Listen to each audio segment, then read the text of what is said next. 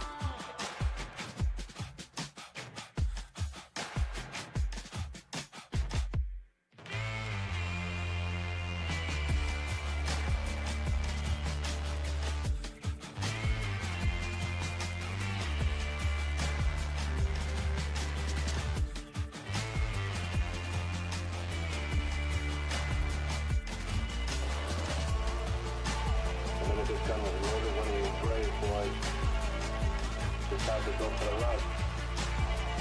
Just a fire. Just a fire.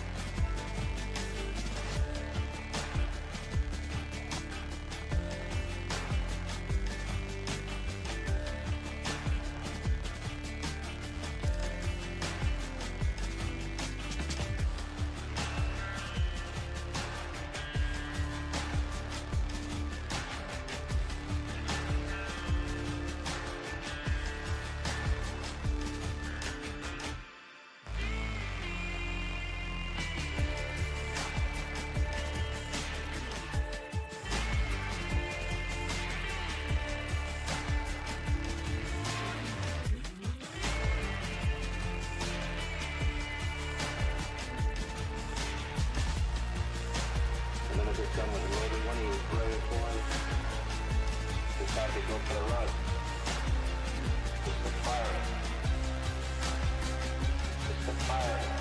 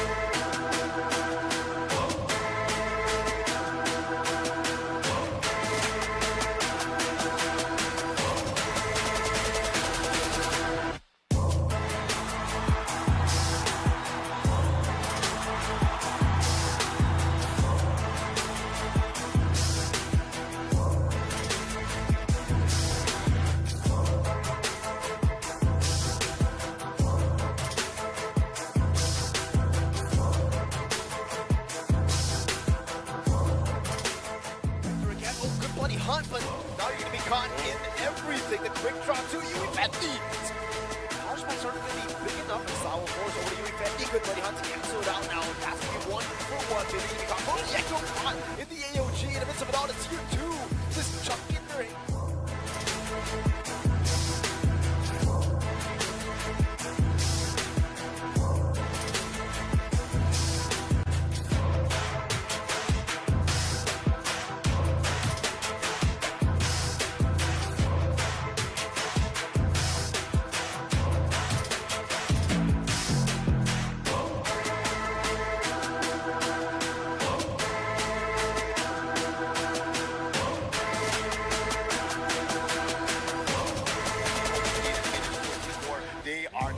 Every single racks out. Demonic Perch on to GTI. He gets obliterated, does have a buyback. The toss doesn't deal any damage. They are 100 HP, pretty much 100 mana. They're trying to find something. They're not even gonna contest. They golden GG, and Sweden has made it to the grand finals.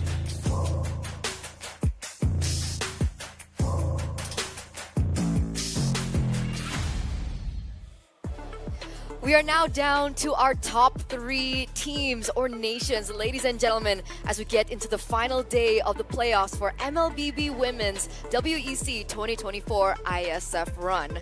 We're back live here in the studio at SEF Arena, Riyadh, Saudi Arabia for the final showdown here. Who will be making it all the way to the grand finals? Who, unfortunately, journey here at WEC will have to be halted?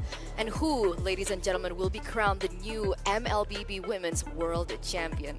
My name is Eterna, and I'll be your desk host for the day. Alongside with me on the panel, we have Renmar as well as Leo to break things down because we have 3 stellar matches ahead of us. And we're going to be looking for this. At the end of the day, we're going to have this new queens, potentially the expected queens, depending on the results that we're going to be getting. But I feel like the top 3 that we have is strong, and even though one, there is a clear standout, I won't discount the other 2 for also making surprises here. More importantly, this is the inaugural MLBB Women's run under WEC, ran by IESF. And already I think we should be proud of these 3 teams, and even those who made it through the playoffs. Hell, anybody and everybody who flew out to compete here in Riyadh should be proud of themselves because they're part of a movement. They are part of helping build the women's scene in MLBB, and so far, this is what that journey, the struggle, looked like. Yeah, as we take a look at the playoffs run, right? We have the upper bracket and the lower bracket. We had a little bit of matches yesterday, but what lies ahead of us will be that upper finals, first and foremost, between Indonesia and Egypt. Either or who loses that battle will be able to still make it through the lower bracket finals. However, they would have to defeat the Titans in Cambodia. All right. We've alluded already to Team Indonesia being the almost, expected champions. But we have to acknowledge the fact that yesterday, Cambodia had Iron Women. They played in every single broadcasted match, 3 series in a row. Yeah, because of what they did yesterday, they played 12 games already in this tournament.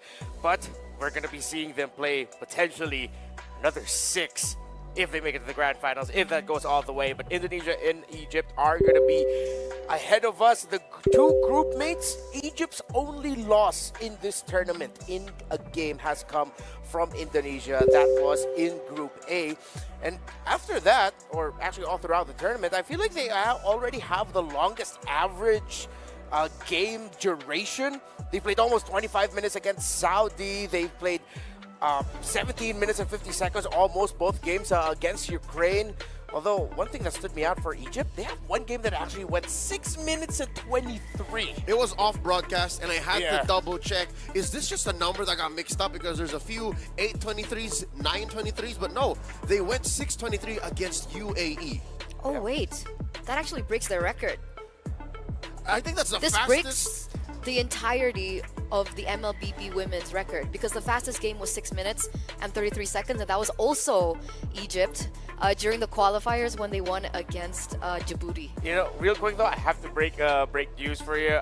Nope, the fastest is 5 minutes 59. What? There was one faster. When? UAE versus Uzbekistan. So into the what was that, group stage or? In the group stages, yeah. in the group Wow, all right. So actually that's the record for the entirety of MLBB in general. Yo. Most likely. That is literally under a minute past when the gold shields come off of the tier Yeah. ones. Yeah. So That's insane. That blew my mind, guys. All right. We're going to now call on our first match of the day and our first team that will be making their appearance. Let's take a look at their official team roster. Indonesia.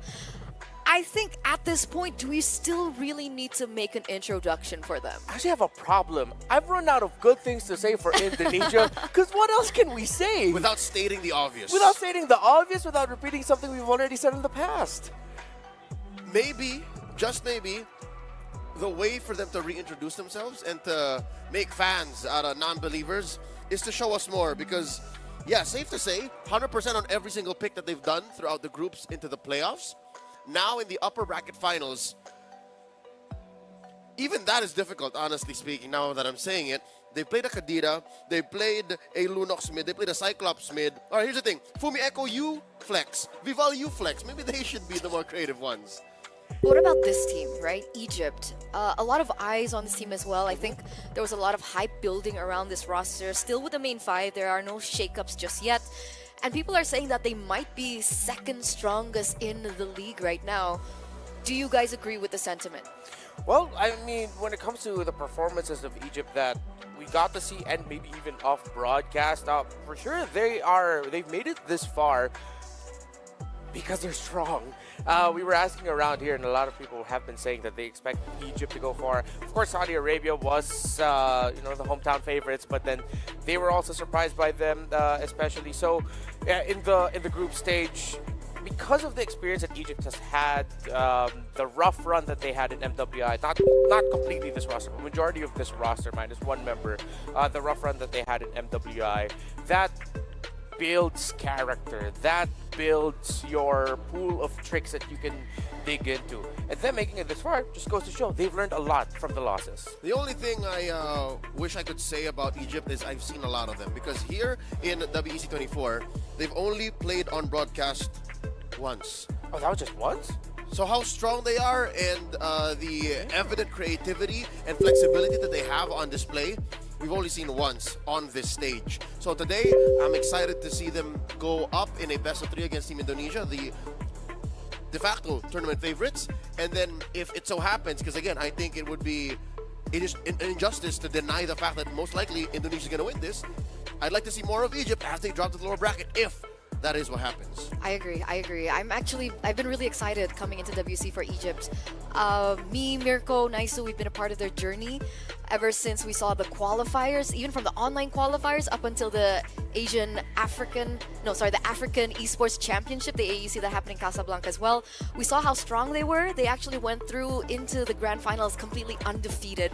So let's hope that level of experience they can translate over in this next matchup because both teams are now ready to go head to head and battle it out in the upper brackets best of three. So with that, we're going to throw it over to the stage. Hosts, take it away.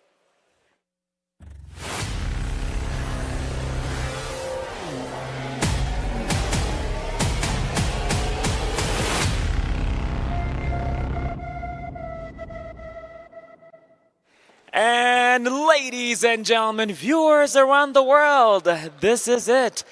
The last day taking place right here with the World Esports Championship 2024 IESF right here in Riyadh, Saudi Arabia.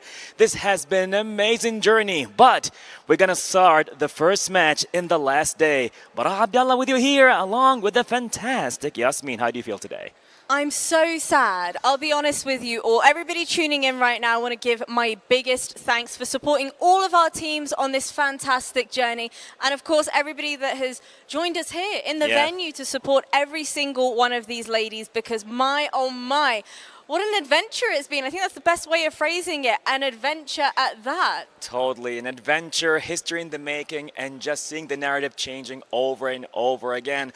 But this is like another thing taking place right now. I've seen this match taking place so many times. not only here in Saudi Arabia, but even around the world. So I think history's going to repeat itself. Let's see what's going to happen with the coming match for the upper bracket. Ladies and gentlemen, let's hear it for Team Indonesia.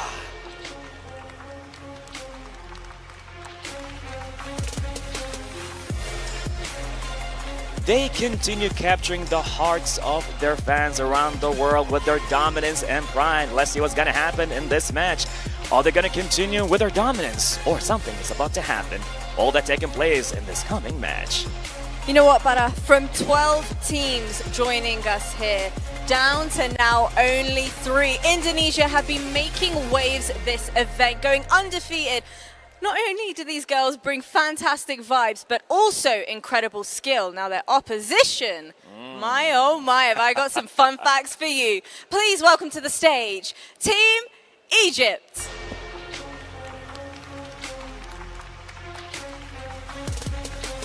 Having only dropped 1 game in this entire tournament so far, it was against Indonesia nonetheless during our group stages. Of course, that was a best of 1.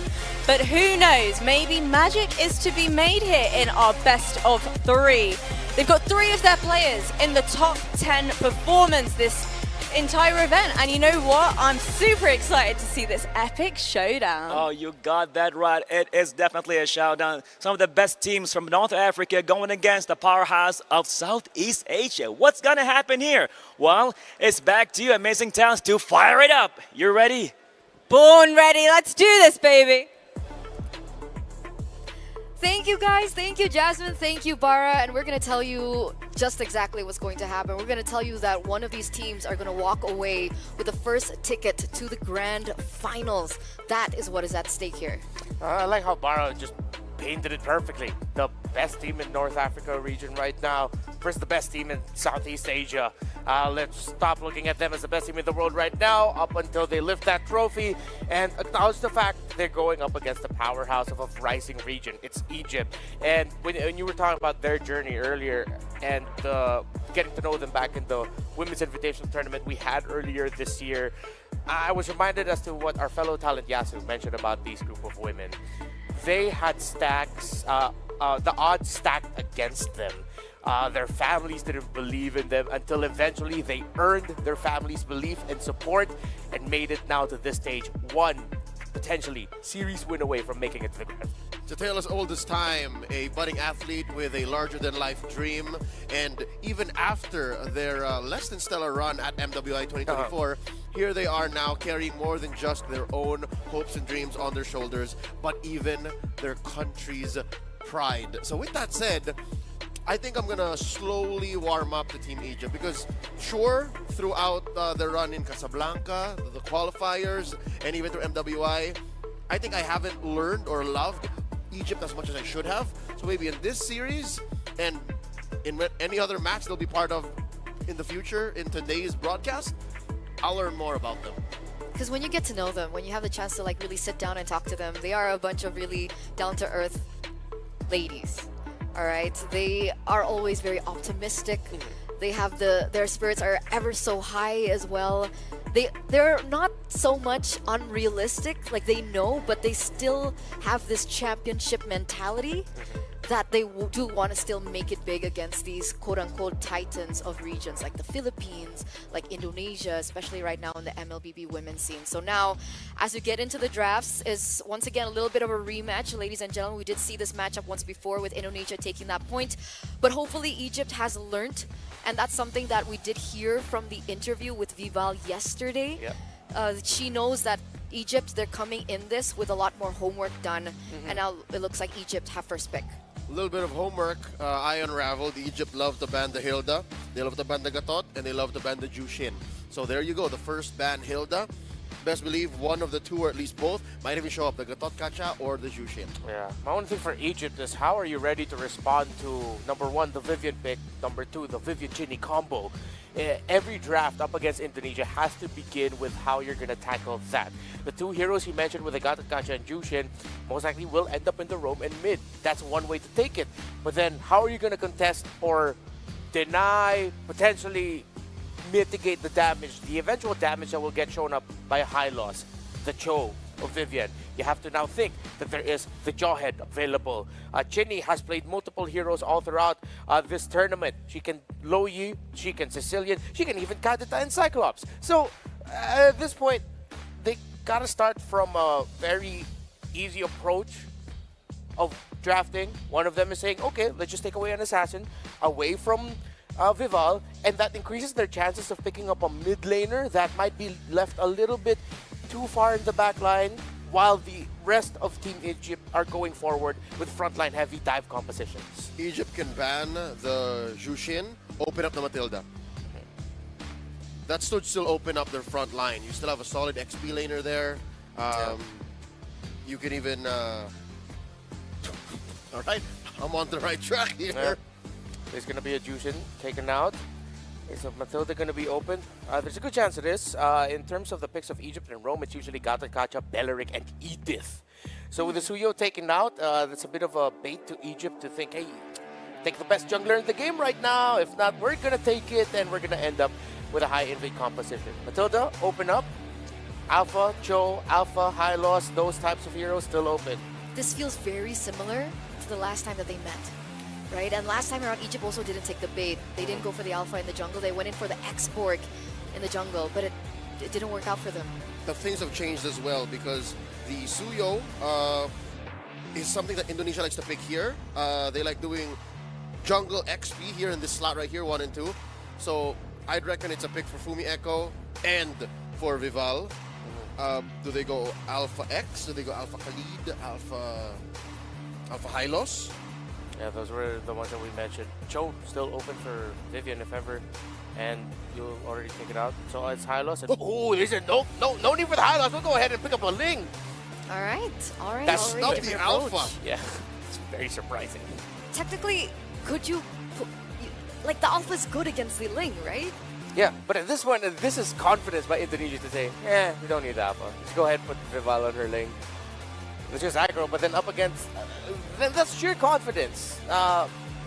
Matilda has risen up in front of the counter to Ling. It's one of the reasons why Ling has fallen off. And if ever Indonesia, that will be a Fumi Echo pick in the Hylos, they can still pick up the Cho here to sort of be more aggressive, help the Ling farm at the same time. You temper the rotation of the Matilda and Alpha. I would want to see them pick up a mid laner now, but they might default and just go something like the Moskov, as most teams usually do on the blue side.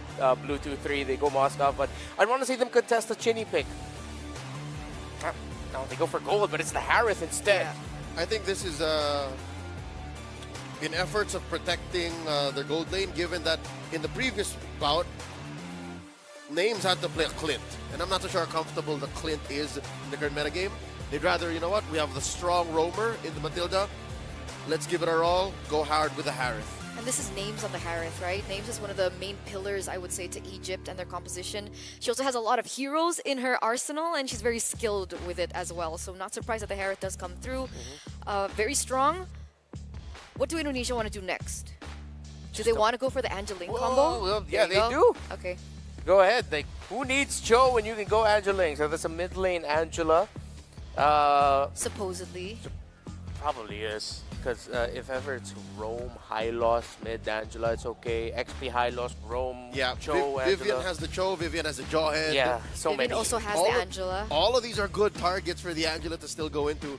Much damage still on the receiving end. Yeah.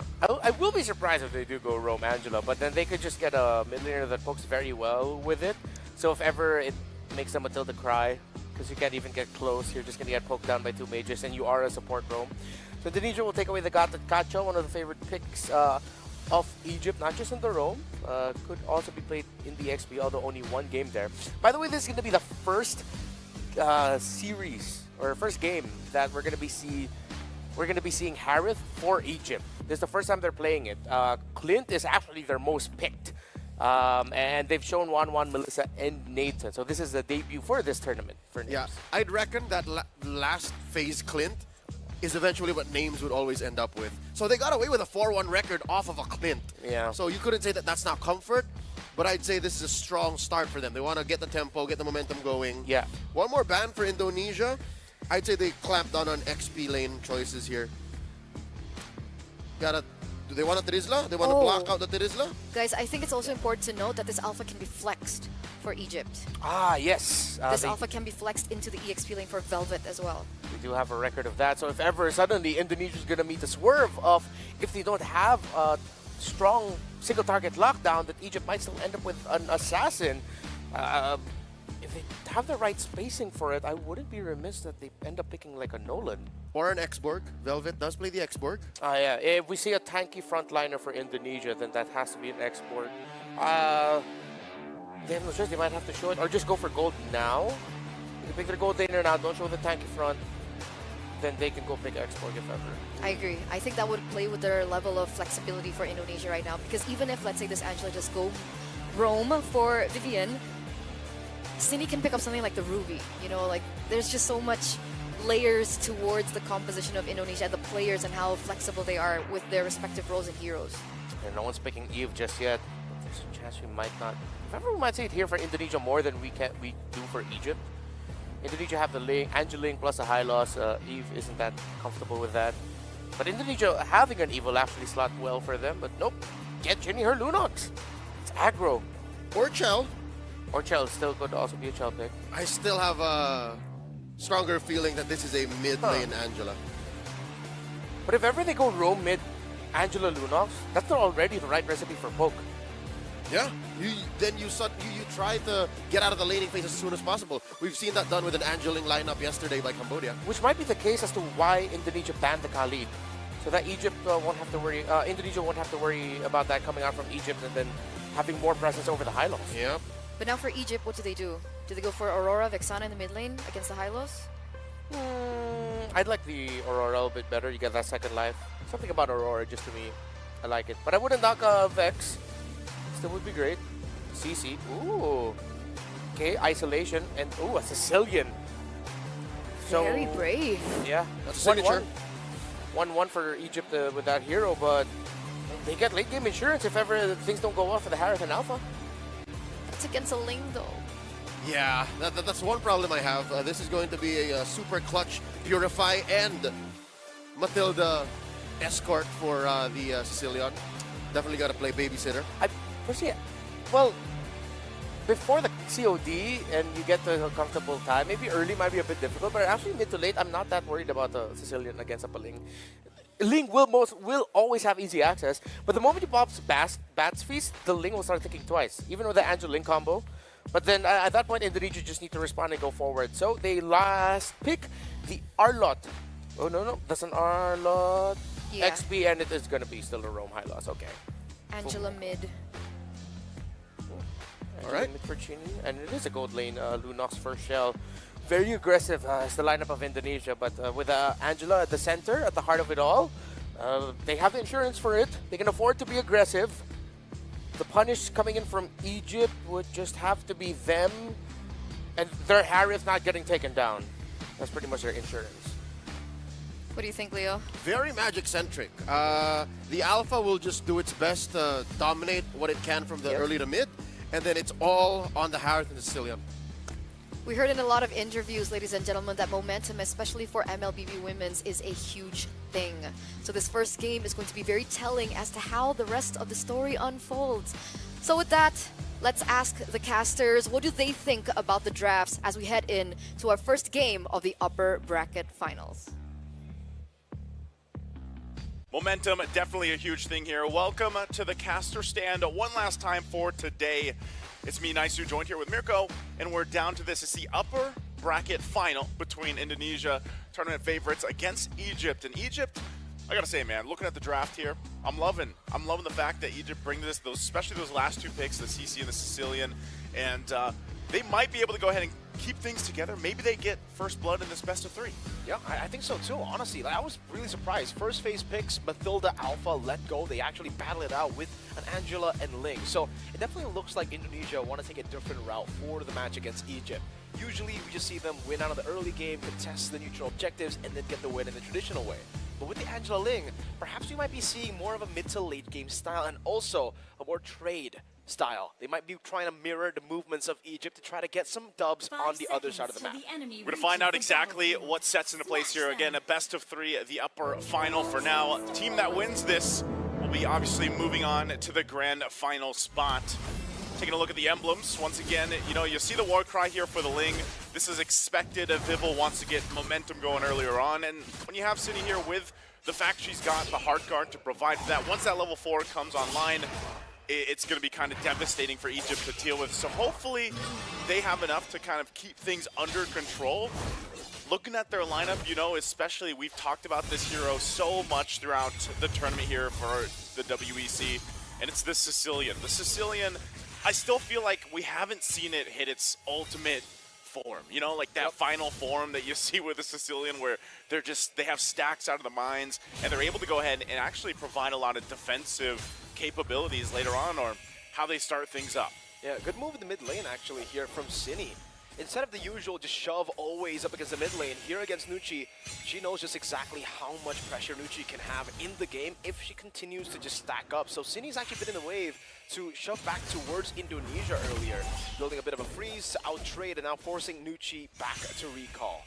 Okay, you know, Miracle, we saw this combination, I think it was just yesterday, the Angeline combo, probably one of the more well-known, I would say, combinations of heroes that you see in competitive MLBB.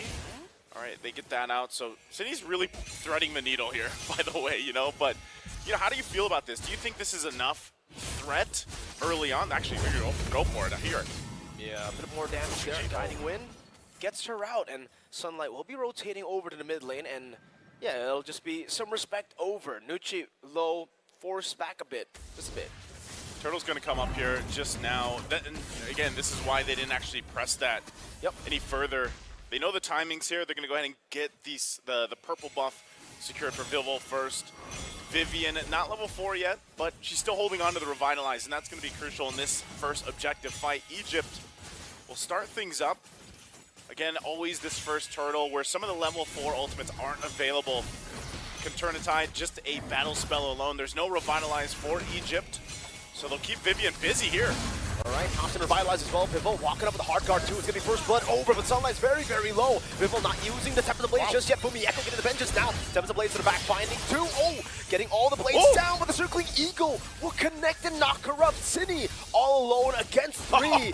Flicker used up from Cine, escaping away from 3 members. Nucci wants to get the final bat impact. Cine, one last shot, and Cine is able to survive, but it's a big win for Egypt. That's a huge win this early on for Egypt right now. Talk about the team fight that they were able to go ahead and dissect really well. They want to still contest this turtle, though. Well, Spear of Alpha over to Vivian. She is able, though, to actually reset the turtle, so that's already a win. The Vengeance used up by Fumieko. An interesting initiation, going back in with the Vengeance now once more. Getting 3 stacks on everybody. Velvet is outplayed, though, and that is a retry steal from Sunlight, winning it out. Vivian taken down to Egypt, 5-1. I was saying, you know, that was a great fight for Egypt before all that broke out. Well, it just got even better because they even got the turtle in that, so again, they take nearly everything. They get themselves a good 2,000 gold lead against Indonesia. This is a massive win right now, early game for Egypt. They'll go ahead and utilize this. And mind you, we were talking about the Sicilian. I know you didn't need a lot of time to build up on this hero. You got to get the stacks. Well, when you get 3 kills early on, you're well on your way here for Nucci. And now it gets real interesting, Naisu. Indonesia are the ones behind in the early game. We did say this in the draft, right? Technically for Egypt, they do have just a better early game composition to control neutral objectives. But the fact that Indonesia haven't been utilizing what we were talking or what we were speculating in the drafts, which is just trading on the map, utilizing the kill pressure up top for the Lunok versus Harith matchup. Spear of Alpha onto Vivian from Sunlight, the glorious pathway a bit late, but the Revitalize gets her out just barely. Nucci getting the last few hits from the DOT of the Bat Feast. Nucci's on fire right now, man. I mean, they're gonna actually go ahead. 4 kills on Cecilia. 4 kills already. They're gonna put enough pressure here on the top side too. Vivel's gonna join the fight though. All right, jumping on to Sunlight. Spear of Alpha used up already. The blades will be there for Vivel to pick up the blades, and it will just be respect over from Egypt, circling Ego defensively. 30 seconds for the next neutral objective, so still a lot of time for Egypt to recover. Yeah, they can recover from this. They maintain that lead that they've gotten themselves, though, so setting themselves up pretty well for this next turtle, too. Taking a look at the items real quick. You got the first ones locking in. You know, you already have that battle axe there, too, the war axe available. Some of the first items still coming to place. Another one, Picked up now by Velvet. Looks like she popped the Vengeance. Whoa. Off Solo. camera too. Yeah, solo kill. So still, they know that Names is down. Turtle's up here. Indonesia might want to go ahead and put some pressure. That orange buff nearly there and available for Vival, but right now it's Egypt with the lead that they have. They'll start the objective. Vivian, given that information, waiting for this Revitalize to be available too. Good item pickup for Vivian. She has the Flask of the Oasis, and they'll back off a little bit. They don't want to overcommit to this because even with the lead that they have, some of these items falling into place, Egypt could still have a devastating fight against Indonesia for this turtle. As they take their time with it, looks like neither really wants to contest. Good start in the side for Names. She's going to be part of this fight too. That's huge. Final slash already used up onto Sunlight, but she's still holding on to the turtle. Now the glorious pathway into the back. Vivian gonna be caught with Spear of Alpha, melted down to strictly Eagle too. Vival will just go straight to the turtle. Now Vivian will be taken down. Vival looking to go in the midst of it all, finding some of the blades to actually knock up Sunlight, but will not be able to get rid of anyone. The Flask of the Oasis from Vivian saving Sunlight and getting them back to safety. So good. Again, Vival jumped in with a Heart Guard, maybe to try to get that, retribution off in time, but Sunlight does it. And then they go ahead and punish Vivian. Vivian's had a difficult time on this Hylos, 4 deaths now, really having struggles to actually look for a way where they can cut off with the Glorious Pathway or initiate a fight. And like you mentioned, that was why that power spike with the Flask of the Oasis was so big. You pick it up this early on, provide some of those extra shields to your team. And even with that, now glowing wand in the hands of Nucci, who's already having a massive game. And this is interesting, the damage at leaderboard. Velvet on top, that's just crazy because again, we were talking specifically about those last 2 picks, the CC and the Sicilian, and Vengeance has been causing havoc against this lineup from Indonesia. Definitely see that it's always just delaying them. That's why we were talking about this in the draft as well. Nice, so when we saw the CC, we like the CC pick. We did. Great. Against the lane, you're able to control the side lane and actually just hold your own in that 1v1. So Vivo won't really be able to actually go in all the way into the bottom lane alone. Mieko, fat spot, forced to flicker out. Circle Eagle gets used up though, and also a few big resources. And we do have a pause, ladies and gentlemen. So please do be patient with us as we try to fix this tech issue. Gonna get it smoothed out here, but before that, a whole lot was thrown there to try to get that initiation down, and you can't knock Egypt for that because obviously having a Spear of Alpha, they're gonna go for that. Every single time they even get close to a turret, they can always rely on the fact that a Matilda is there to get out of the way and get to safety. So right now, still throughout this game, even before we jump back in, looks like we are gonna be jumping back in rather quickly. Egypt maintains a lot of this utility advantage that they have right now, and they'll start up this first turret. 2-man final slash. Oh, good stun over to Velvet. Still with the Vengeance, though, able to survive. Vival going back in again. Forced to Finch poise out as the Curtain Call catches her. And for Indonesia, they can't really go for these openings now. 11 seconds with the purple buff. Egypt do not want to go and invade. So here's the thing, when we look at this, where is that time? Is there a certain time where Indonesia's lineup is actually, they're going to make a play on Shell, I think. Get the Brilliance out. That's good enough for Egypt. But when is the timing, especially now that we see this, having a Lunox. Lunox has been pretty good so far, I feel like, overall in the tournament. Where's that timing for Indonesia here to actually make this lineup shine? I think the timing has to be a bit later on when Vival gets the 3-item power spike for the lane. Same goes for Chell, too. They really have to wait on a few of these items, man. They're not really the early game heroes that we are used to seeing from Indo. That's why we're already saying that this is a completely different strat from Indonesia, playing into mid to late instead of the normal control early game and win it out. But for Egypt, they're working with what's simple. And so far this tournament, we've been talking about this, mentioning it, just foreshadowing it too. Simple works. Simple works right now. They're going to just go ahead and start up this Lord. Vival will make her way down.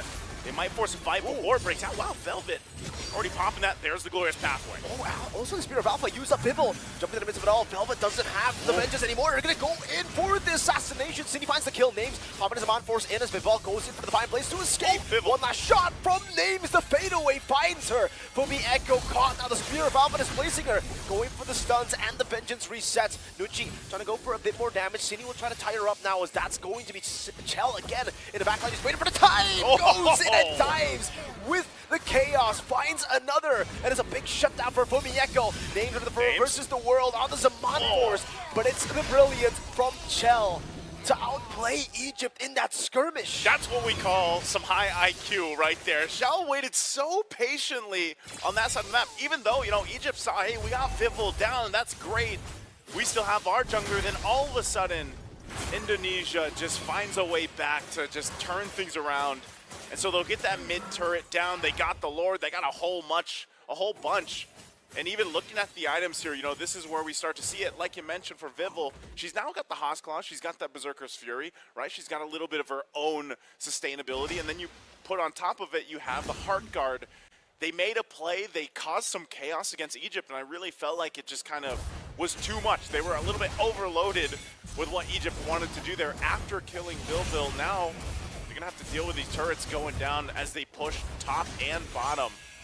Lord should be worked with pretty quickly, but a glorious pathway will force out the Spear of Alpha, and right now Indonesia might look to make a play to knock on these base turrets. They still have the Holy Shields. Oh, Fumieko. A bit too deep for Fumieko, forced to flicker out.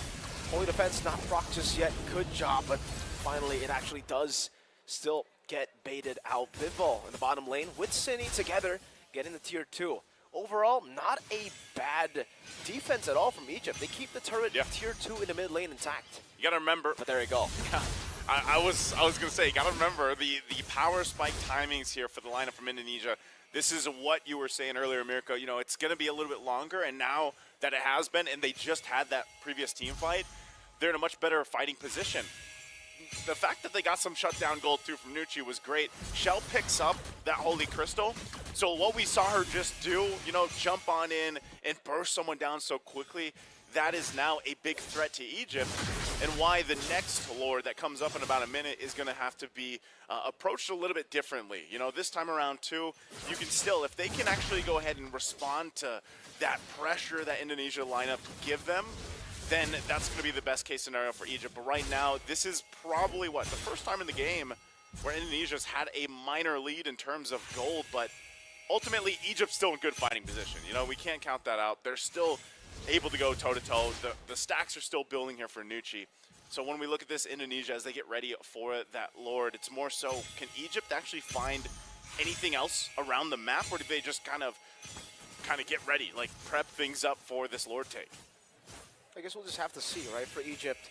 The thing is, once we get into the later stage of the game, we were already kind of expecting Indonesia to take a bit of control as they get their power spikes, but they did that before even a Holy Defense.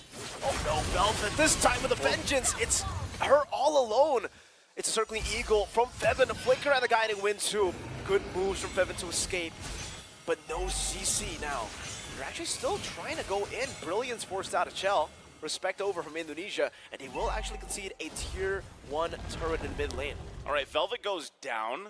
It could have been way worse. You know, Vivian, good thing that she actually flickered, so she didn't go down either, but it looks like even with that case, Velvet will be back up for this fight by the time it starts up.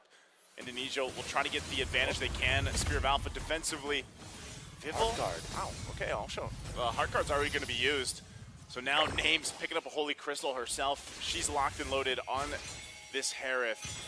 And Indonesia respecting the same thing. You know, a lot of just kind of respect on both compositions here because they know how important, you know, some of these key ultimates are, like the Heart Guard. It's not available right now, so you might as well stall out. Velvet getting a little more defensiveness, picks up a Radiant Armor. Gonna be big for her, especially because, like you said, those Holy Crystals now available Shell. Sunlight again gonna jump out, but that's such a low cooldown on the Spear of Alpha that it won't really matter for now. And this is where we have to look, you know, managing across the map here for Indonesia. That's why they're going to plant Cine up there. Nucci's going to jump in a little bit on Fumieko. Okay. It's just going to be the Revitalize from Vivian. Heart Guard hovered over as well. So it's a resource burnt from Indonesia there by Egypt. The Revitalize is down. Now the question is that enough for them to go and commit onto the Lord? And the answer is no, not just yet. They still have to get much more than that, because the Angela, Cine, is constantly on the other side of the map, just clearing it out and slow pushing it back to Egypt. I feel like this is one of those games too, you know, where because of Egypt and their lineup, they can't really put any pressure cross map. You know, they have to be together for the most part, whereas Indonesia can play around that. That's usually what we've seen them do in the past, where again, they can put one hero or one member on that far lane if they want to, put some pressure there and push into it.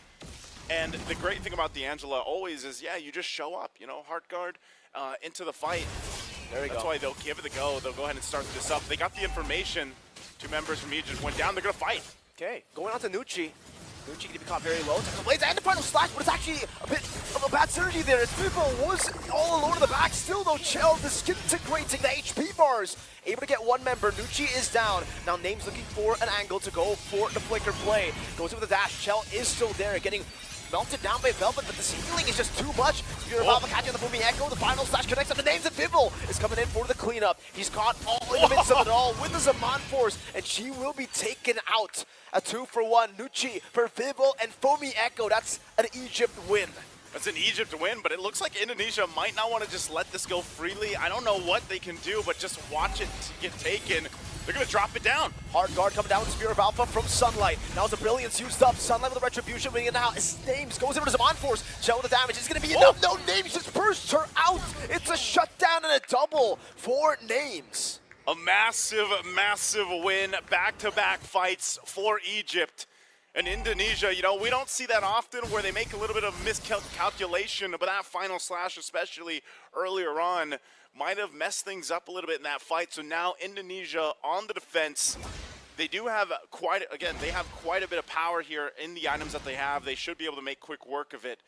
But still, Egypt has been really controlling a lot of this game so far. They're showing that they're able to go toe-to-toe in the fight. Wow, look at the damage on Vimble. This is where Nucci really starts to shine with those stacks.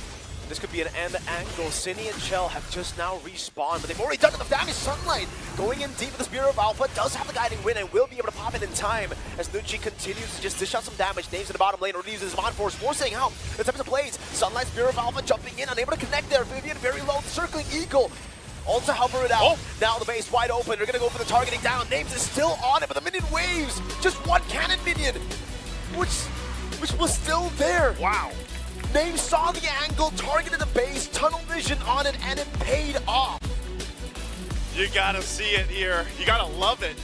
Even the player reactions on the faces there. They had a phenomenal game 1 in this best of 3. What a performance. I mean, across the board. But you gotta give it up too. You know, Names really shine at the end there, but man, Nucci just on the Sicilian, popped off, got the early kills needed, and then boom, you know, overloaded with damage. So they still have work to do. You know what it is? Hey, it's a best of 3. Indonesia's going to go ahead and go for an adjustment there, but hats off to Egypt in game 1, man. Phenomenal performance all around. And Naisu, this marks the first game loss of Indonesia at WEC 24 IESF Women's MLBB. They have gone through this tournament unscathed. Unstoppable, undisputed. It looked like it was all theirs. And in Egypt now, with the game 1 victory, they've kind of shifted everything. Now everybody's definitely gonna get back on their toes, you know? It's like it's finally a match again. It's a tournament again. It's I mean, you know, Egypt themselves, like I said, they have quite a bit of experience themselves. You know, like just think about in the past year alone, and it really shows with the synergy that they have, you know, how much they've been able to bring to the table, and this game 1 showcases that growth. So I know our panel is going to have a lot to say about this, so we're going to throw it over to them to break down game number 1. What a remarkable way to start the upper bracket finals against all odds, against all expectations. It looks like Egypt are going to be the ones leading this 1-0 up until this point. Break that down, because that was an amazing, amazing game.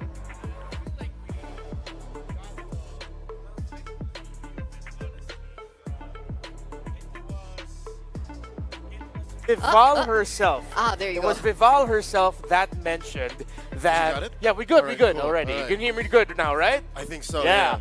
So it was Vival herself that mentioned they're gonna be ready for us.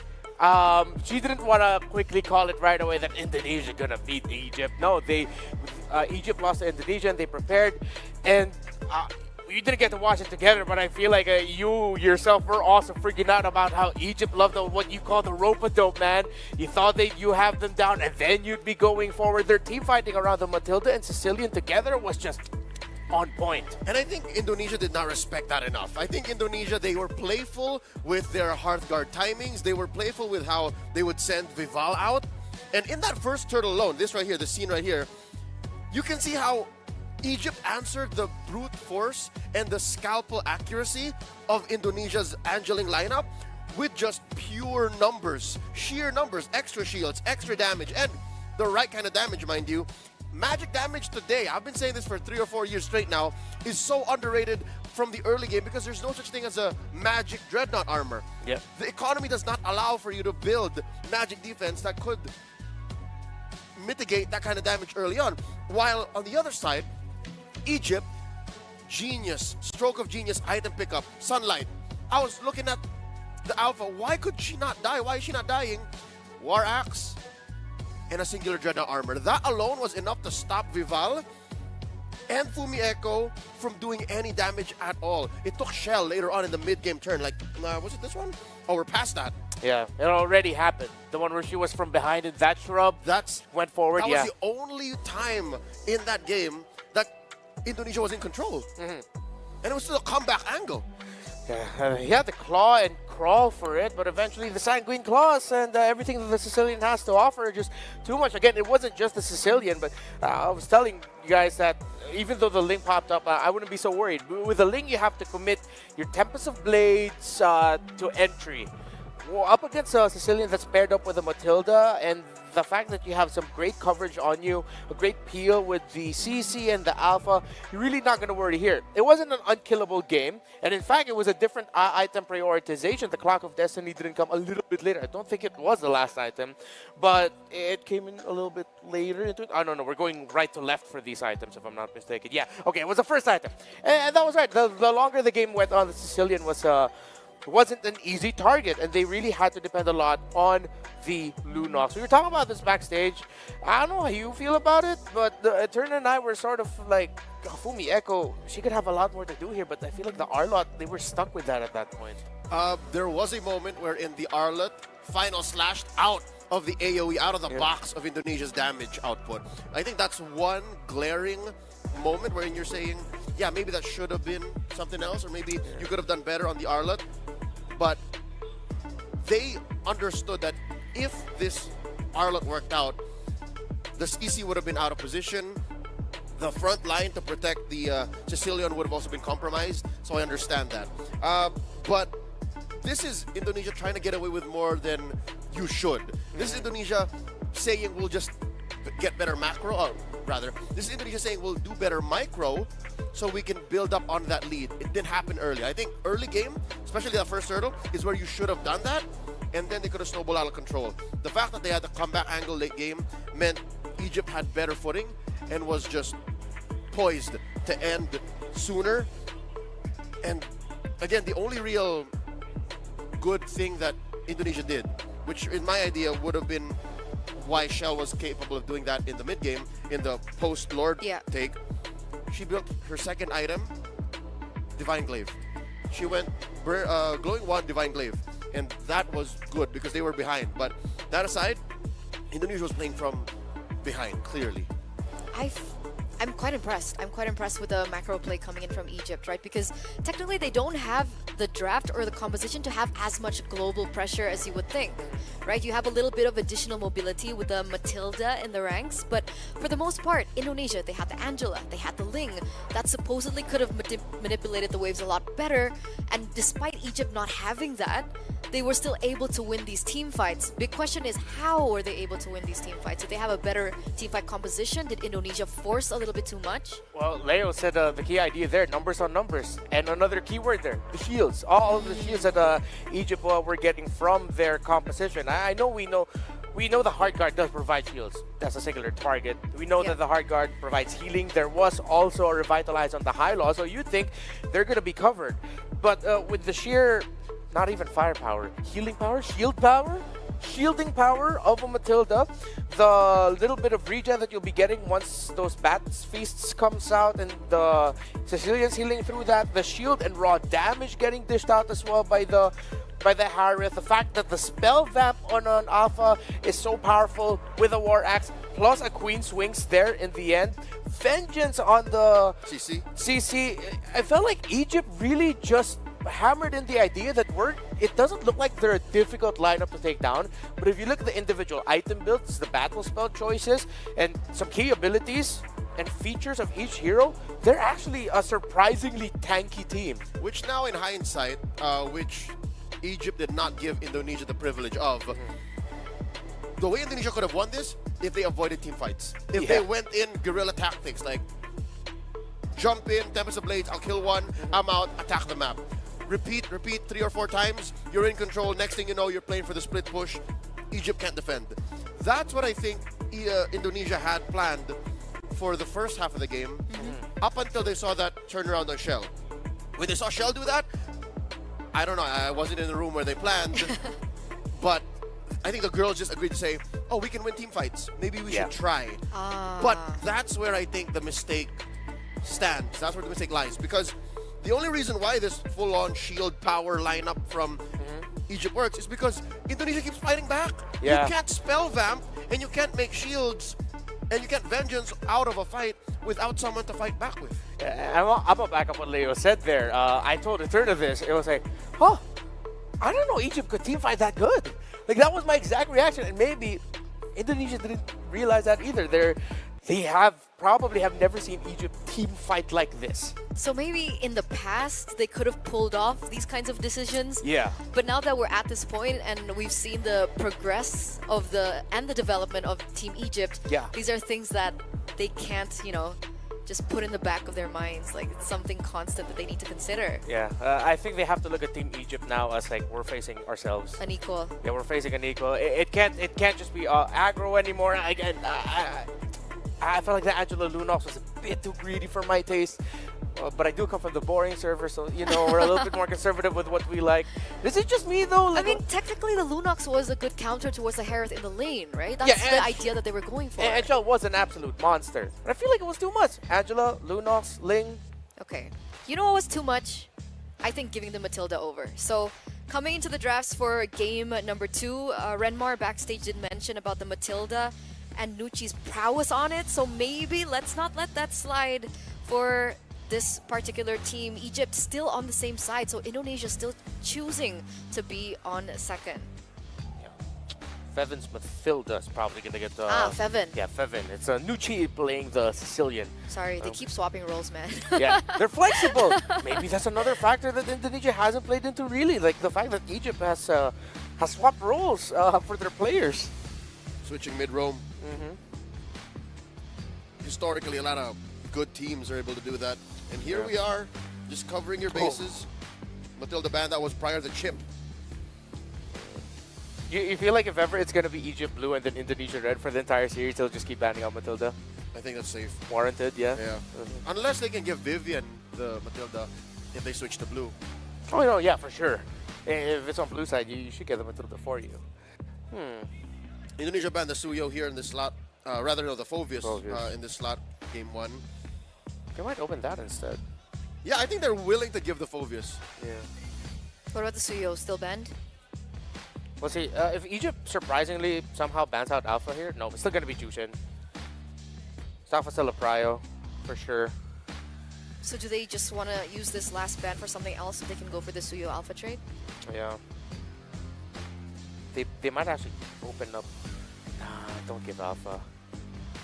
If ever, give the Phoveus. Then take Alpha, Suyo as your next. I'd say give the Phoveus. Yeah. Alright. You can also Nolan if things go sideways. That's you're true. right. That's true. Still have a good amount of choices. Alpha, Matilda. It's not like Egypt is going to swerve and suddenly go Cho. It's going to be a totally different banning flow because the first pick is already off the board. Indonesia's really thinking about it. Okay. So they decided to give the Phoveus.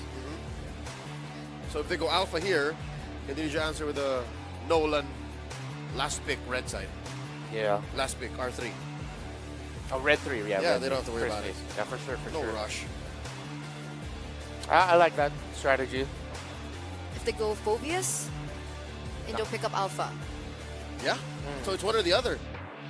Either or. Oh, they Whoa. go for neither. That's a swerve. It's been a while since we've seen a first pick Edith. Yeah. Oh my goodness. I think this is like their long. This might be a long con to take away Fumi Echo's picks. Because remember the last one, we felt like they were just stuck with that Arlot. Now with the Edith, if ever like a Valentina doesn't get picked up here, no EXP laner yet, you get what's left between like a Khalid, the high loss. Just pick your poison, and then you just play around the possibility that Fumi Echo might just actually be out of picks again. Although you still will have the CC, Gato, Kali. There's a lot more option, but I think they're going to try to manipulate it so that the matchup's a bit better in the EXP. Which is also key to their victory in Game 1. They Yeah. made sure Fumi Echo had to play a high volatile hero like Arlon. There's a Valentina. And good thing they did that. They needed to respond to that Edith right away, but I think they might actually swerve and pick up a Fumi Echo pick already in the R3. I feel like they need to. Yeah. This is still, I think, to...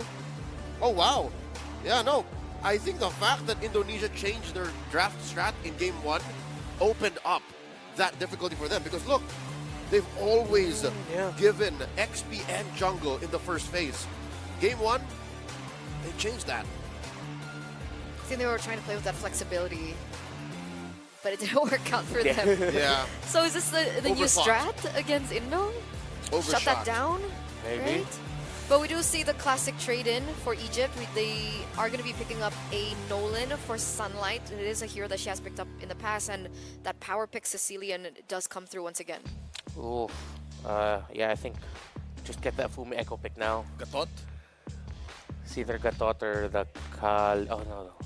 Khalid works. Kali works. I'm just worried that there might be something else that we don't see that Kali might suffer into. Khalid does well to bother the Cillian and the Nolan. A little bit, yeah. I think, yeah, Egypt's going to ban it. If it's left open, they're going to ban it. Yeah. If Indonesia go into this picking their gold laner now, it might come. Okay. Power pick. Very different tempo that we're going to be seeing. But I like how it was actually Fumi Echo who picked that in for her. So We don't know. Yeah, we don't know, exactly. So in the drafting point of view from Egypt, it's like, wait, Fumi Echo picked it. Do they have an XP lane show? And now it's a little bit of a layer of overthink. Like, we know it's a Vivian pick, but XP Cho is an idea you cannot turn off in this meta. I'm wondering if Fumi Echo actually has that in her arsenal. Right. And I think that's the same thing Egypt's thinking about. Because from the qualifiers, nothing. Well, to be fair, pre-game, I did vocalize how I want to see Fumi Echo be more creative. Ah, yeah. The Arlet didn't hit the mark. Maybe if this is indeed a Cho, she can rotate out faster than the Edith. Bother Sunlight. I mean, technically, she could still pick up Phobius, right? It's left open. Yeah, she should be able to. Thinking, are they still willing to pick the Khalid? Because at the same time, Cho Valentina turns off a Khalid roam for Egypt. Because if ever they decided to park the Edith in the EXP lane. And the question is, will Egypt be willing to put that Edith into the roam? Because then you're giving an even better early game, since the Valentina can just take the Primal Wrath. And we've seen that so many times. Where Valentina Edith cosplay, paired up with an Alpha, almost always wins the first 5 minutes of the game. So good. Yeah. Out of this world damage output. So if ever, I think Egypt might actually put that in the EXP lane. We don't see the roamer yet. But the Cho Valentina has turned off the Kali because those two outpoke the hell out of the Kali. It will be tough to roam Kali into that. Got the catcher still open, high loss still open. Look at this choke on the gold lane. Both teams making sure that neither Chell nor Names have a good go. Oh, yeah. No Wanwan, no Harith, no Nathan. What is this? No Beatrix, no Moskov? They're running out of names. He's still here. Yeah, I mean, that is true. Touche. What's the option here? Like, do they default back to the Clints, the Brunos? There you go. Beatrix band. That's a Shell special. Yeah, you mentioned Clint. If ever this is a slow type of EXP laner, yeah, you can go Clint there. But if Indonesia end up picking something like the Khalid, then it is not safe for a gold laner. Shell Egypt have, could pick up Clint first, right? Oh, just take it away? Straight up?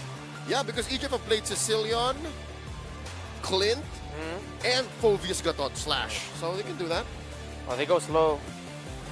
So It yeah. should be high-low throw. I mean, Hylos XP. XP, yeah. Hylos XP, Rome Cho, Yeah.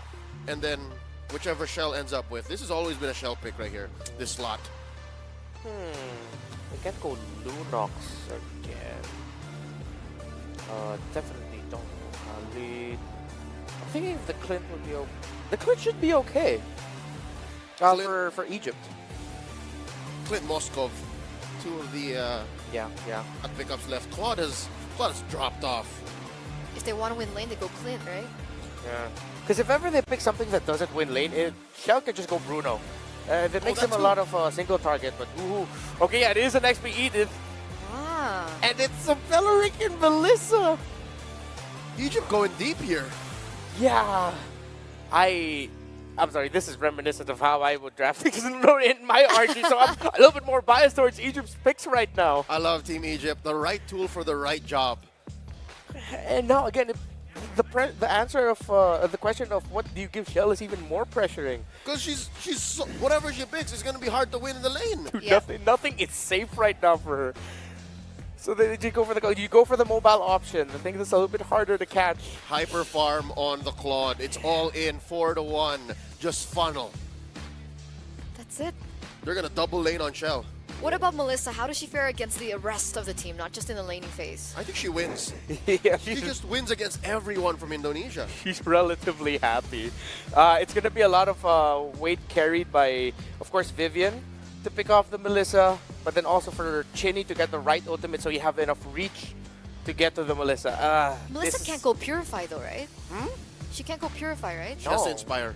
Just stick to your Inspire because that's how Exactly. you survive. So maybe that's the loophole that Indonesia wants to punish? Yeah, exactly. Play in between the go away. Yeah. Oh, this is a very interesting draft for game number 2, and we're back at match point. Egypt only needs one more game for them to take their last ticket into the grand finals. So will they be able to do it? Casters, what do you think? I think after game 1, they're well on their way to being able to accomplish that here. Thank you for breaking down again the draft here for our panel. Now, for me and Mirko, I will say this, at least for me personally, I'm on the line of where Renmar is, man. Like, I'm glad the Belric comes out again. This is now our second time, right? I know someone else is happy. Someone else is definitely very, very happy. Beleric, we've been talking about, we've been preaching about it. So far on stage, 100% win rate on the Beleric, right? We've seen the Beleric do wonderful stuff, but it was revitalized Beleric. That's true. Is this going to be a flicker Beleric? It's vengeance. It's vengeance. She's out for a vengeance. Okay. Interesting stuff. But I do want to talk a little bit about the matchup, right? The Claude versus Melissa. Yeah, Melissa shuts down a whole lot from Indonesia. Everybody except the Claude. In the laning phase, Claude is the only marksman. Together with Moskov, maybe, the two heroes with blinks, they can actually deal a lot of damage to Melissa and can escape from the muddle. So there are ways for Chell to win out in this lane. Maybe part of the, because of the whole revitalized Belric that we saw before, maybe part of this, again, vengeance is just because, yeah, you have a Claude across from you and, kind of posting up with the ultimate and then popping the vengeance obviously is going to help you deal with the blazing duet later on. And if Nucci can have another game like she did previously on this facility and she scales way sooner than, you expect, then I feel like Indonesia might have to deal with that again, and maybe this is also why Vivian went with a more proactive roam option, the Cho pick, to be able to do that, to be able to set things up for the team here. And also interesting is the fact that you have a Valentina now in play for Indonesia and deciding on what ultimate to most likely take. I mean, there can even be an instance where you take that Belric ultimate and you make it work for your team. Yeah. It'll be, in a way, actually, Zinni went for Lethal Ignition too. We've seen a lot of different iterations of, the emblems, the emblems that a lot of pro players go for. I think Super Friends went for the Brave Smite, right? Impure Rage is usually the safest choice. It's like the default, right? Like But Impure Rage. Lethal Ignition definitely means that she wants to be taking these aggressive abilities away. Probably Velvet for the most part, right? The Primal Wrath, so that she can deal even more damage. And then combo it together with a Starlium Scythe. That's a Primal Wrath with Lethal Ignition and Starlium. So definitely going to be a lot of ways for them to deal out damage. Sunlight, whoa. Aggressive. Committing down the Fracture up top, though. You can see they are putting a lot of pressure on Velvet, too, who's already forced to use Flicker. So they know that she doesn't have a Retribution. So because of that, since Sunlight burned it, Indonesia just gets the green light to go ahead and get this turtle. They might get a kill here too. Yeah, Vengeance already faded out there. Fevin goes in for the top. Fomi Echo will be rotating as well. City goes in too, and that's going to be Sunlight losing out on the purple buff. The Spear of Alpha catches Fevin. Sunlight running away. Velvet now trying to peel for the team. Nucci is going to be melted down by Vivil's Blades. Velvet with the flicker and the onward, finding one, but it's not going to be enough to take anyone down. Velvet low, very low. Indonesia unable to get the last shot down onto Velvet, but it's a turtle and a kill. Vivian with the Jikundo flicker, way the dragon into Vivil's Spear. I was gonna say, you know, they get away surprisingly with, you know, 2 very low health bars, but then Indonesia goes and caps out 1 more. So Nucci won't have the start she did in game 1, you know, having an early death, even burning the flicker in that.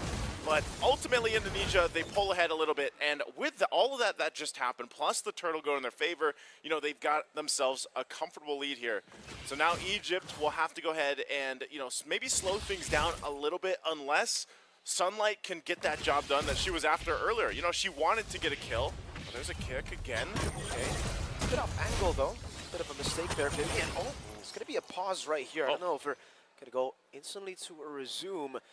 Vivian trying to run away now. Bad Impact comes in. Sunlight will be able to pick up the kill. Velvet looking for the Earth Shatter, unable to catch on the City. 2-man Spear of Alpha. Now caught in the Wrath of Dryad, but it's going to be the Primal Rat ready for City. Dealing damage to Velvet, winning it out of the 1v1 Primal Rat duel as Vivian the tree gets cut down by the Spear of Vivol. It almost feels like who can tap faster. Yeah. You know, 2 Basic Primal attack, Wraths. baby. 2 Primal Wraths there, and, you know, that time, like I said, City wins that one. So now the fight for the resources to take here. Sunlight's going to make her way. Might just try to take this. Okay, she's trying to get her hands on it. Stunned up earlier from Vivo. There's no retribution there. Sunlight will be the one to take it away. The fracture down as Zaz the onward, connecting on the City. We're still able to escape for a bit. Fomi Echo, though, won't be as fortunate. Will have to fall in this failed invade from Indonesia. Good pickups once again. Egypt trying to find where they can and definitely keeping things from getting too out of hand. This next turtle's up there. Sunlight doesn't have a retribution just yet. 15 seconds away. Information is there. Vivel also doesn't have it. There's the kick, though. Wrath of Dryad is still ready, though. Now Blaze in the back room from Shell. Popping the Purify as well. We're looking at a meltdown from Names in the Inspire. The Muddles was there. Shell is still on the turtle, but it's Velvet who picks it up. City with the flicker out. Fomi Echo rotating as well. But it is too late, and Egypt have equalized the kill score. Now Shell dove on. The fracture not there just yet. Fevin trying to sandwich her. Trying to go for the taunt. A few more shots. The Vengeance coming down. The basic attack will deal enough damage for Fivin to get Shell down. Vivid knew, you know what? Even if no one's gonna get you or my phones don't grab you, the Vengeance will. You'll basically take care of yourself. Again, a good response from Egypt. Looking for where they can around the map. They make it happen. They make it work. And now they're in control. You know, they flipped the momentum in their favor. They're trying to get this tier 1 down. Vivian might get sandwiched in here. Multiple members there. Alright, not too sure if this is going to be worth it to actually dive the Cho. No waves there. We get a quick look at the items at the 5th minute mark. Alright, Hunter Strike already there for Sunlight. Some of these first items. Oh, Sunlight, she should get away. She's fine. Use that retribution too. Cindy also taking her own fracture, but yeah, the damage leaderboard is building up, especially for Nucci. She doesn't have, I believe she doesn't have the first item locked in yet. She didn't go right away. She hasn't gotten the Clock of Destiny, I don't think, just yet. So looking at this, though, like we saw from the last fight, man, the muddles from Names, especially with the Inspire, is pretty devastating to deal with. That ultimate, that Dryad, will not land on anyone from Fivin. So still, they maintain things. They keep it relatively even. There's a Spear, though. Onto Fivin, which is an interesting target to go for. I think a lot of times Indonesia, they kind of misplaced all their resources, right? Wade the Dragon in the second turtle fight from Vivian over to Fivin, and now the Spear of Alpha, too. They gotta start respecting Fivin, man, right? Like, I know she's a tree, but this is a tanky tree. This is a beefy tree, man. You can't just one-shot the tree. It's got a vengeance too, you know. So every single time, like, you try to jump in towards Fivin or anyone, and she can just post up. Like, that's about as tree as you get. And so with this, they continue to go ahead and set things up in the mid lane to get into this next turtle. Last one, third one of the game. Honestly, at this point, it's really both teams just trying to land those ultimates the way they want to. Cine is holding on to the Primal Wrath again. Both gold laners still, but Fomi Echo takes a ton of damage. She still has Revitalize. She's going to go back to base, and the turtle's going to be started up. Vivian also providing some of that vision. The two gold laners are basically just going 1v1, by the way, but it looks like Shell was actually pushed off the turret for now. Yep. So Sunlight also still feeling that threat from Cine just around the corner, and it looks like it's going to be a full reset. But that turret's being worked on, man. Down bottom, Names is doing work. She gets that turret. She ultimately wins that 1v1 battle right now, and Shell's forced back to the tier 2. Vivol's going to be taunted. It'll be Indonesia with a pretty good ambush attempt here. But ambush taken, but nope. Not going to be able to get actually a lot of use from that. Wrath of the Giant already from Vivian. The Glorious Battle will slow Sunlight down. Spirit of Alpha over to her now. Velvet with a flicker and the onward too. Vivian in the midst of it all, doing some damage with the G-Kudo. Knocks Vivian up. City picks up the kill with the Primal Wrath. And Velvet is still in Primal Wrath form. The battle, the basic attack with the onward now from City. Catching it, but gets caught by the Bat Impact. Vivian waiting to drag. And Red Tree win from Vivol now. Is that's going to be the Spirit of Alpha catching Sunlight. But Nucci is still unhittable. It's Vivo who gets caught in the go-away. Names rotates from all the way in the bottom lane. And it's a triple for Nucci. A massive pickup again, even with this Blazing Duet, just to go ahead and clear out the waves. Whoa! Flicker! Nucci picks up the unstoppable Flicker Bat Impact. Man, I was saying, you know, after she got killed early on in the game, I was like, well, she's not going to have the same flow that she did in game 1, but now she does. She's having a massive game again. She has just been unleashed on this Sicilian time and time again. Now sitting at 5-1-4, Indonesia really trying to hold down to this tier 1 turret, but ultimately I think it's just eventually going to go down. Egypt has found so many wins. I mean, even for Names to just kind of walk in the last team fight and just jump on in and do all that damage that we see this Melissa with the Inspire do time and time again. They're in complete control. Big lead for them, you know, 2,000 gold, but it feels more than just 2,000 gold because of how much damage they can do, how much tankiness they have with Vivian alone when she has the Vengeance. So it might be a little bit more difficult. Boomy Echo, the toss stuff, Glorious Pathway is going to be dropped. So everything, and the Wrath of the Giant too. On top of that, the Primal Wrath. They're just throwing everything in the kitchen sink. 5 ultimates used up earlier. Vivian, they're trying to go for the pickoff. Goes for the G-Kudo, fails it, and Names goes and takes her out. Now it's Nucci with a free hit. City with the Primal Wrath. Velvet very low. Vivol in the midst of it all. Jump pops into Blazing Duet. Not in range just yet. Vivian will be melted down. Sunlight in the back goes in for the assassination, and the lethal ignition catches her. City still able to get away for now, but it's a 4-for-2 again in favor of Egypt. City is looking for the plane. Names stashes away just in time. Sunlight with a chase now onto City. There's no flicker available for City. Once Sunlight gap closes, it's over. It's a killing spree for Sunlight. I know you see those health bars, City, but she wanted to possibly jump on in, get a possible double, but then ends up getting punished and dying. So now Egypt, even furthering that gold lead they have, really looks like Indonesia's just going for these moments where they're, you know what, let's try to get something set up here, something started from Vivian, but then it all falls apart just because of how much power is coming from this lineup from Egypt. They'll get the Lord, no contest here. Sunlight picking up also a BOD. Now this is very troublesome for Indonesia as they get ready to get on the defense. I mean, even so, you know, this Hylos has not been able to work out too well so far. More so using that Glorious Pathway to sandwich or cut things off.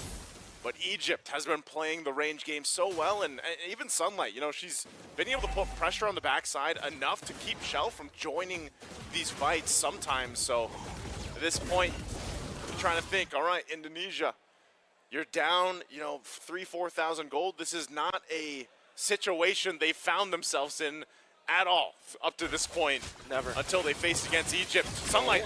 Fracture coming down. Sydney was able to pop in the Primal Wrath in time to get the sustain. So a glimmer of hope for Indonesia as they were able to catch one member. A shutdown as well for Vivol.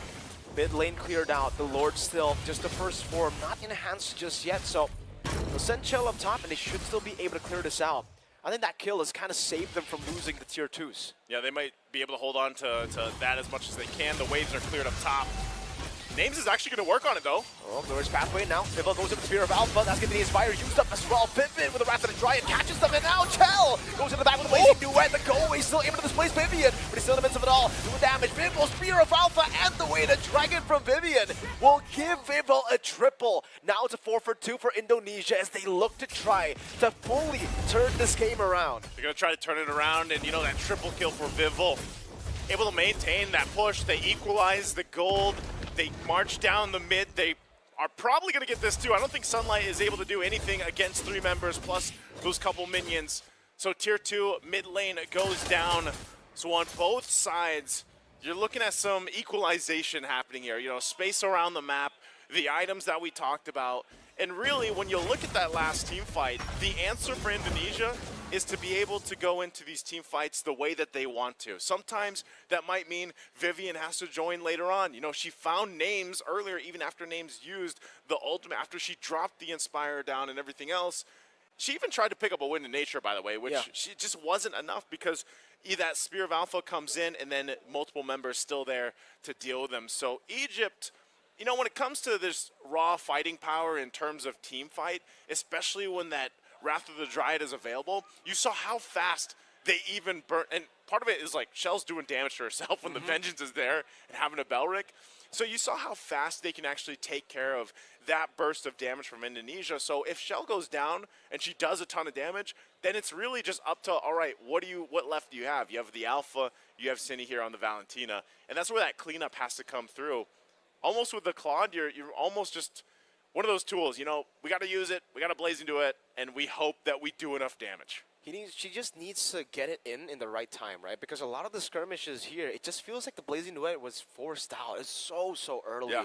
And that's kind of a trend that we have been seeing a whole lot here in IESF WEC 24, Naisu. Maybe, just because Claude hasn't really been meta, a lot of the pros are starting to kind of lose the muscle memory on the Claude, right? You come in middle of the fight. I wouldn't say even like late in the fight. You want to come in the middle, right? So the Blazing Duet comes in at a time where some resources have been used up and you have proper space to use with your battle spells to get and maneuver around to deal enough damage. But a lot of Claudes I've just seen go in way too early. And especially against a composition like this from Egypt, if the Wrath of the Dryad is still up, if there's an Onward and Earthshatter there to cancel you out, or if even there's a Melissa who gets a muddle on where you're going to blink with the BMI, you're dead. Yeah, it's not going to be a good time for the Claude at all. Maybe after the Win of Nature, things will change. But it's also a Win of Nature picked up by Names. So there's going to be some counterplay also from Names. And now they're going to heavily have to rely on Valentina. It's all on Cine to execute Names. On the Inspire, it's a tough job. Very tough. It's always surprising whenever we see this Melissa pop up, man, and you know that she's just going to be doing insane, absurd amount of damage, especially when the Inspire is up. And every single time that we see Names post up around Vivian when that Wrath of the Dryad is up, it's almost like Indonesia should just back off of it, obviously. You know, like but because, like you mentioned, if your timings of the Blazing Duet is already used, then you jump into the fight and you make things work. But so far, I think that's the thing. I would love to see how much damage has been done to Shell herself, like, through the Vengeance, through the passive, even with Belric. So we'll see how this adjusts this time as we jump back into the game. We're 12.5 minutes in, game number 2 here. Egypt possibly on a way to sweeping Indonesia in this upper final right now. Again, the team that loses this will go down to the lower bracket with Cambodia waiting for them. So we'll see Indonesia if they bring it to a game 3. 30 seconds away from this Lord 2. Another item picked up here by Sunlight. She's got the Blade of Hepsies now, so her job might even just be put enough pressure on Shell, do that burst damage if they can, and then it makes you even second guess more, can I Blazing Duet into this lineup? And it's not just any Cambodia, by the way, that's waiting in the lower brackets.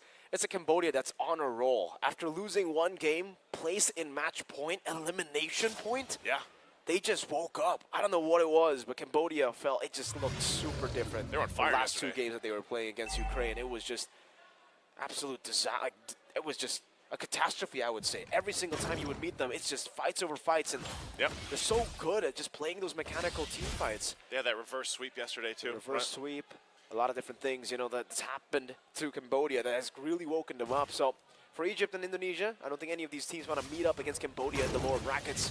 They have to go all in here.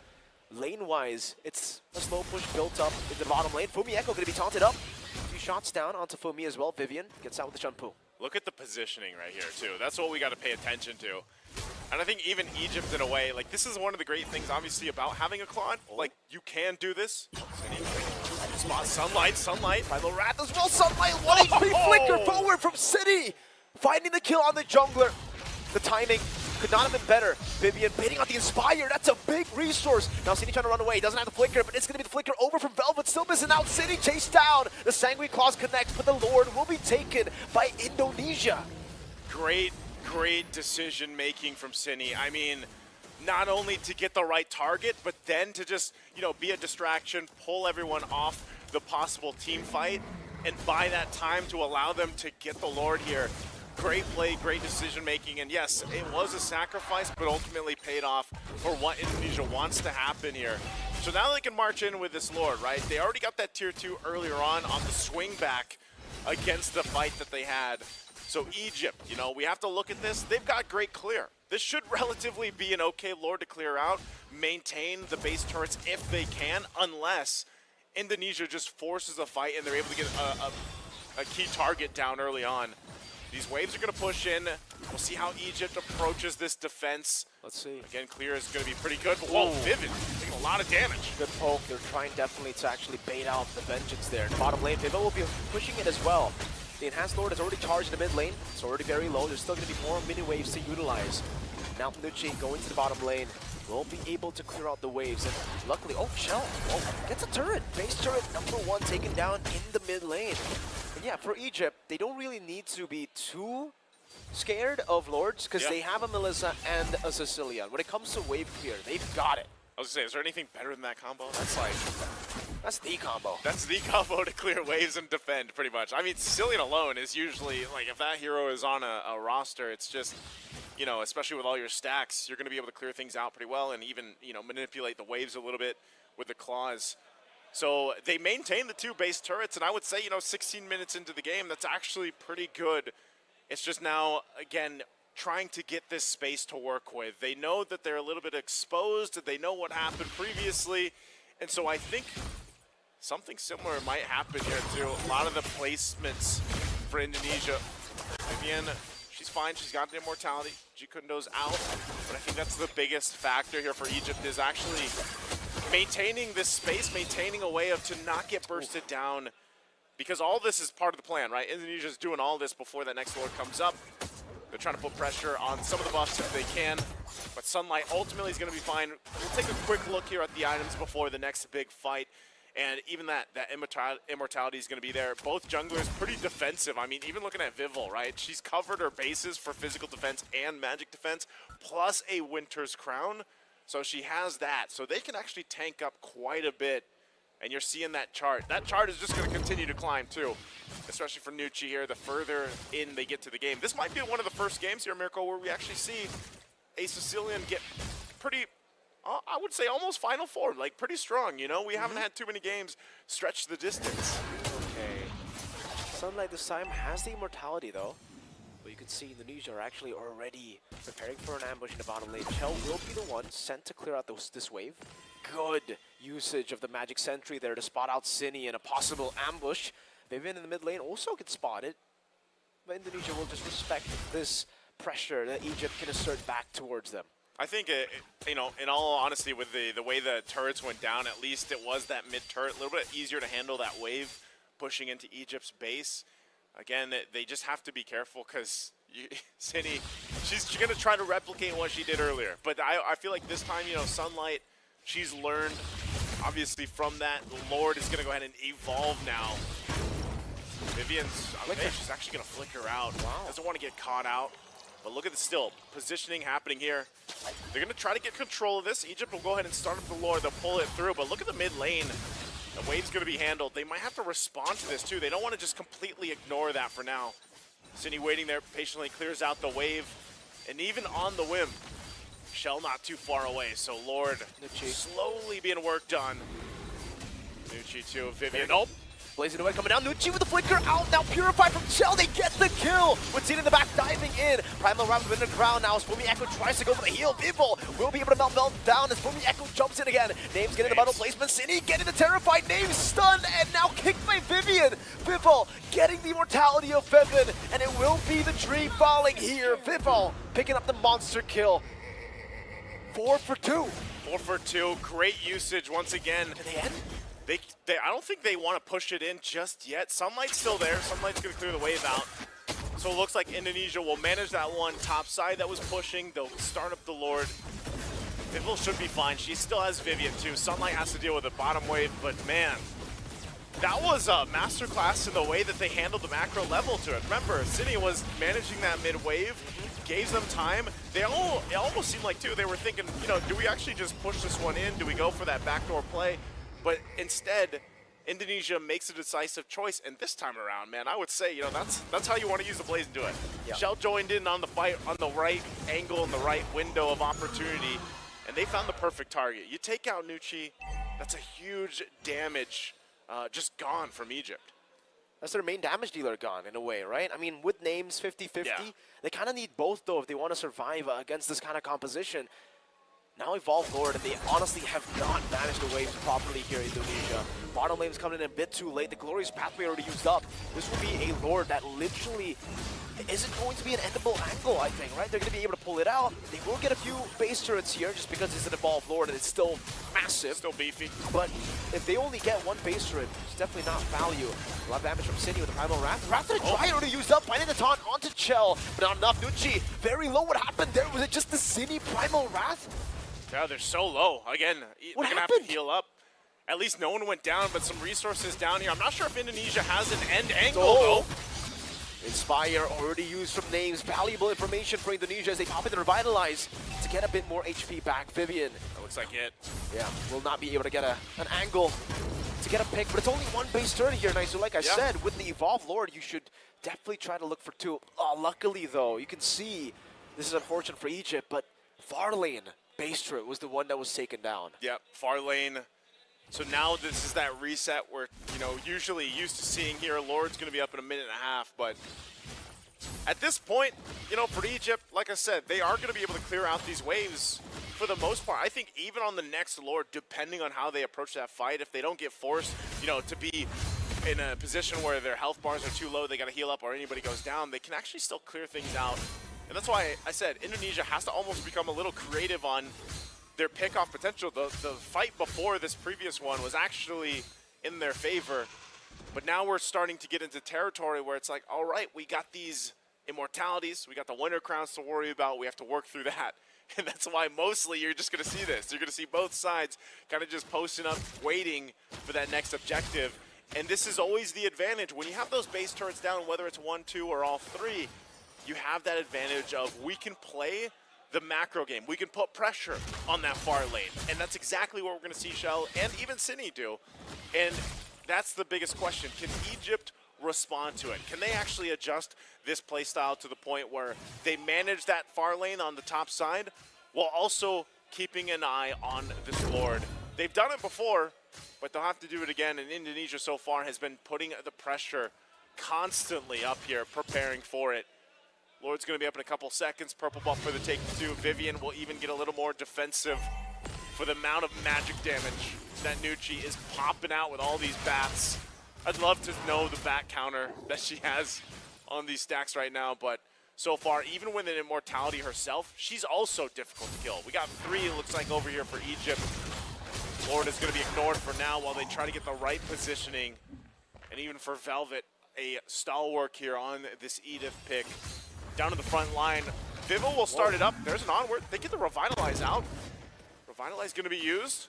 Vivian's still on the off angle too. They don't want to get sandwiched into this. But Lord will be started up slowly. Oh, Velvet will almost lose all of her HP there. Right after Dry it used up with the Winter Crown, and now the Immortality buy from Vivo will be able to bait out the Inspire out from names. That's massive, an advantage for Cine. She pops in the Primal Wrath. Now, Sunlight walking up, the Winter Dragon will lock her down. Winter Crown and the Immortality buy, and the Flicker out from the Fracture. Wow. Pure mechanics from both these teams. Vivian getting the taunt down. Vivian slowly but surely getting basic attack, but still is able to escape with the Shunpu. No one dying in that skirmish. You see what I'm talking about? This is where you get into the territory of all these immortalities, the winter crowns. Vivian, she still has immortality. The Lord, man, this is the Evolved Lord. When you hold it for a bit, there's don't wanna so tank much it. damage. Vivian almost just got her immortality taken away from the, little electrics. Yeah, I'm surprised. You know, I know Vivian also saw how low Vivian was, and she's like, yeah, maybe not. Maybe I won't. Not worth it. Not worth to go ahead and expose that.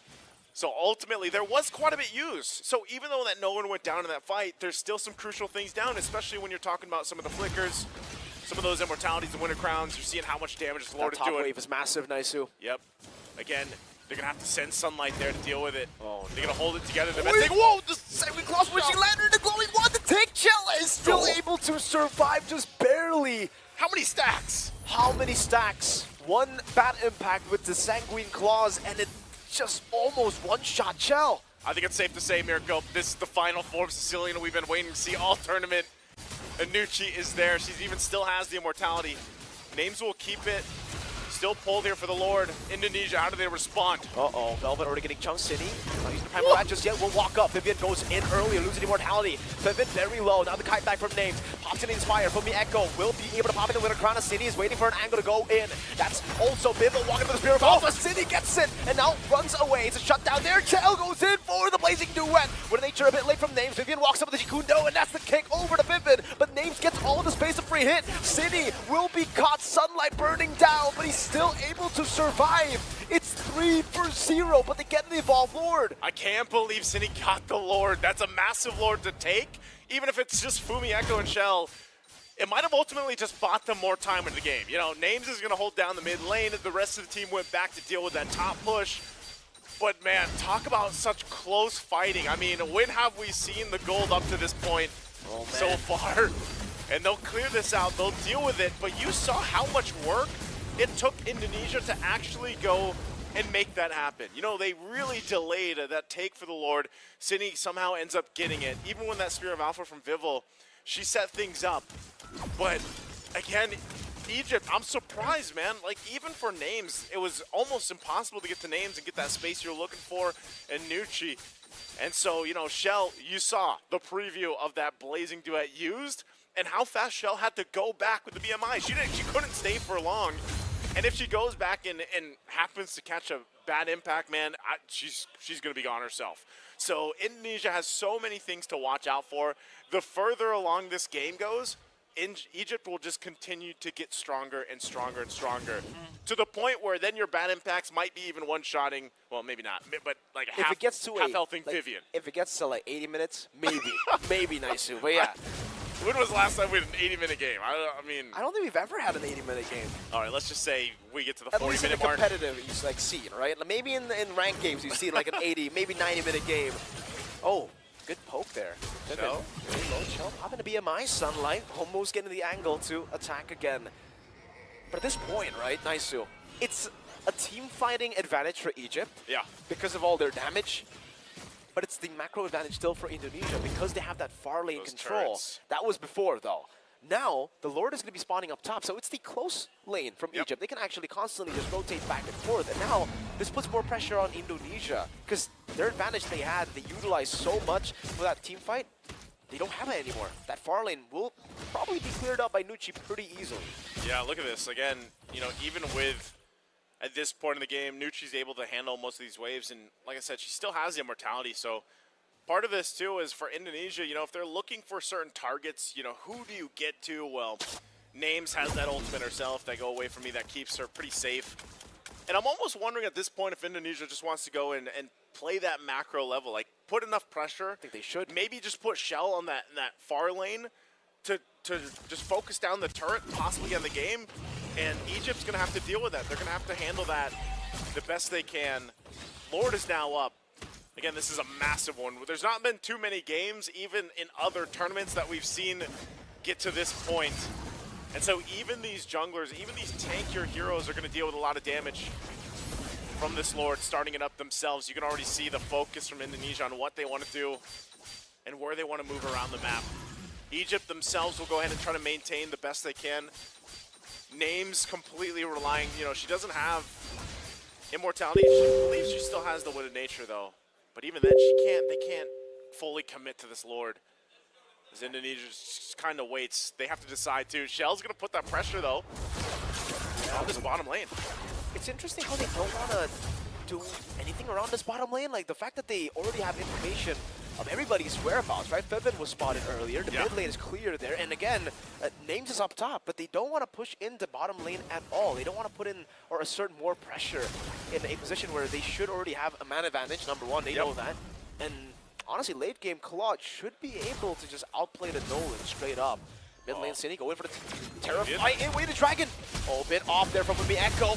To a cheap flicker, now Chell goes into Blazing Duet. The Immortality is still there for Nucci as he buys into Winter Crown, but it's not in time to lose out on her life. Viva goes into Spear of Alpha. Cindy still in the midst of it all, dishing out some damage. Names the go away already used up. The Inspire no longer in her possession. She buys the Wind of Nature, but it's up against the magic and true damage of Vival. Indonesia now the BMI. Sunlight's HP disintegrated, and Vival will claim the kill, the elimination. 4-0 trade. Indonesia win out in a fight. 29 minutes in, and it's all just Velvet. It's Velvet left. One member for Egypt that can keep the dream alive. Indonesia will try to equalize with his last push. Velvet with a Primal Wrath kicked away from the base. You shall not hit our minions. 1-1 in the upper bracket finals. What a game. When was the last time we got almost to 30 minutes in? Wow, talk about a mental fortitude tester here, because for both teams, I mean, honestly, down to that last fight, Mirko, I didn't know if it was going to be Indonesia to get through all of that was thrown at them. I mean, even for the fact that you had Names, you know, posting up with the go away for me, she was able to withstand a lot of that damage, but luckily they found the right collapse down. And also for Vivian to be able to find Nucci with a kick, away the Dragon, finally dealing with that and then getting through the Immortality. Those all stacked up. And again, it was them putting enough pressure on that bottom lane to force something, you know, force some type of rotation to happen here. And then they just decided, like in a split second, you know what, let's just go ahead and team fight and make it happen. Crazy stuff, man. Crazy stuff from both these teams. Crazy things. I'd love to hear what a panel had to say about this, because this was a phenomenal game too. Do you like it? Guys, do you like it? We don't just like it, we love it. Thank you, Naisu. Thank you, Mirko, for the cast for game number 2 as Indonesia strikes back in this best of 3 in the upper bracket finals. I'm going to straight throw it over to our analysts because we have a lot to unpack there. And we'll straight catch it. Whoop. We got it. We got it. We're good. Do I have it or do you? Okay. Oh no, this wasn't it. Cheers. I don't know what I caught.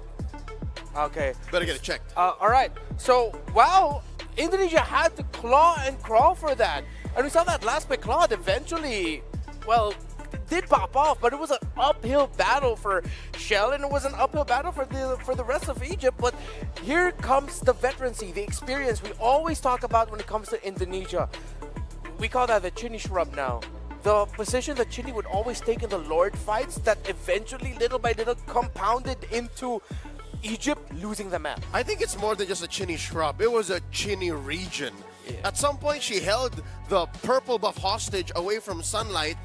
And mind you, this is from a winning position for Egypt. Egypt was in control up until Indonesia ran Egypt out of their tricks. Yeah. Because on paper, you'll see in a lot of these fights, Egypt had the, I don't want to say superior draft, but much like in game 1, the mechanics and the fundamentals that this draft brings to the table was just too much for an orthodox upfront approach. Yeah. Like you really had to problem solve what Egypt was putting on the table. And eventually, once Indonesia found that position, Egypt had to hold on to their horses and somehow defend from inside the base, because I think it was just a matter of time for their inhibitors to go down. Yeah. And what we told, or what we talked about Indonesia in the previous one was, you can't team fight like how you do against Egypt. They've shown that they're just that good with team fighting. So they played the macro game. That eventually built them advantages into the team fights, because every team fight that Egypt took was it was not good for Indonesia. It was almost always a positive trade. This is one of the very rare moments there at around the mid portion of the game. Actually, no, at this point, you could call this the early game with how long this game went. Mid-game now. It's mid-game now. That Indonesia would really have to work for getting the right targets down. Names would always time the go away so perfectly. You see, Shell would always be thinking, does Feven have her ultimate and the vengeance up? That they had to be very patient with it. Eventually, that evolved into, let's be so patient that we push the map first, that we go to their jungle first. Because I gotta say, Indonesia read Egypt's tendency of almost always being 4-1. They rarely adjusted that into a 3-2 split or into a 2-3 so that Egypt could make for a cheeky play going around to the defenses of Indonesia through the back line. They eventually read that Egypt is just going to park 4, Sunlight is somewhere else, and let's just outsmart them by manipulating minion waves. Which explains the Chinny Gambit, wherein there was a precedent. It was actually Sunlight who hunted down Chinny in what we'll call the early game here. And then suddenly, Chinny says, hey, we can use that to our advantage. They keep 4-1-ing. They keep 4-1-ing. 3-2-ing if we're lucky. I'll bait them out. Vivian, you take another bush. You try to find, at the top of the list of names would be Names and Nucci. And then eventually, they would find that. And I think, just to wrap it all up in a nice little package, Indonesia had a bigger bag of tricks. They had more maneuvers and strategies against Egypt come the 30-minute mark. Even if Indonesia took a while to learn to respect Egypt when it came to team fighting. You saw that too, yeah?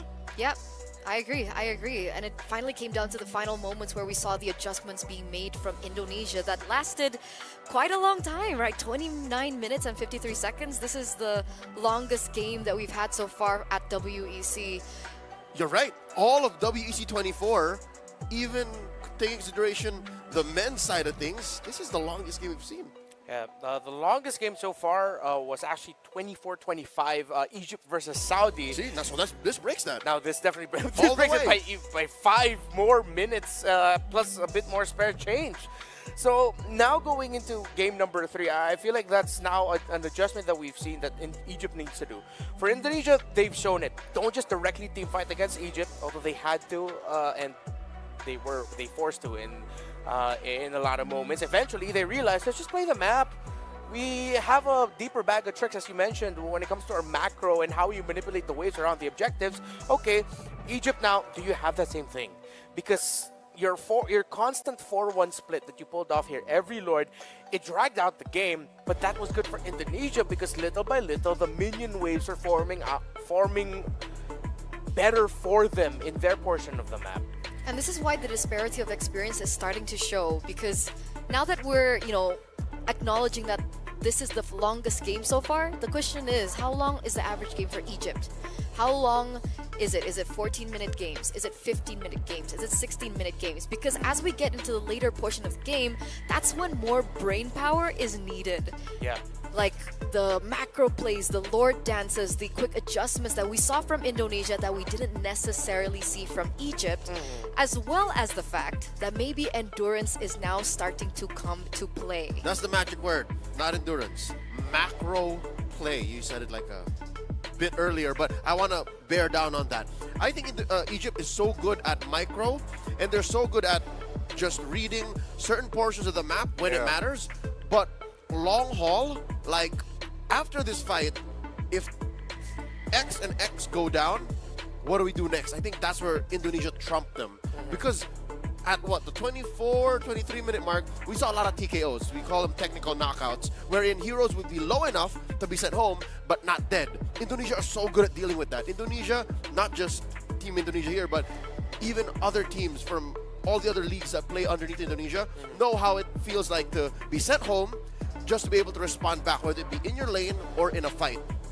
That's where I think Indonesia shined a lot. Yeah. So if they can figure that out and force those kind of situations, Egypt have to evolve. Egypt have to grow and adapt on the spot. Yeah, but just to make it clear again for everyone here, it wasn't always just a 4-1 split also by Indonesia, and it was just Chinny mirroring the Nolan. It was also sometimes Chinny plus Shell. And because of the 3-man team fight of the Valentina, Edith, and Hylos is so good, the Cho, Hylos, and the Alpha, is so good, they can sustain, they can buy time. That's more than enough time for the Valentina and the Claude to make another thing happen in another part of the map. The problem is Egypt doesn't have that same liberty. Nope. What they did with their lineup, I think the 4-1 split that they kept pushing was the most that they could do. Yeah. If ever they wanted to make it a 3-2 split, say the Belleric and the Nolan, so that the Nolan has a roamer, you leave a Sicilian and Melissa and just an Edith protecting them. That's not the easiest task to do. So as much as we want to say Egypt didn't dig into their bag of tricks to answer what Indonesia did, their lineup also didn't allow that. Again, circling it back to the draft, right tool, right time. Egypt had it to deal with the constant barrage of minions. They have such a great high ground defense. Yes. But when it comes to taking control of the map, winning across the map and making plays, Indonesia had them trumped. They had the double lane from the Claude. They had the Valentina that could take the right ult and win duels even against a jungler. And they have the Hylos who can maybe not deal back as much damage as the Belleric, but can stop fights almost immediately. That's what I really wanted to highlight here, right? Despite everything that we're saying about Egypt not having that macro play as high of a ceiling as with, Team Indonesia, I do want to tip my hat off to how Egypt were playing earlier on, because even in top tier teams, having a Claude on the opposite side, we've seen so many moments where a Claude is able to go for a really good split push during these Lord takes because of the tunnel visioning that happens when you're in that moment and in that position. But every single time, it was sunlight that was always sent down to make sure that didn't happen. Because I was on the edge of my seat as we were watching that game. I was like, this is highly likely, highly possible that Shell goes in for a backdoor, or not a backdoor in this case, but a split push. Oh yeah. But that didn't happen at all. Egypt did what they could, or did a lot of very good things with a very good draft idea. It's just that eventually Indonesia got to adjust and find the loophole. Yeah. Again, not a bad draft, not a bad strategy. They were in the lead for a majority of the game. They were taking the names of Indonesia. Eventually, Indonesia found a way to find names and everyone else in Egypt. It's a very small adjustment that led to a massive result for Indonesia. And that's why it's not a discredit on Egypt. It's really just, man, Indonesia again. They just find the ways. Also named as Melissa. It's so good. Bro. It's so good. Like, what was that? Like, the timing on Go Away, I even on the men's scene, I feel like if you plop that Melissa on that men's scene now, a lot of dudes are going to struggle against that Melissa. And it came to the point wherein Egypt did not have to worry about Indonesia finding that window between the go-aways. The go-aways very rarely were the line between life and death for names. It was almost always used for more than just protecting yourself. And that just amplifies how good Names is at positioning and how good she is at protecting herself naturally, even without the use of her ult. The item swaps, bro. I'm impressed, guys. Yes. And so there it is. Indonesia have actually forced their way into game number 3. That was looking so close to a 2-0. Yep. This is. Can we say that this is our tightest match Oh, definitely. up until this point? Yeah, by a country mile, with just the quality of the two games that we've seen so far, the quality of the drafting from both of these two teams. Again, I really appreciate that first pick that Egypt brought out.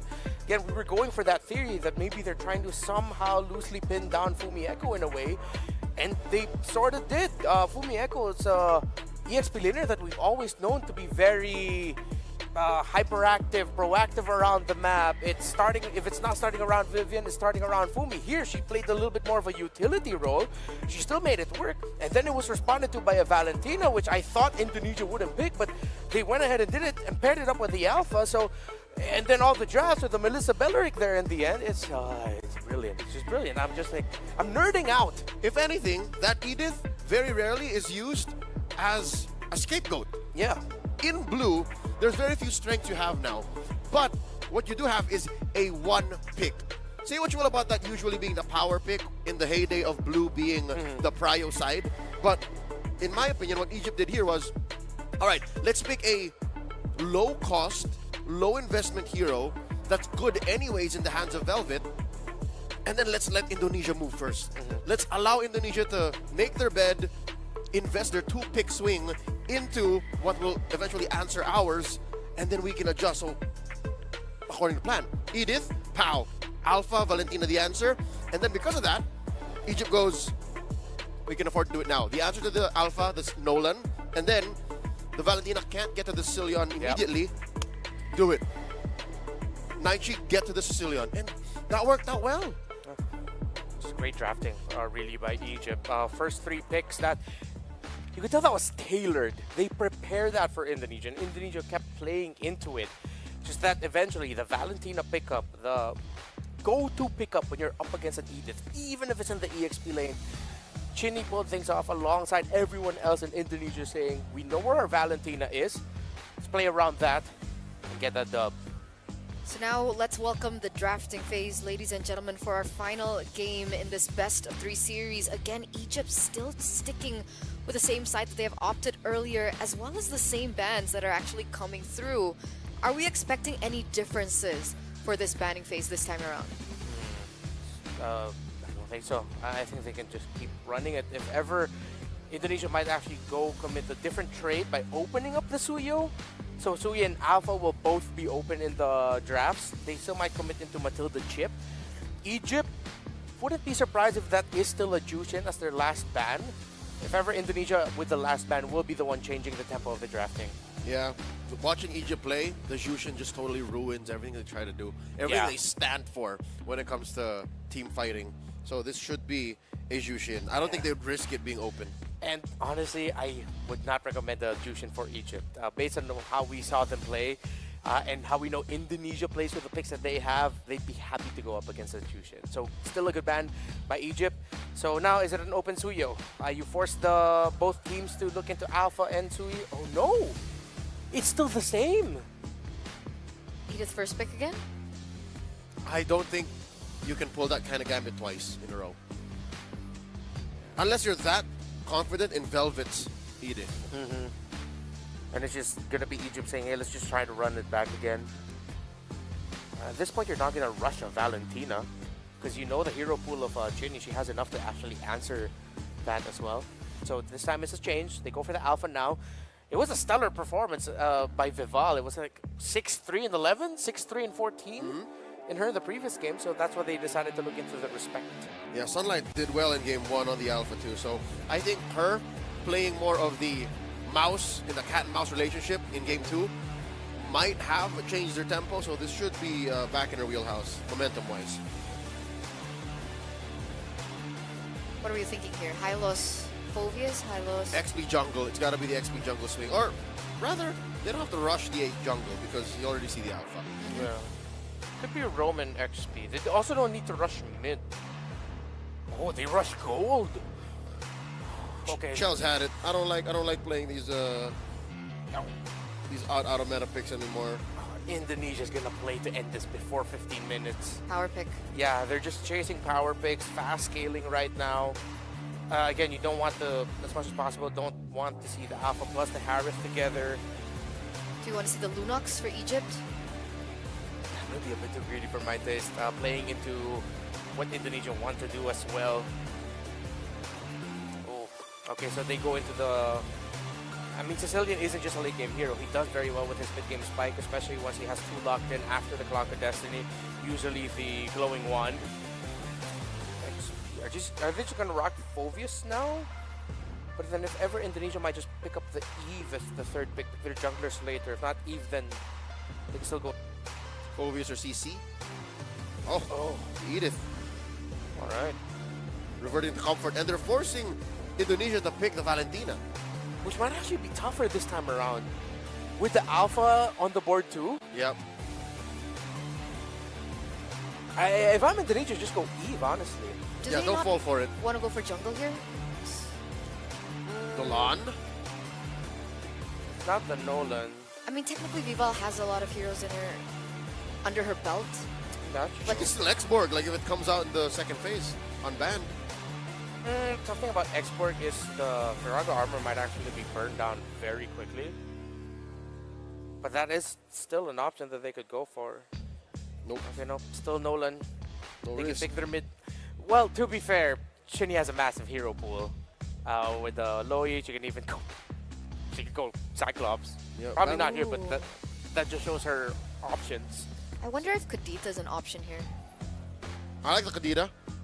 Actually, yeah, with those three alone, I'm already happy with the Kadita. You end much, much faster. If I'm Egypt, might want to consider banning it, yeah. Because I think if they start banning out roamers here, that's going to be Indonesia's sign that they're probably considering the Kadita.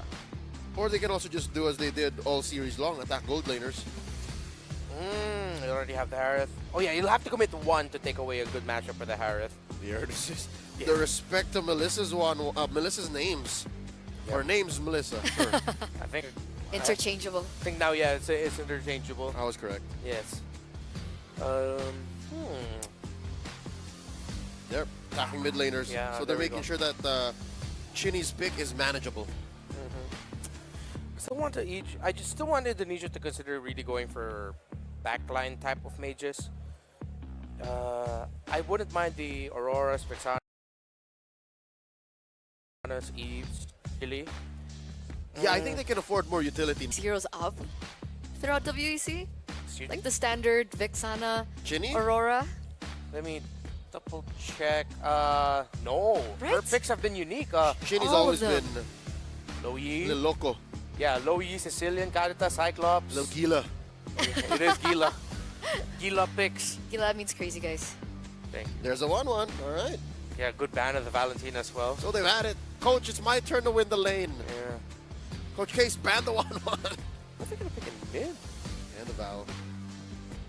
I think you're right. They might actually just go into Kadita. If ever, pick your mid laner last. Yeah, keep the surprise up there. Yeah. You know you're going up against a Cillian, so save the Kadita. I don't like the There you go. I don't Yeah. like the Cyclops to get here, but Okay.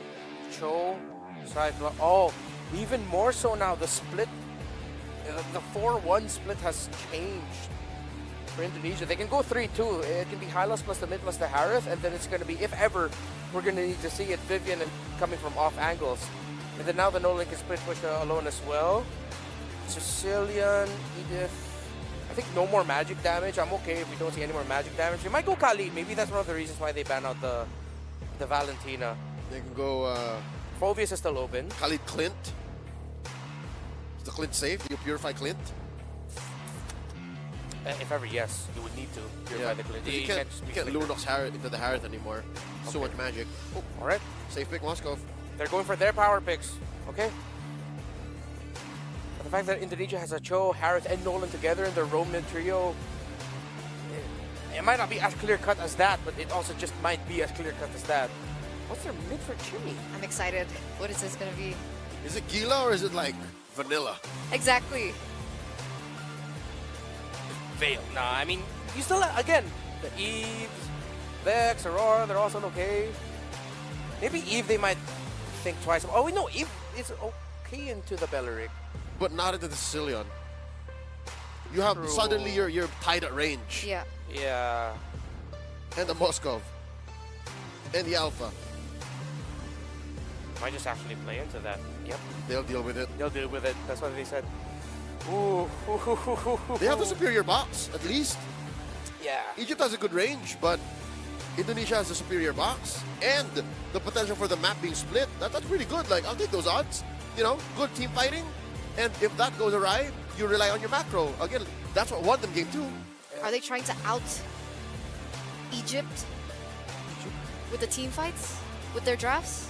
At least respect Egypt in team fights and then back up with better macro. That's what I'm seeing from Indonesia.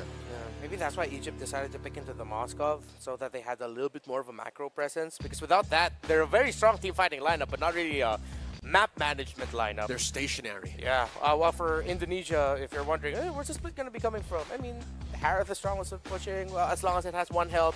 The Nolan comes the later portion, as we saw earlier with Sunlight. So, I'm honest, I will say it now, I'm hoping for another 20-minute plus game. Because Very close. even Indonesia's looking to hunker down for that. Yeah. Will it end early?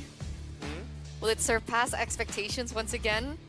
I think everyone is just veering with anticipation as we get into the final game in this best of 3 in the upper bracket finals. Who will move forward to the grand finals? Will it be Indonesia or will it be Egypt? We're gonna go ahead and find out as we throw it to our casters. Mirko, Naisu, go ahead. Do you know what this is right here? I know. This is the real world manipulation. And this is the Wrath of the Dryad. Exactly. That's what we're doing. We're playing charades because it's going to come down to those two ultimates and counter-playing into each other. Thank you guys for breaking down our last draft in this best of 3. And like Rachel put it, yes, it's down to the one game to lock in the grand final spot. Lock it in. Lock it in. Man. 30-minute game in game number 2. Anything less than 40 will be anticlimactic. Let me just put that out there. So right? we're hoping for 40? We're hoping for 50. We're hoping to beat our counterparts over the side. I was going right? to say, the They guys went over on there. 80, That's true. 80 minutes. Okay, maybe not 80 minutes. I was going to say, I don't think 40 so. at is that our point. 40 is like their 80 is our 40. You know what I mean? It's about the 40 same, minutes. yeah. So yeah. 40-minute MLBB game, definitely going to be fun. I don't think it's going to get that far, though. Looking at the compositions, it definitely looks like Indonesia are going back to their roots. What made them so special throughout the tournament in the early portions all the way to the knockout stage as well is the fact that they just play for early to mid. They did. And I think part of that, too, again, is they went for their comforts. They did. Well, Egypt did too, technically. Yeah. I mean, they've been playing these heroes now at a very high level so far, just in this series alone, but even, of course, there are other games leading up to this point. And, specifically so, I think you have the fact that you have a Sicilian again. And whether the game goes to that distance, what we're hoping for or not, one thing's for sure is that Nucci's been really on point with it. I'm just hoping that because it's now 3 times in a row, that the counterplay doesn't just stop them from doing what they need to, or her what she needs to do, because I think even the same could be said where we saw the adjustments on the fly from Vivian, right? Even in game 2 on how she was approaching those team fights, how she was targeting Nucci or the right targets at the right time.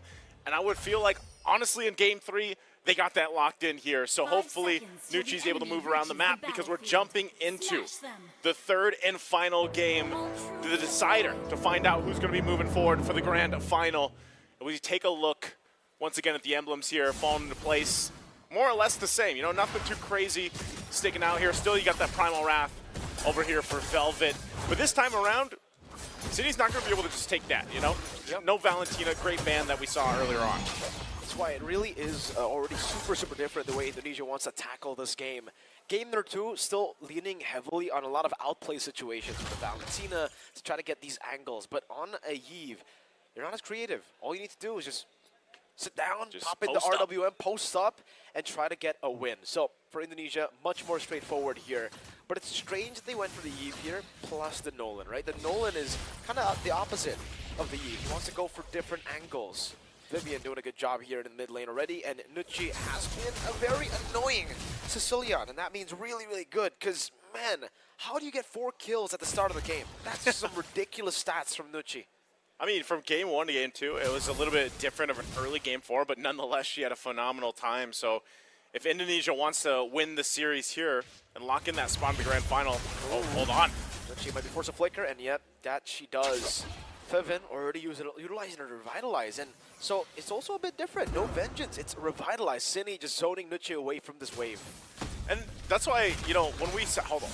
No, okay, they are going to miss that. So Sunlight won't land that. Thought she was going to be able to get that. But, we asked this earlier when we saw the Belric the previous game. That vengeance was picked up. Okay, Vivian, she's, Taunt finds 2. Vivian with a flicker out. Oh, the Shunpu too. Wow. I thought for sure Vivian would have died there under the turret. But no, they survive. Vivo. Looks like Sunlight wants to actually walk up. I don't know if this is going to be a retry. Not worth it. Yeah, Sunlight chooses to just go onto the turtle. Okay, that 2 close moments already. Way too close. Even down in the goal lane, looks like, Shell's really kind of playing up a little bit aggressive. Oh. Sunlight's going to defensively use that Spear of Alpha. She'll take the purple buff instead. Both junglers focusing on getting these buffs, and they'll start it up. Indonesia looks to have the advantage in terms of the space for this first turtle. Sunlight waiting. She doesn't have the ultimate, though, but they're going to go for it. Yeah, good stun over to set up for the RWM. Now Sanguine Claws only onto Vivian. SOD will land as well, but for Egypt, they will just play it slow. They know Indonesia got the first turtle. No use of actually forcing out a fight. There's a whole lot of these exchanges happening early on, these little skirmish fights where, battle spells are burnt out. Some of the ultimates, now that everybody does have those available, are going to be crucial here. Vivian, though, part of this is, wow, okay. I guess, you know, she was expecting to set things up with the ride. Look, gold lane, though. Yeah, Fracture used up already, and Names is definitely having a tough time this time around in the bottom lane against that Harith on the Moskov. Does look like Chell will respect it, though, despite the fact that Names is already very low. Notices that everybody's just been missing here. Might be rotating down below. Chell will cancel the recall. Man, always this crazy laner, Chell. What do we like better, man? Do we like the Revitalize more for the Belric? What does Gani like? Flicker. He likes a flicker. He doesn't like Okay, Revitalize. that's right. Wait, a lot of damage up top. Oh, Velvet's going to be picked off. First blood over with the Fracture. City in the mid lane. Oh, the way to Dragon from Vivian a bit too late. Nucci was able to flicker in time. Sunlight Spear of Alpha. Good RWM to stop them from getting the kill out of Vivian. She's alive again? Keeps on getting the bat impacts. Will be slowed down. City's very, very low. Fumieko will be trying to go in. And in the end, you can see that they have actually given Vivo so much space to take the entirety of the turret gold up top.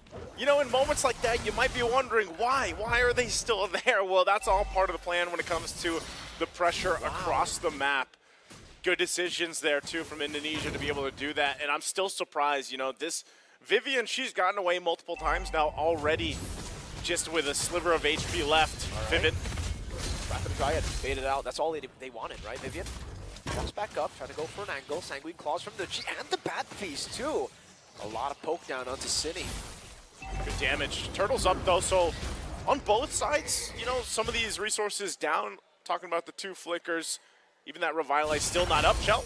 Zaman Force Chell should be able to go for the outplay here. The Spear of Misery out as well, but Chell actually wants to go for the reinitiation all the way deep into Names. You gotta respect the damage from Sunlight. The Alpha's there, the SOD! Will she go for it? RWM locking Sunlight down. Sunlight will be slain here. Vivian just walks up, goes for the kick, kicks her down, and it is a turtle 2 for Vivo up top. This time it's already so different from game 1 and 2. I feel like there's so many of these instances from multiple members from Indonesia where they're threading the needle of life and death. How many times now getting away? Another initiation from Fumieko. Yep, Glorious Pathway down to Nucci. They will respect it though. Vivian doesn't have the kick, so there's no real use to actually go in and commit that hard. I think part of this is literally the game plan of this. Let's get out that Revitalize. You know, even if Fumieko drops down Glorious Pathway, they want to make that an option. Like, can we get a Revitalize down? Because then at least that's one battle spell down. Look at the bottom lane though. The focus here once again. Zaman Force already Names. Gonna be solo kill. No, just poke from the side from City. From that far away, this is why the Eve gets so much value right now, especially when you have so much prior to mid lane. Vivian, Kudo over to Piven, goes for the way to Dragon. Piven opts to Revitalize. There's gonna be the Earth Shatter to cancel out the way to Dragon and the Spear of Alpha. Tuba Vivian just shut moves out of there. That's a flicker out as Nucci tries to go for the chase, but the real world manipulation is still on them, and Velvet will take a lot of damage. They get the high-lows in the end, but it's the high-lows traded in for Piven, and a turret up top. Sunlight gonna be caught. Great dashes from Chell to escape the Spear of Alpha. Now a dive. Jikudo and Cine with a Void Blast to take Nucci down in the mid lane. So many good layering of skills happening here from across the board from Indonesia. Even if they don't have to burn some of the ultimates or anything like that, they're still able to capitalize on the skill sets that these heroes bring to the table. And yes, Egypt got that kill earlier on, you know, for Sunlight, but still they expended so much to be able to get that. And now this next turtle coming up in just a few seconds. Indonesia, clear lead, you know, 4,000 ahead. Egypt, a lineup that needs that time to build up here, is going to have to probably just give this up and focus on maybe pushing down some of the tier 1s, maybe farming up what they need to, especially for Names, as that third turtle is secured now for Indonesia. They'll look to go ahead and cap out the mid lane, put pressure on the resources coming up here on the buffs. And this might be getting a little bit more difficult for Sunlight to get what she needs here. Vivel, go ahead and take that away. You can see the focus on the other side. Vivian providing all that information. And she just finesses her way out of getting caught. So clinical, so surgical in game number 3. We expected a brawl at least, you know, and after seeing what game number 2 had for us, 30 minutes of just pure action, but now Sunlight slowed down again. Spear of Alpha out defensively. Vivian putting all the pressure down in the bottom lane as well. Chell now just pushing it in. Velvet, she's so far behind on the XP. Vivian goes for the Jiku Noble, bait on the Primal Wrath. I think that's already a lot of value. Chell can just go for the turret and it'll be a tier 2 for free towards Indonesia at the 8th minute mark, man. They're getting everything they need. And Indonesia, this is, you know, that clean gameplay that a lot of people that are watching these girls play for the long time, they've seen them play this kind of game. Yeah. You know, and they've definitely adjusted. I mean, just the series alone, like I was saying, the way that they played against these similar heroes from even the previous game, Indonesia came up with a game plan, they executed it well, and they're doing it near perfectly in Game 3. Now for Egypt, on how they're going to be able to adjust themselves for this one to bring it back, you know, a lot of it is just buying that time to get the stacks, to get the damage that you need to deal with this. Because as the game goes on and you are lacking some of the damage, oh, hold on. Wrath of the Dryad, everything, and Fumiko just walks out of it. Pops in Revitalize, gets away. Real inflation. Whoa. Into the back. Nuchi's going to be zoned completely away there. Velvet already using the Primal Wrath too. So they baited a few resources. Vivian has been able to actually give a bit more space to Sunlight.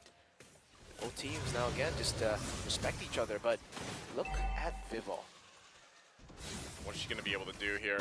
Again, turtles up. She's walking up. She's going for Nuchi. The assassination flicker out from Nuchi. All right. Still though, crazy battle spell to be taken away from the Lord fight, man. It's That's the a same flicker. thing. Yeah, the flicker is gone. And like I was saying, Indonesia has adapted to the Sicilian pick alone.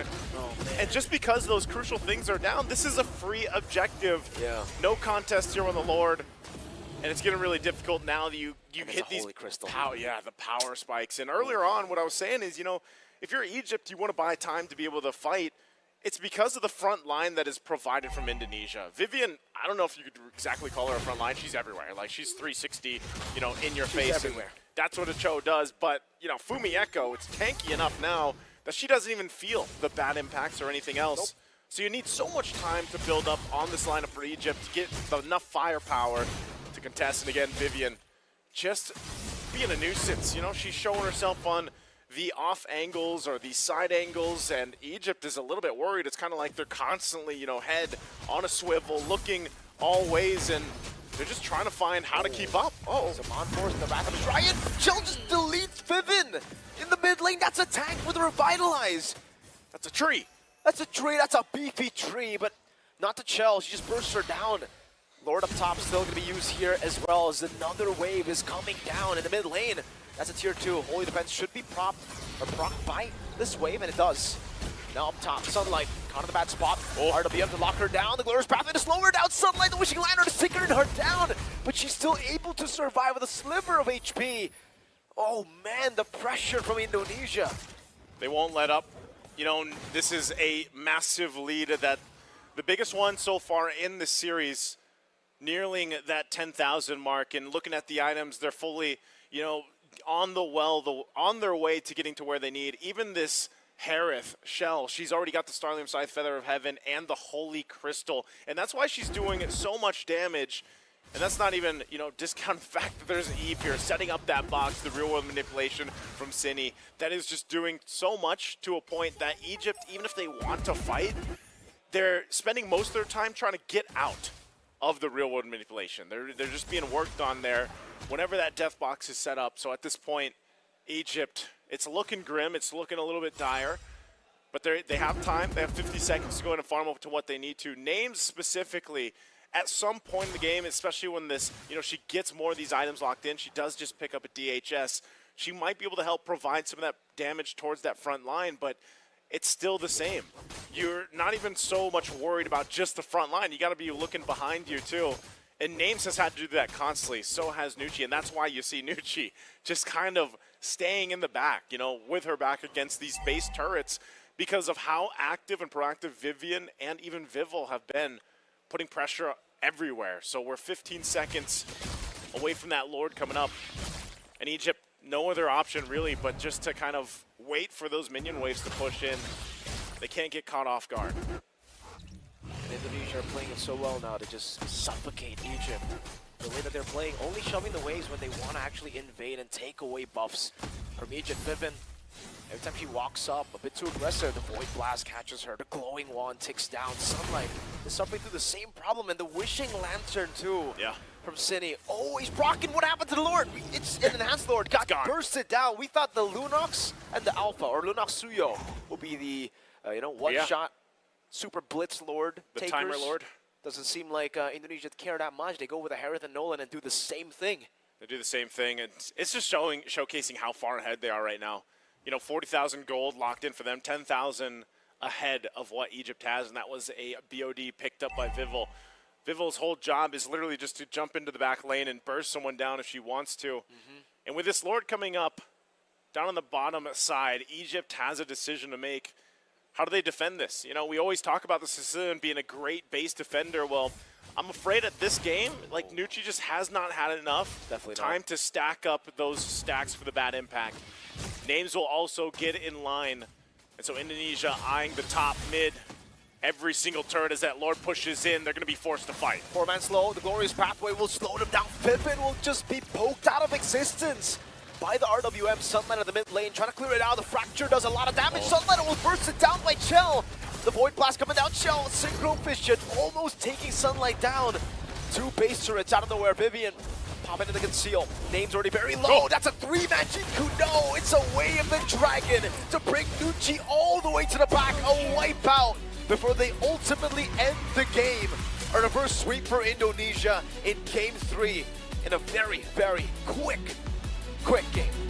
Very quick adjustment coming out from Indonesia in game number 3 to secure their spot in the grand final. And it just feels like, once again, when it came down to the draft, they were able to counter pick into the Sicilian, into the Belric even. And this time around, just kind of stopping the momentum from Egypt. Nonetheless, great draw from Egypt. One of the first teams to actually have Indonesia feel a little taste of defeat, but the reverse sweep comes in strong in this best-of-3 series. It looked so good at the start, even in game 2. They were leading by so much gold, and you can already see that Egypt, slowly but surely, they're catching up. Yeah. They're rising to the level of a lot of teams that, to the team that we've been seeing as the most dominant force in women's MLBB. Indonesia, this tournament, they won't be able to get the full undefeated record. They have dropped 1 game, and that should give Egypt and Cambodia, who are still waiting in the lower brackets, a lot of morale boost for the grand finals later. But yeah, Egypt will be meeting up against Cambodia in the lower bracket finals to see who will join Indo in the grand finals. Get that chance of a rematch, but like I said, Egypt themselves, like these ladies have seen each other in other international tournaments, obviously, just this year.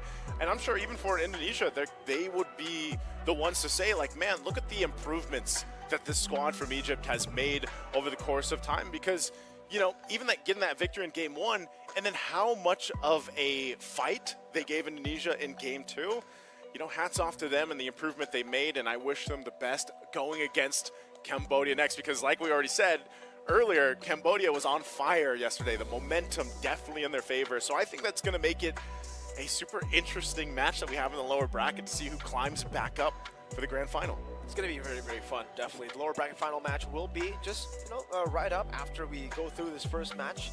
And honestly, I'm super hyped for it already. We saw a best-of-3 go all the way here.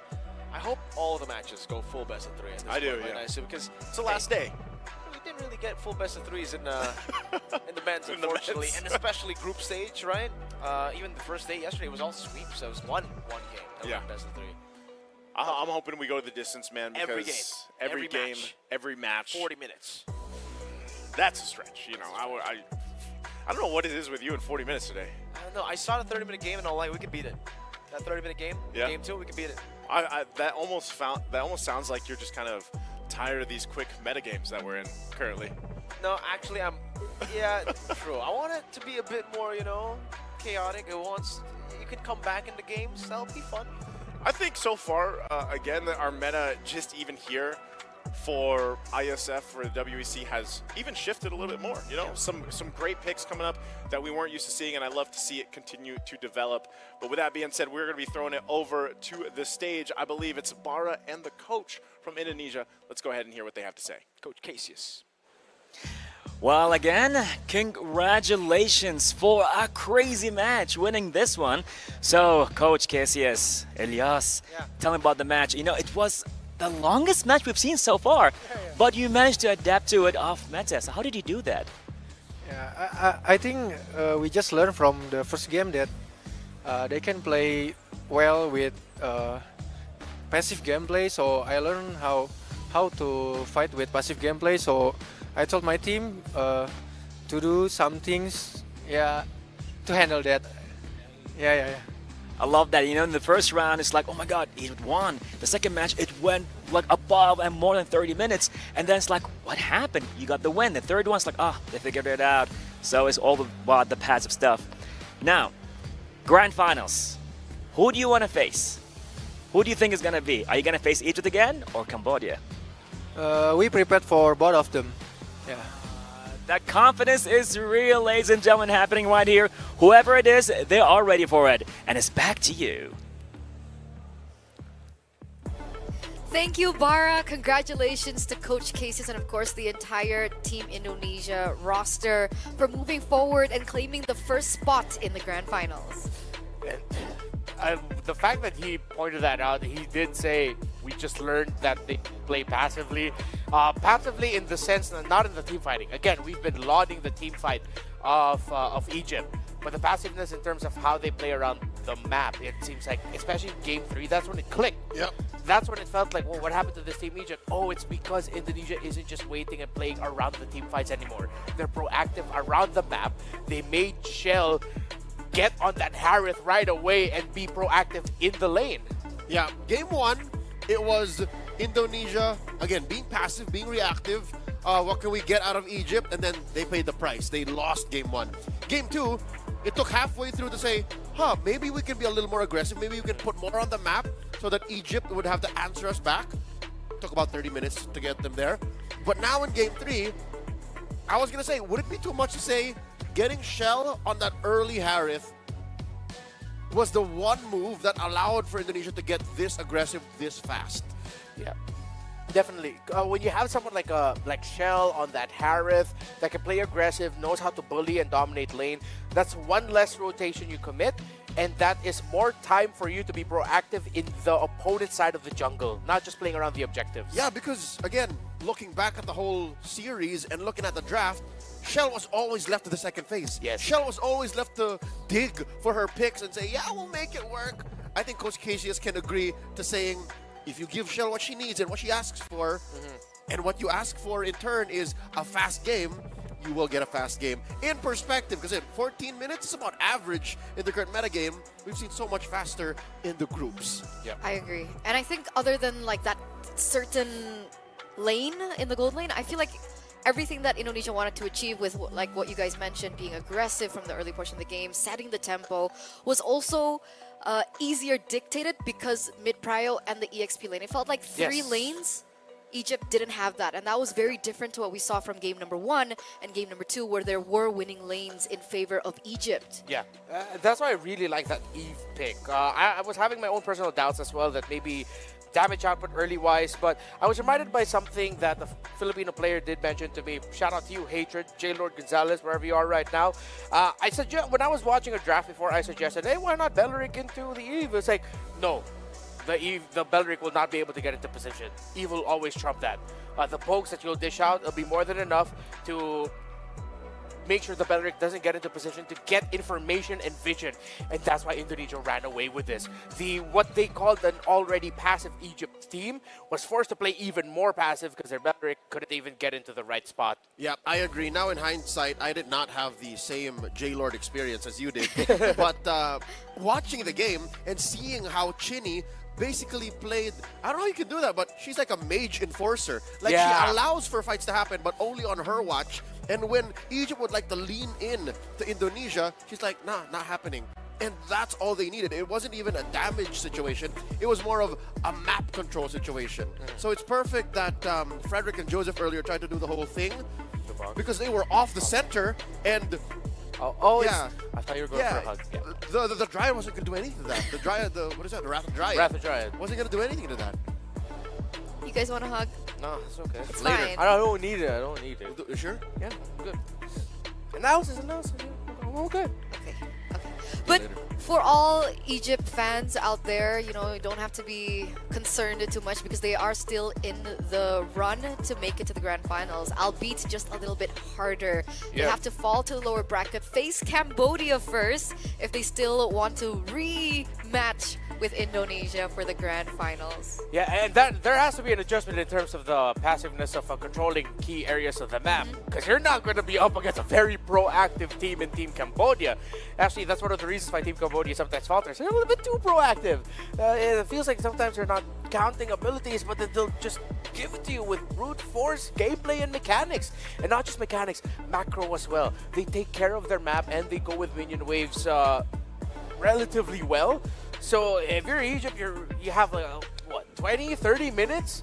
To switch gears. To switch gears. And that's going to come into play when it comes to your draft, when it comes into your team fights, when it comes into your macro execution. Because mind you, here we learned in Game 3 that Shell is the operative hero, the operative player for Indonesia. For Cambodia, one could say that it's actually Tegami. One could say it's actually Moshi. So now, Egypt have to take that into consideration. Are they ready for that? And they also need to provide that same heartbeat going for their own heartbeat, which I think is Names. When Names is comfortable, when Names gets a hero that she's comfortable on, when she gets a matchup that favors her, that's when we see Egypt find their momentum, find their ground, especially when the power spikes start to hit. So, I don't know, if your heartbeat is in your gold lane, and if Cambodia's heartbeat is in their jungle, is that going to be tricky for Egypt? Based off of like what Coach Gracious pointed out, and especially in the mid to the late portions of game number 2 and the entirety of game number 3, it might just be Cambodia likes their river.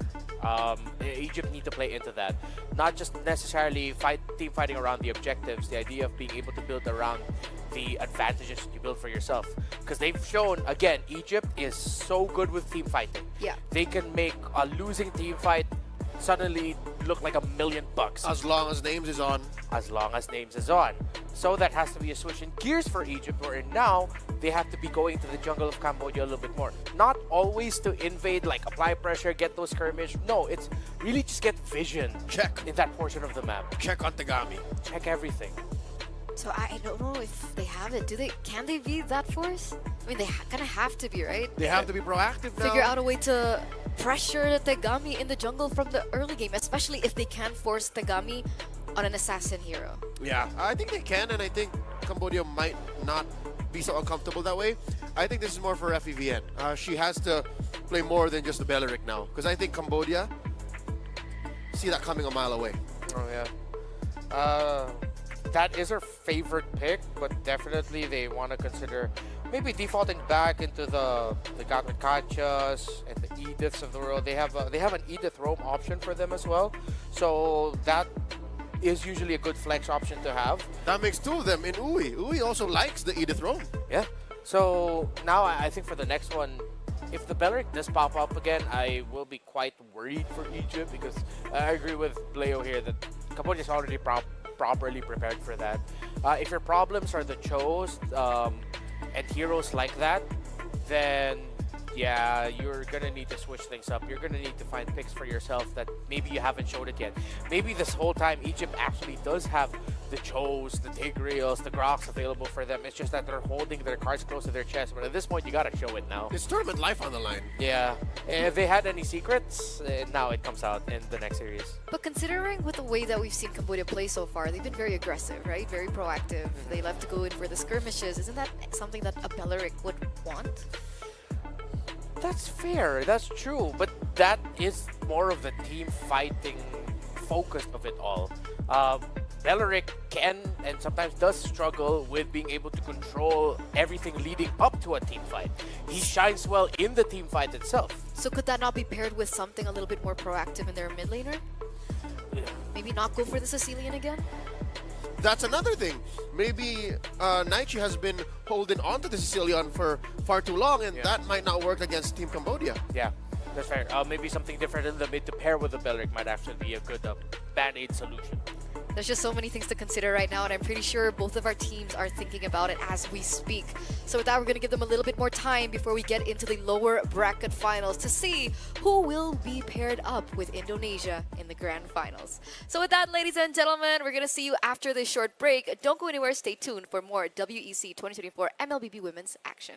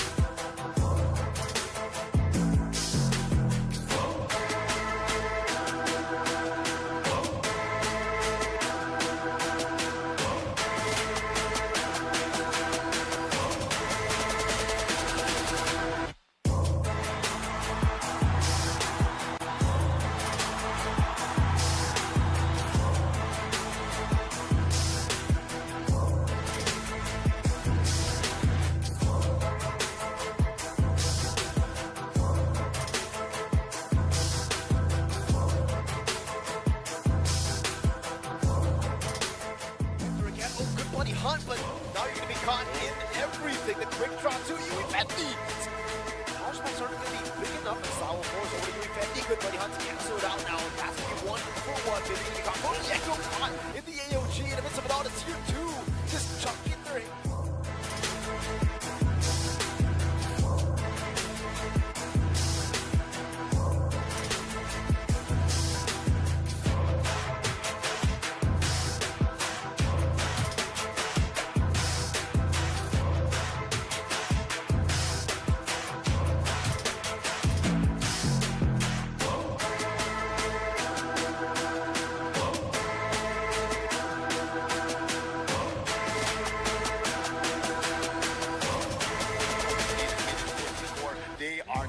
every single racks out. Demonic Purge on to GTI, and he gets obliterated, does have a buyback.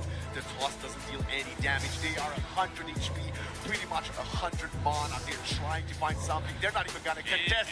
They call the GG, and Sweden has made it to the grand finals.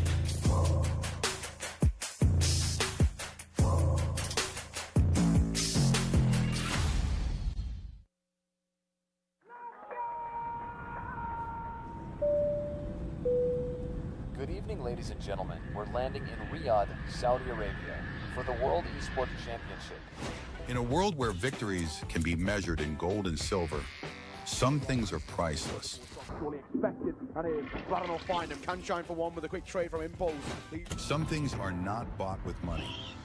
The base is too open. Now Philippines is now taking the base of Indonesia. Remember their name. The feeling of standing alongside your fellow countrymen, the emotion, the home crowd, the weight of a whole nation on your shoulders. Sometimes I get emotional by the fact that I got chosen to be one of the representatives of my country. And yeah, it's just a dream, honestly. Here it's not just about the game, it's about the pride that unites us. Every match tells a story. They need to some missed shots. Sound picking up another one, another headshot. No way! 4 kills! What has happened? From every corner of the globe. All eyes on WEC 24.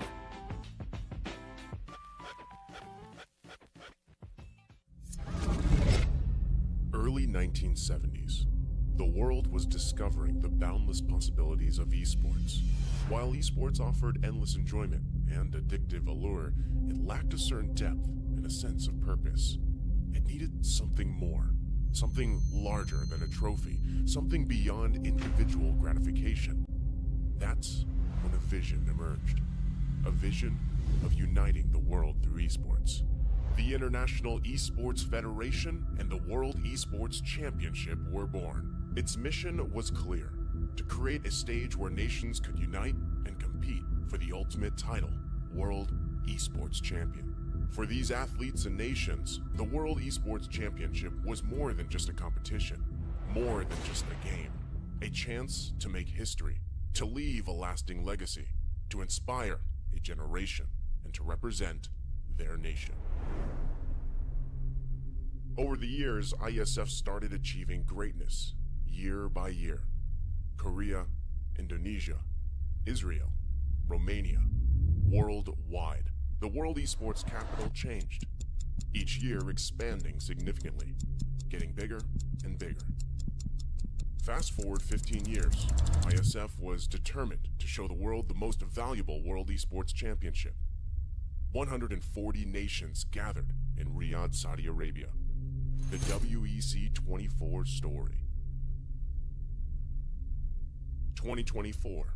Saudi Arabia prepares to host the 16th World Esports Championship after a spectacle made in Iași, Romania by IESF for WEC 23.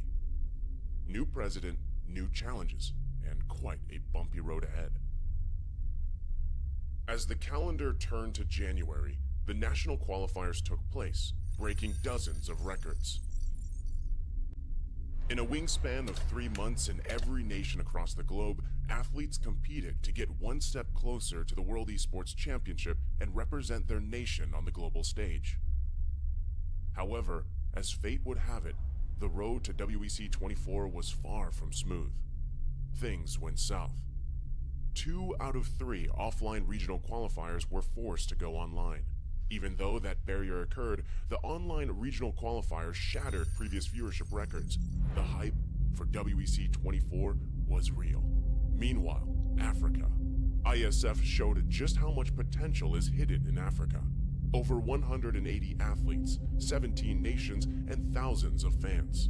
All in one place for one specific reason: esports. The bumpy road came to an end. The slots for WEC 24 were secured and everyone was ready. The much-anticipated 16th World Esports Championship set sails. WEC 24 Day 1.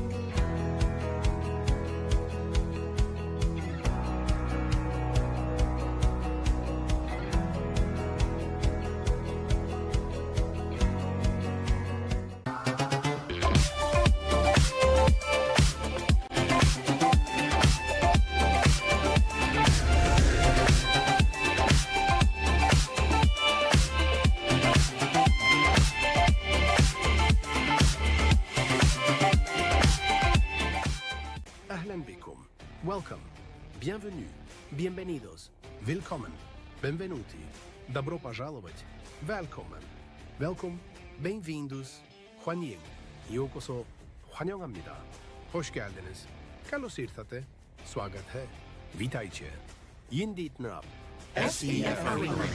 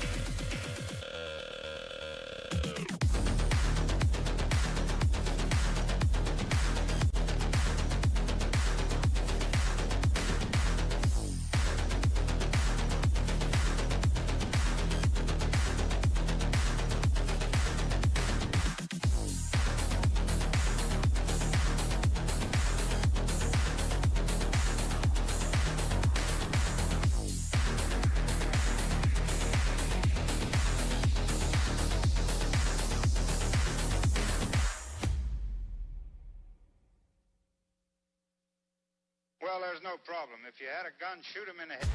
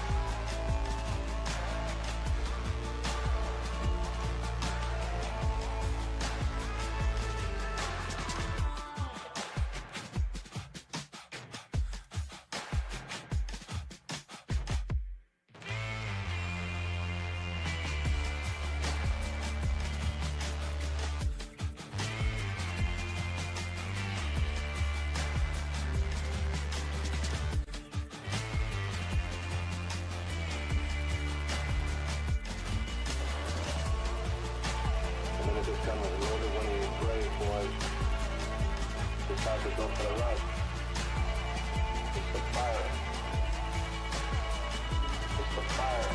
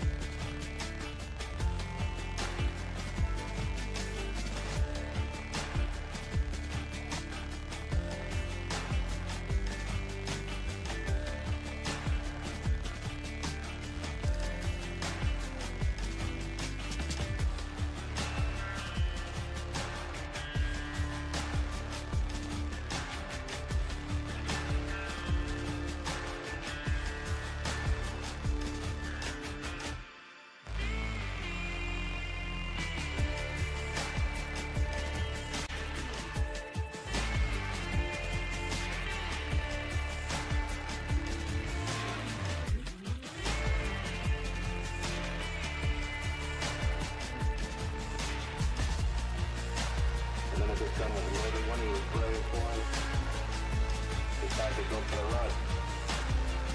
It's the fire. It's the fire.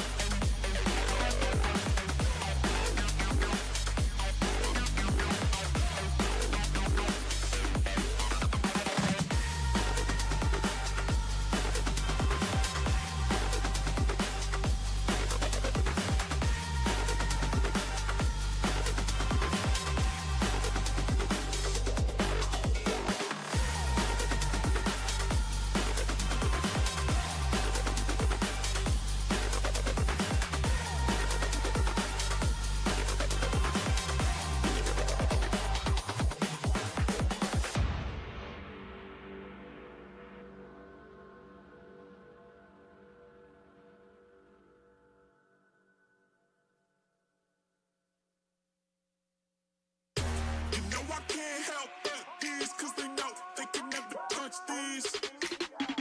So baby, let me talk my shit, or I might just throw another fit.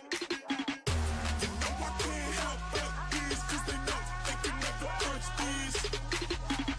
So baby, let me talk my shit, or I might just throw another fit.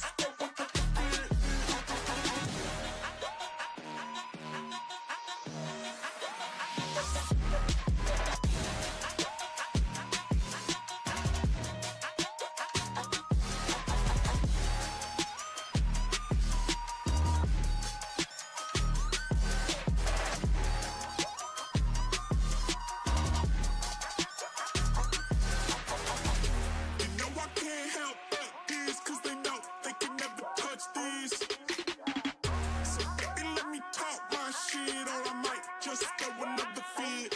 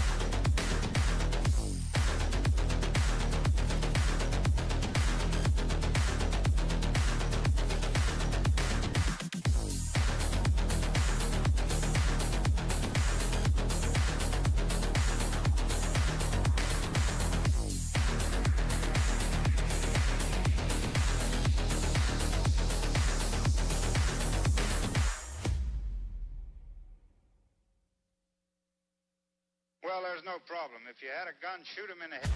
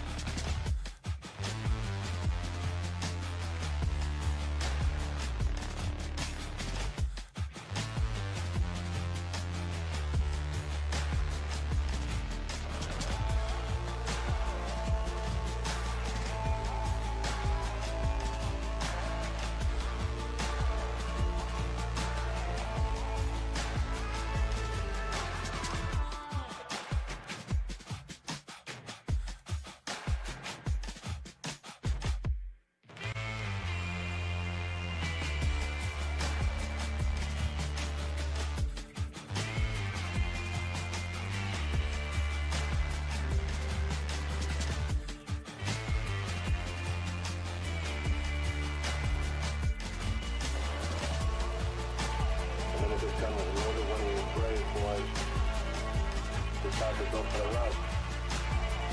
It's the fire. It's the fire.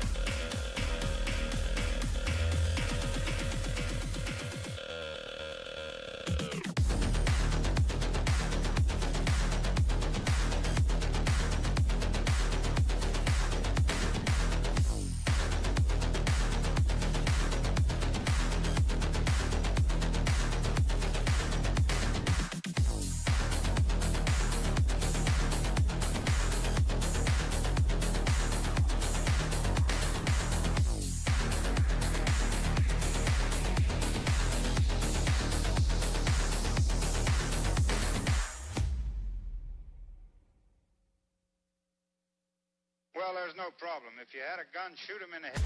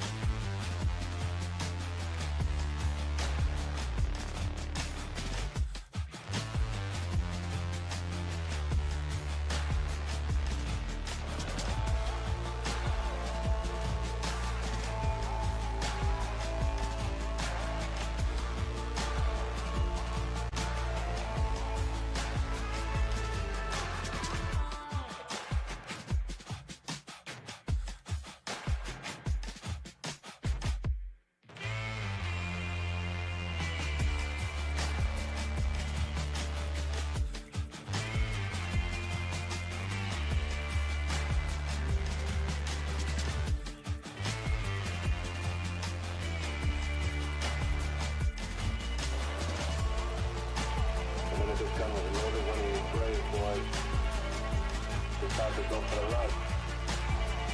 It's the fire. It's the fire.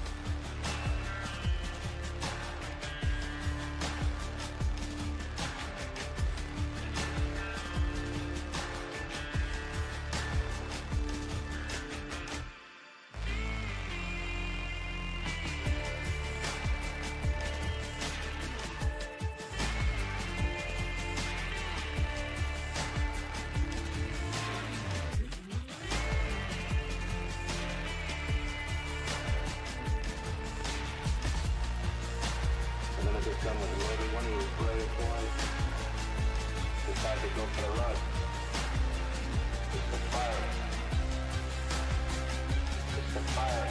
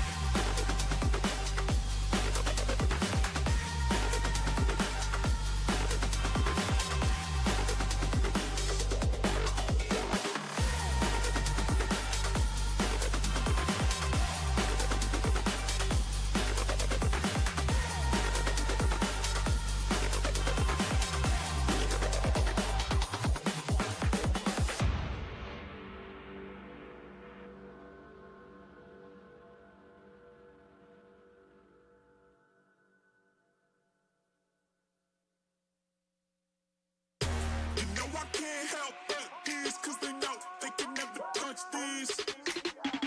So baby, let me talk my shit, or I might just throw another fit. You know I can't help but this, cause they know they can never touch this. So baby, let me talk my shit, or I might just throw another fit.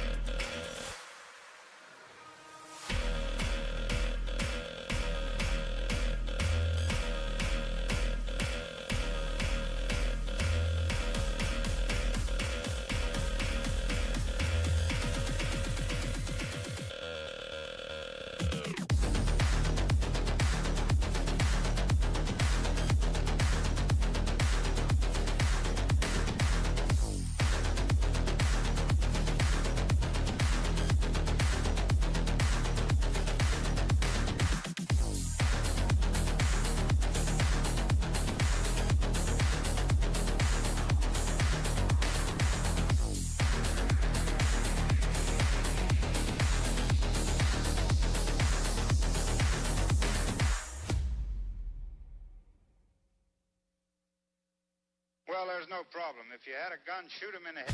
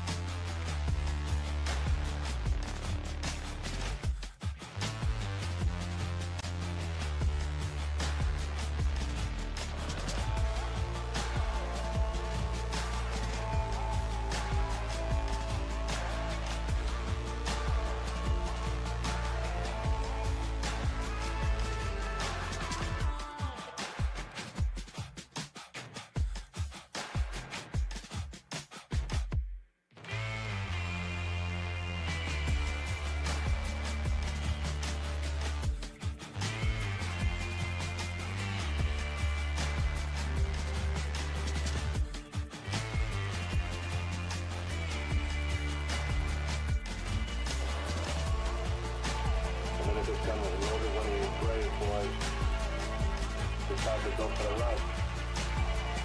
It's the fire. It's the fire.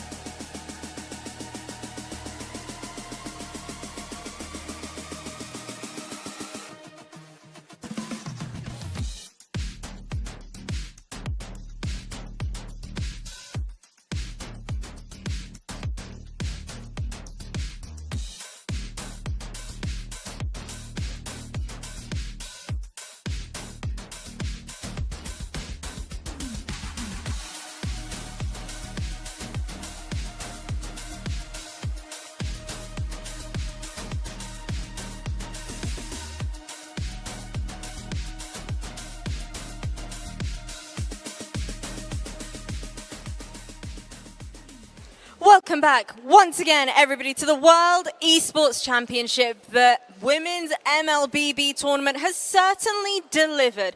But I know we took a little bit of an extended break, but let me tell you exactly why. Tell me. My heart cannot handle the intensity of these competitions and these best of threes. It skipped a beat, didn't it? It really did. Like a lot of multiple It's like, beats, to be specific.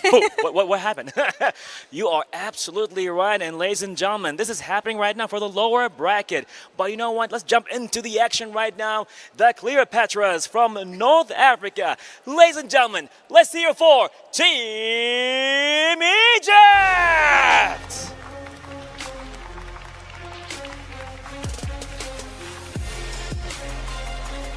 They have definitely surprised us all in the last match with their off-meta gameplay. So I would say they are the Cleopatras and they are the masters of changing the tide. The Cleopatras on the server showing us impeccable gameplay, phenomenal skill. But the real question is whether or not their opposition will be up to the challenge of taking them down. Please give a warm welcome to Team Cambodia.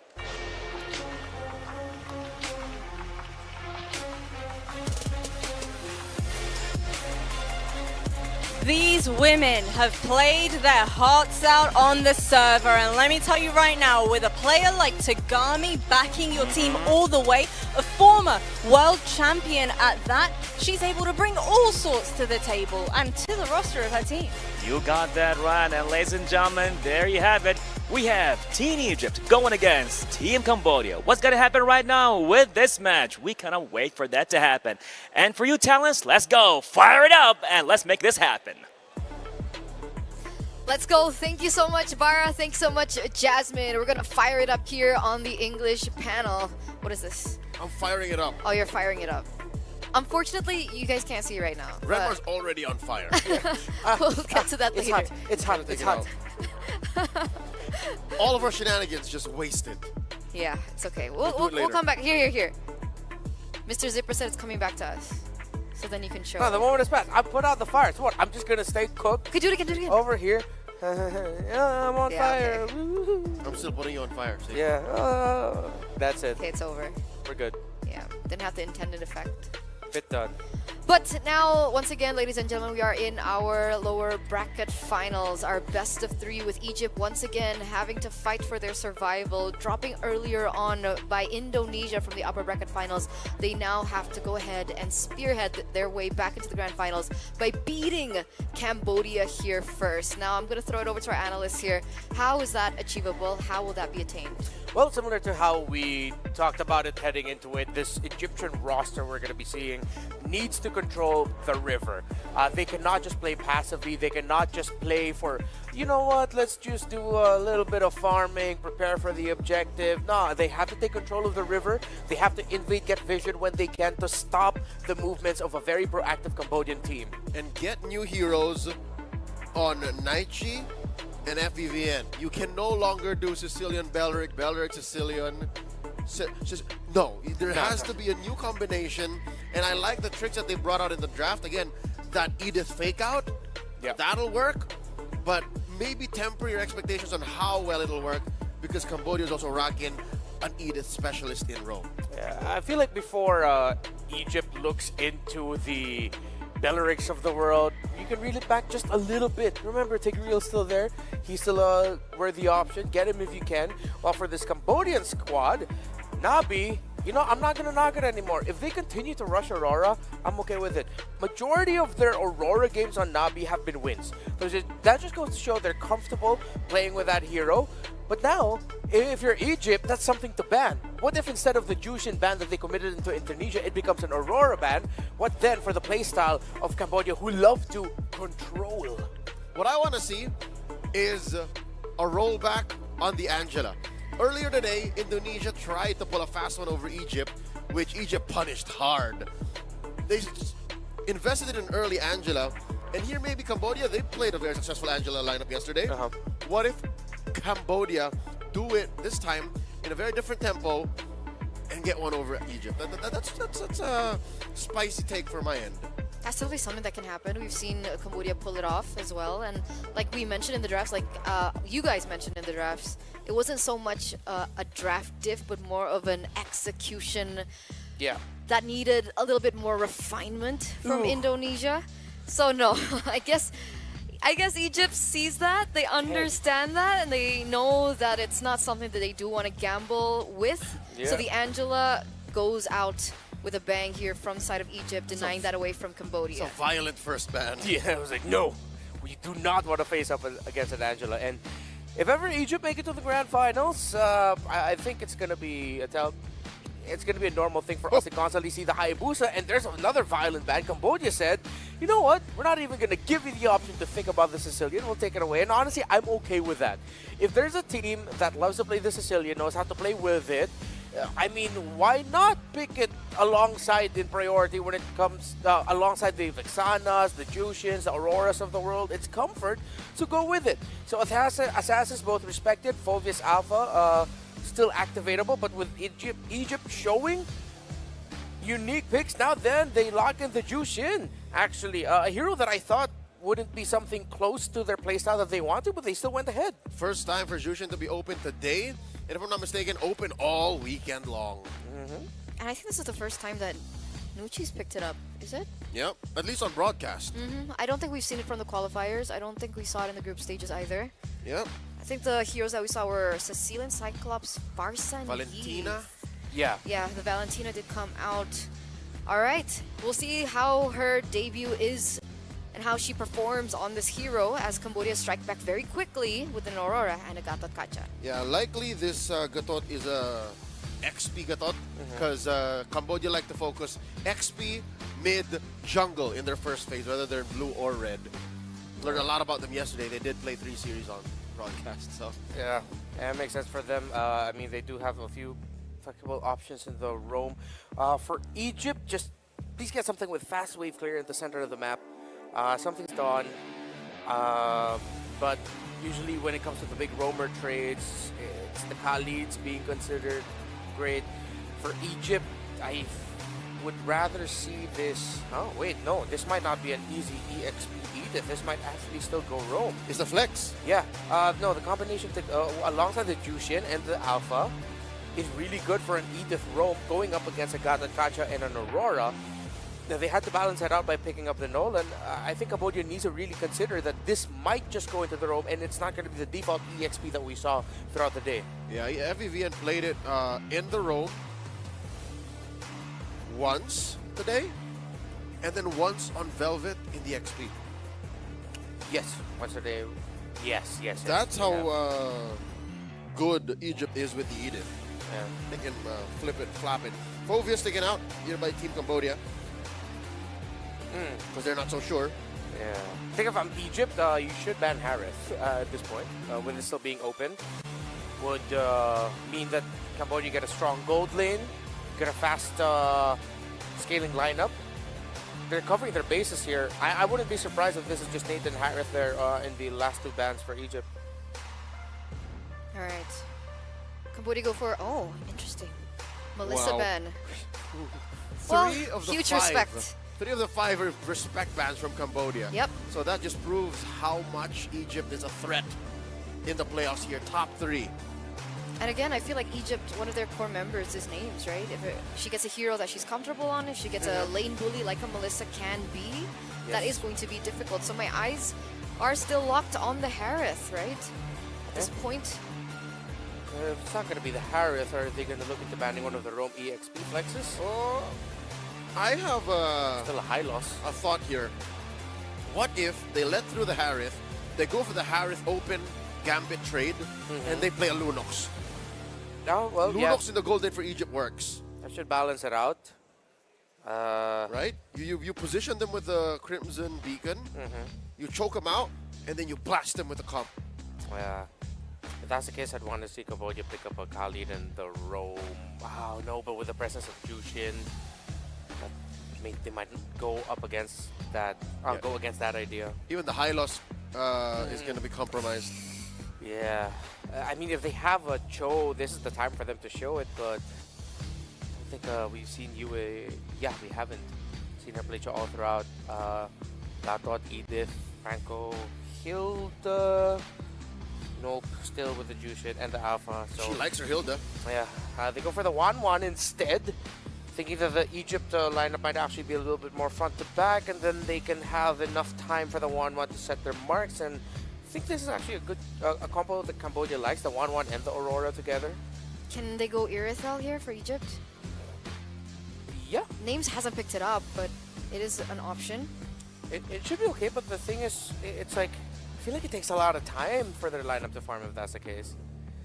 They have the Alpha, but I feel like it just might take a while until they're fully activated. There's a Velvet Special, the CC, and the Clint in this very spot too. Okay. And they alleviated my worry. If this was an Irithel, it would have taken time. Now this is a Clint, you have all the time. What's Uwe to play? Many a draft they've left this last slot for her, or at least flexed into the slot for her. Do they throw the Hilda? Oh no, it's the Franco. There's no Beatrix combo, but what's the play here? Why would they want the Franco with this draft? You can do 1-1 Franco. That's a combination, right? Like to confirm takeoff. Yeah, confirm seen that? takeoff. Yeah. At the same time, I mean, you do have a burst in the jungle with the Nolan. And it also works great with the Aurora too. Ah, It okay. feels like whoever Yui bites, just bring down the Frigate Glacier as to wherever you think the opponents would be coming from, right? So just so that you can make sure that the Franco, or you get a trade out of that, because the Franco is going to be left vulnerable. At least you can use the Frigate Glacier as like an aggressive defensive tool. Yeah, yeah. You take fights and you pick off on your go, on your volition. I like it actually. I just hope that it pays off. I'm 50-50 on it. I mean, if from what we've seen so far, Egypt being so strong with their team fights, the draft that we see from Cambodia is like, we're not gonna allow that to happen. We're gonna try play with the pickoffs. We're gonna try deny that as one of your strengths, and we're gonna try and look for a different loophole to win this one. Yeah, I think for me is if ever this Franco is hot, like gets all the hooks, that's not gonna be good. But right now, look at the Franco. Who do I hook? Is it really just the Jushin? The Edith is there, the Alpha is there. Your hook targets in the middle of the map are very few. It's just literally one. I don't mind biting the CC. She can do that. Yeah, when we get to that portion of the game, the first 4 minutes might be tricky though. I'm curious to the execution now about this. I love the Francos, I love the 1-1s, I love these combinations. Let's see if it's going to work out for Cambodia as we enter our first game in the lower brackets between both of these teams. Nice, Mirko, you like the Franco? I personally do. I like the Franco, you know, again, comboed it with the Aurora and the 1-1. There's so many ways for them to tackle the Franco. Even if you get the hook on the frontliners, easy crossbow attack fly, right? And then you can just combo it together with the burst. Yep.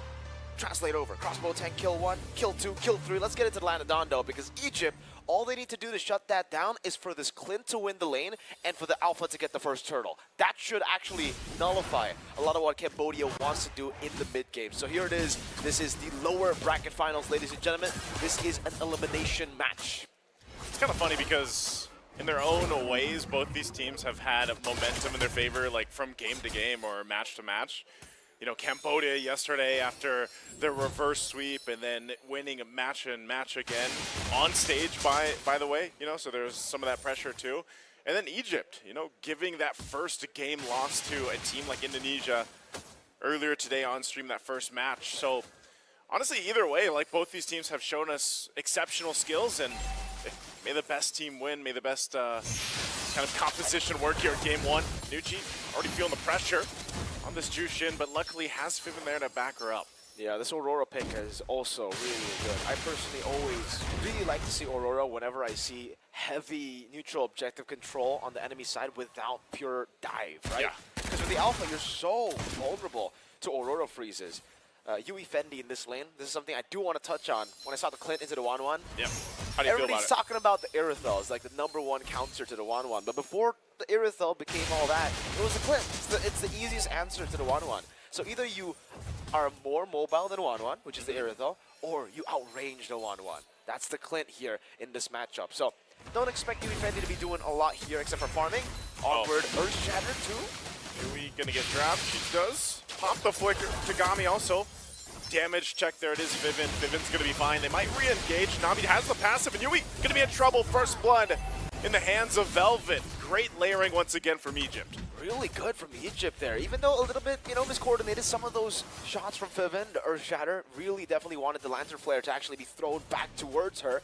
Well, she still wants to contest, though, it seems. No, she's just getting vision. Free turtle over towards Egypt here early on. So everything going to plan, right? The Clint winning lane in this gold lane, and also for first turtle.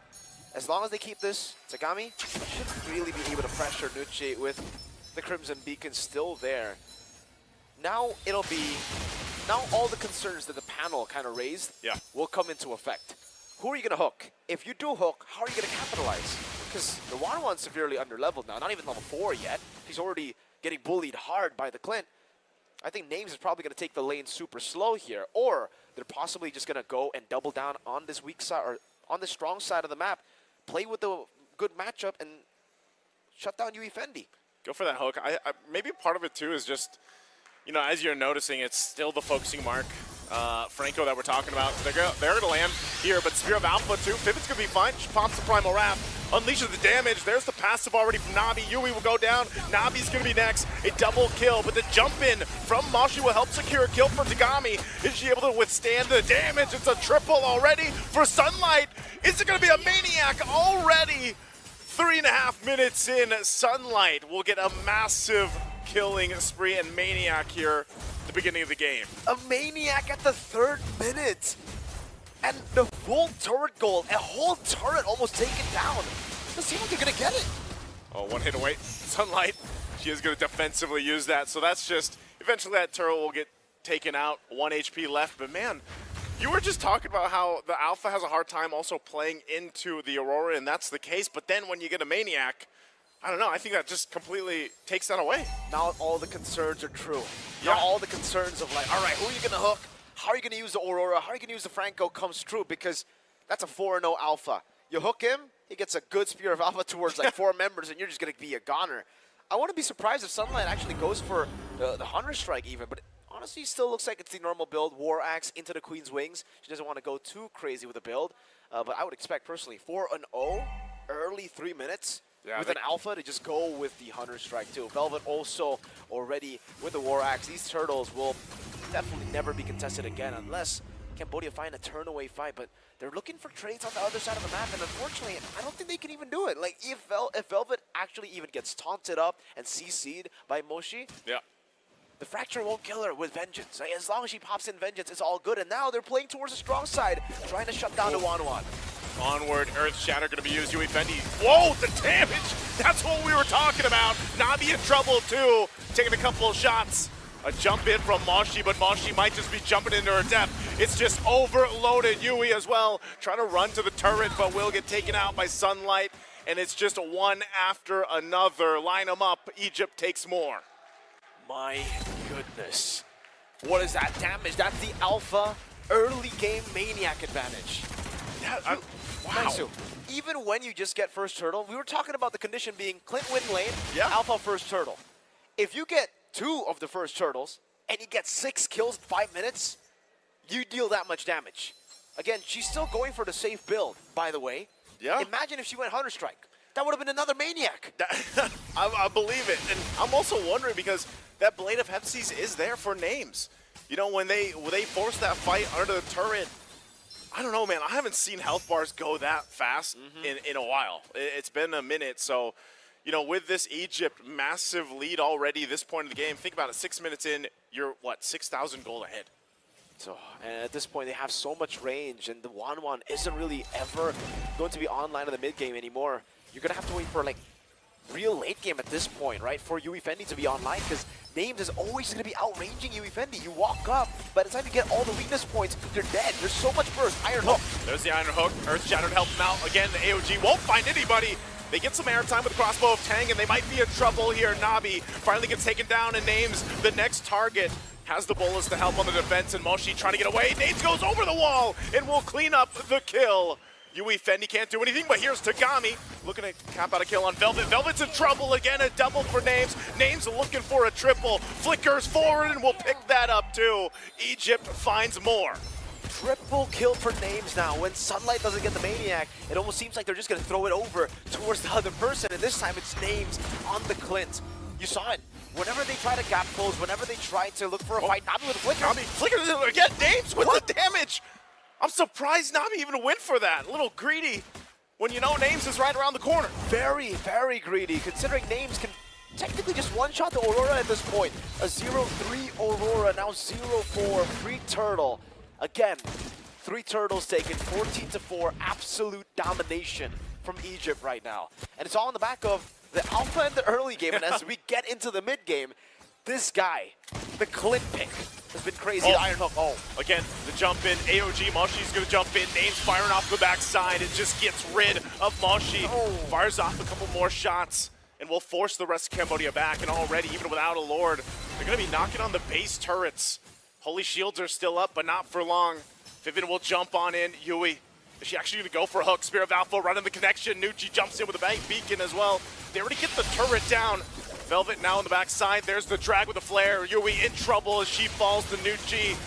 They're still going. Crossbow of Tang has no damage available. And Mochi, as tanky as she is, look at the health bar get deleted. And they jump in again. They're looking for the wipeout. 4 down for Cambodia. The mid turret's going to be worked on in Egypt. Are they looking to close out the game already under the 10-minute mark? Talk about confidence, talk about momentum. They'll do it. They'll get the wipeout. A massive win for Egypt in game 1. domination from the start all the way to the end. The win conditions, they succeeded. They surpassed all of the win conditions that we were talking about in the early game by, what, 5 times, Naisu? Whew. It was simple. Turtle 1, win lane on the Clint lane. They demolished the lane to the Clint lane. Yeah. And they got 3 turtles with a Maniac on the Alpha. That was just phenomenal. And that's why you can shut it down easily now at 8 minutes. 8 minutes and they were able to shut down this competition. We were talking they're too good at team fight. You might have to just pick them up. You might have to just split them up. How do you do that when they win their individual lanes that hard? This is like I said, man. You look at this squad right here, and Egypt, what they've accomplished over the past year, it's glaring how much improvement that they've had. These ladies should be proud because they are just out here dominating right now in game 1. And again, they are the first team throughout this whole experience to give that first game loss to a team like Indonesia. And we know how much that takes. So they're definitely riding from momentum from even that last series. And it looks like they want to go and have a rematch for the grand final eventually. They got to get through this series, though, first. We're going to throw it back to the panel here. Renmar, Leoman, and Eterna, break it down. Thanks, boys. Thank you, Miracle. Thank you, Naisu. As we get into our first game, wow. It's going to be led by Egypt here. Now, was this expected or what do you guys think? I think so. Well, once I saw that Franco, and then once I realized, wait, who are you going to hook in the center of the map? Nothing. And then the Clint coming out of nowhere on the names, and then over the 1-1. I didn't expect it to be dominant all across the board, though. I just thought it'd be the center of the map. 50-50 was conservative for me. I was actually wondering what Cambodia was planning to do if ever they got a good hook. But now looking at it, as we break down what the draft means, they have to get the hook, they got to get the bite, and then the 1-1 needs to take off. That's 3.5 different things you want to do. For Egypt, all they need to do is get names in a position, again, win lane, and have the Jushin ruin the lineup, ruin the formation of Team Cambodia. That's how simple it was for Egypt, and that's why this game felt very fast. It's crazy to think that this is the very first time that we've seen Edith packed by the Jushin backed out by Egypt in this tournament, and they play very well with it. I doubted them earlier in their series up against Indonesia if they even had that, because they kept banning it in the first phase. But now, surprise, Egypt just keeps serving surprises with their picks and how they play in the game. It's just, this has to be a major reset by Cambodia. Not to mention, if you guys were watching closely, there were some questionable plays and questionable moments for Cambodia to pick their fights. Don't force it. You know that there's more of Team Egypt over there. Why would you jump in? Why would you join the fight? And it's those little things that add up to an eventual end. Because look, at 8 minutes, they've already broken through. 8.5, it was over. Wait, I didn't realize this was 8 minutes. Yeah, it was very, very fast. It did feel fast. It just did feel fast. It was really fast. Yeah, 20 kills to 5. Again, a major reset is needed here in Egypt. They look comfortable. You can hear the cheers of the crowd. More voices cheering for Egypt earlier on, and I'm pretty sure that gave them a buff because you saw every time you see a member of the Team Egypt squad in the player cam, they were smiling. Every win, they were smiling, and you saw just how much motivation that gave them with a lineup that already won the center. You just needed to win the duels on the sides, time everything perfectly, no overextensions. Even Names had some stellar moments where it was like, oh, we can go back, or I can go forward and secure this kill for us, continue building advantage. That was impressive. I still feel like there was chemistry in their drafts. It's just the way that they executed it. Yeah, was kind of weird. Like, why would you go in for a hook with an alpha being present when there's really good disengage? Yes. So obviously nobody can follow up on that. Yeah, that's true. I think to be more fair, and to go with what you're saying here, it's just easier to pull off what Egypt's lineup shows here. Okay. And yeah, that's not the first time we presented that idea.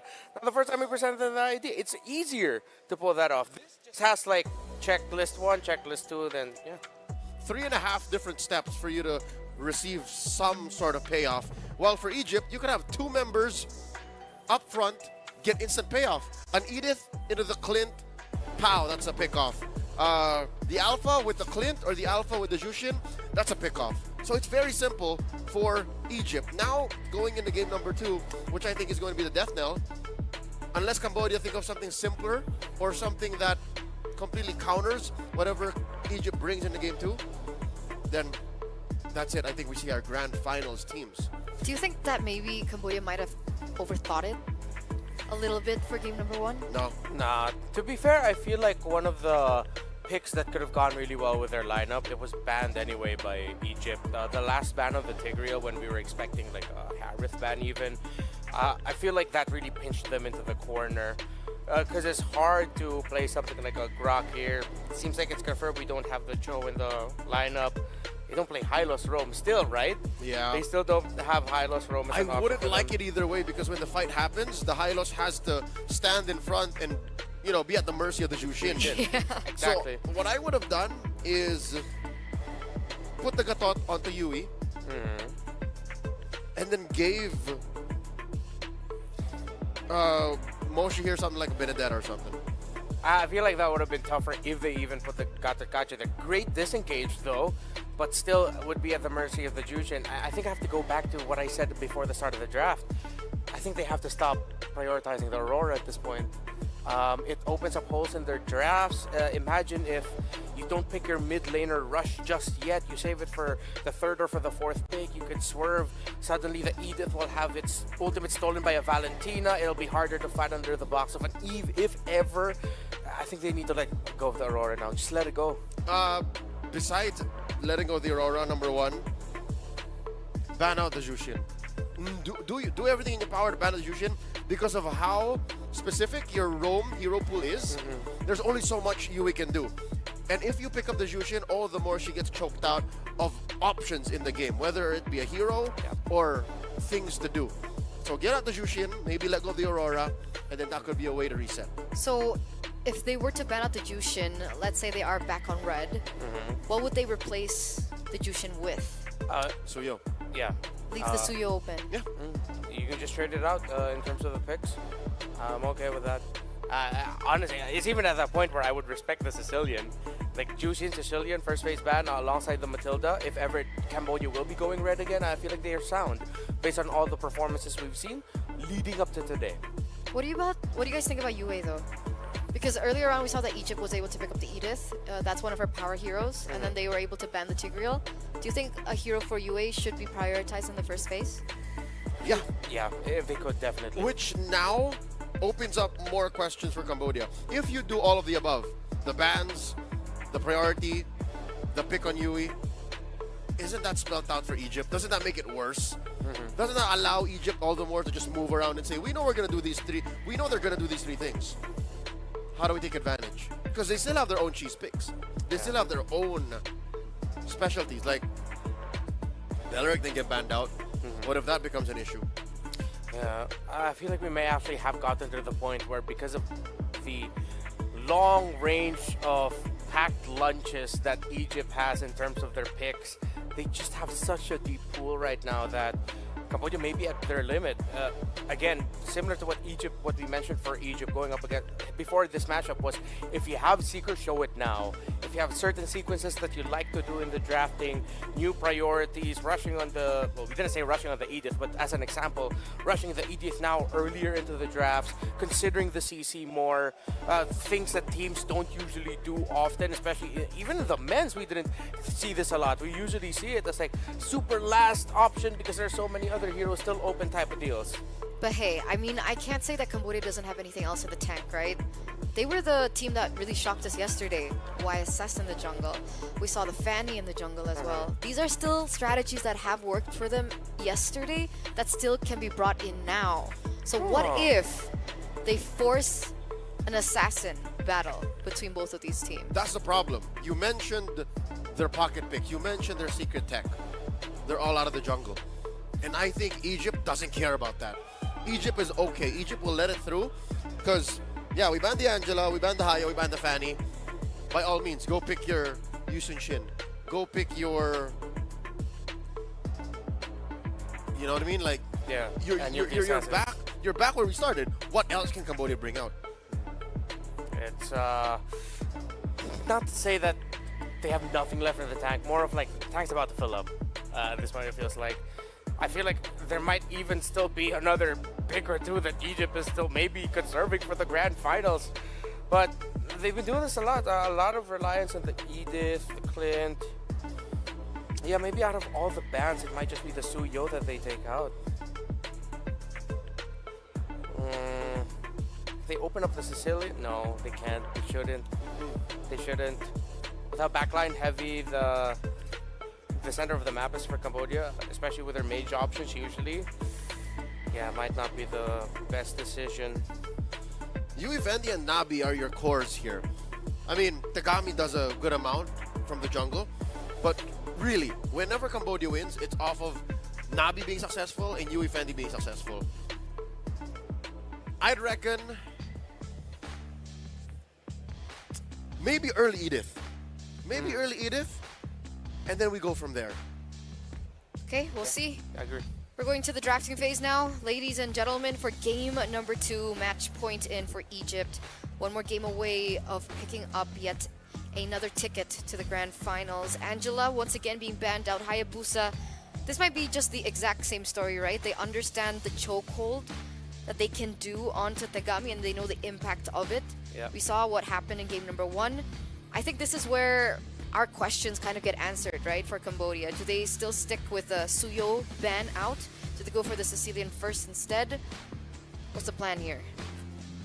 Well, again, based off of the discussion we had earlier, just really take out this, leave the Suyo open.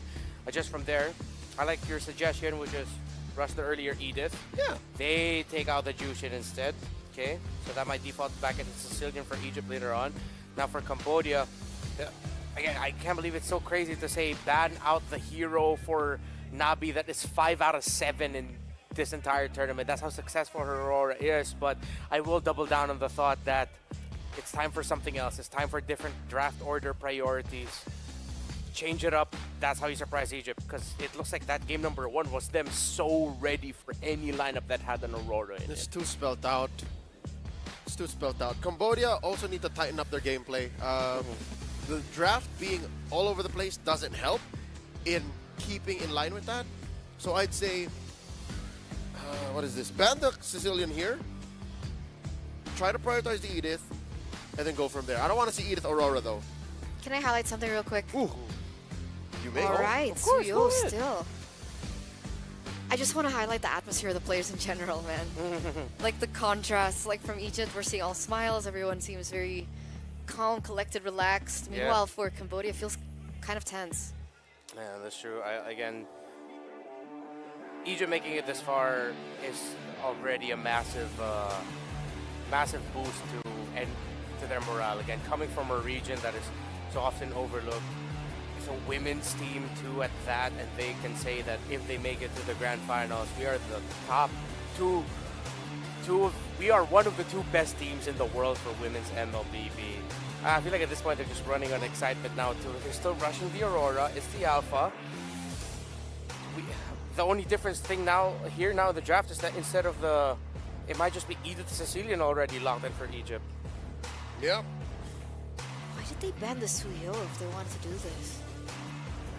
This is them playing into it. With Fanny gone, what else are you gonna play for Tigana? Are they gonna try and default back to the YSS? But that is Or the Nolan again, like game one? Yeah, or the Nolan again too. Do they go Ling this time? Considering that they're going to be up against Sicilian Edith, it's going to be a tough Ling game. But it is always an option. Edith Sicilian. Yeah. Edith. I think you can just go Valentina at the mid, whatever. Nope. Nah. Edith Harith. Names. Whoa. Uh-oh. Names is getting at the worst a 50-50 in the lane now. Yeah. Should they secure a gold lane here before it gets banned out? If they do, they lose the Nolan. Yeah. Second way. And the jungle picks are not going to be good. It's like they're forced to pick the Nolan right here, right now. Oh, but if they let it go, they can then revert to the usage. Yeah, but YSS against that kind of lineup already, I'll be worried for Cambodia if they can even get to the point where they can be competitive. I don't think it's going to be a similar scenario where we saw their YSS shine because they just turtled it out and played better. The first three picks of Egypt tells me this is a team that wants to end this really quickly. Yeah. This is Nolan or Bruno. There we go. That's a good adjustment. I like that now that we did mention Tigreal, it was banned out by Egypt in the last one, and I feel like that hurt UE. At least now they have their Rome EXP shown they can adjust their course. So you see the solid three that that's going to be the foundation of their lineup. The utility. The utility. And then I would like to suggest for them to save their gold laner pick for the last. Really get the best possible one based on the picks that you show from Egypt, and then already pick your jungler fourth. Yeah, I like this approach. Yeah, we don't know if there's a CC hiding in the wings for Team Egypt. Because for Cambodia, the two players that can help with the flexibility in the drafts are the two players that we don't see the picks on just yet. Because the people with the highest hero pool is Tagami as Andy. Yeah. So many options there that should be okay. I mean, they've had their success with Bruno in this tournament. They've shown that they are capable of playing Beatrix, although that took a loss. Erytha, Lunox, Nathan, so many options for Cambodia in the gold. Good read, banning on the CC. Yeah. Based on the first three, like there's nothing those can do against CC. If ever for Cambodia, just pick your assassin now and then just settle for something like a Beatrix. Yeah. Beatrix or Bruno? Beatrix or Bruno. You don't want to wait later? No, jungler now. Yeah. Beatrix and or Bruno last. Oh, yeah. Protect it. Protect the pick, just adjust it later on. But I'm pretty sure Egypt now are already running through the options. Like, okay, we know their gold laner pools, we know the last best possible options, we'll just pick the best ones. But at least that increases your chances. If they pick their gold laner now, then it's Cambodia playing around Tigami for sure. And that's when we might actually see something unique like the YSS or... Is anyone going to bring out Granger anytime soon? We saw some bans on it. Yeah, we saw Granger bans, but like, no one really picked it. Ooh. Okay.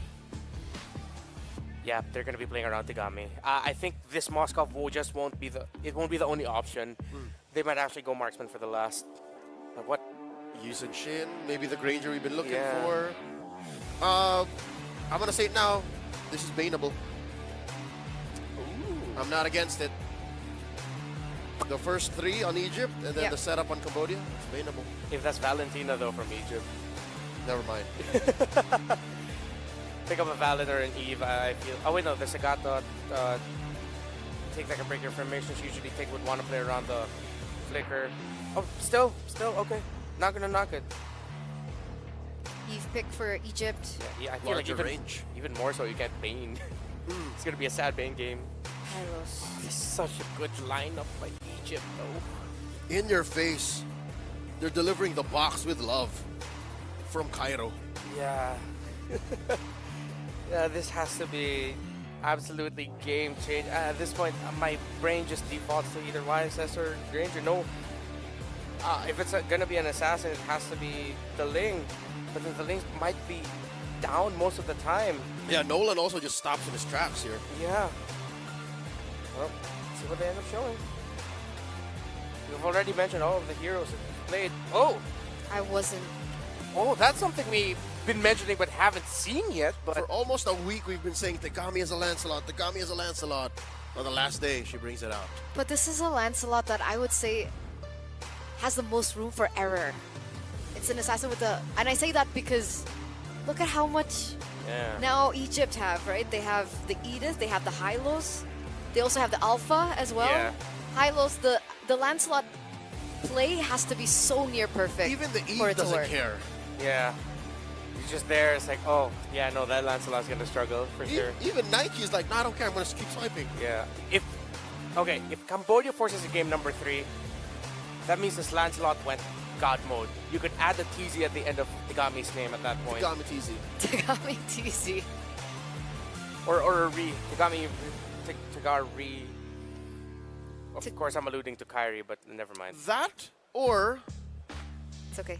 It sounds good. the Tigreal is totally the game changer. Like, if Yui gets her hands on a Tigreal, it's enough to shift the tide of the game. But that aside, I think Egypt, with this draft, if all goes well, is going to the grand finals. Rematch!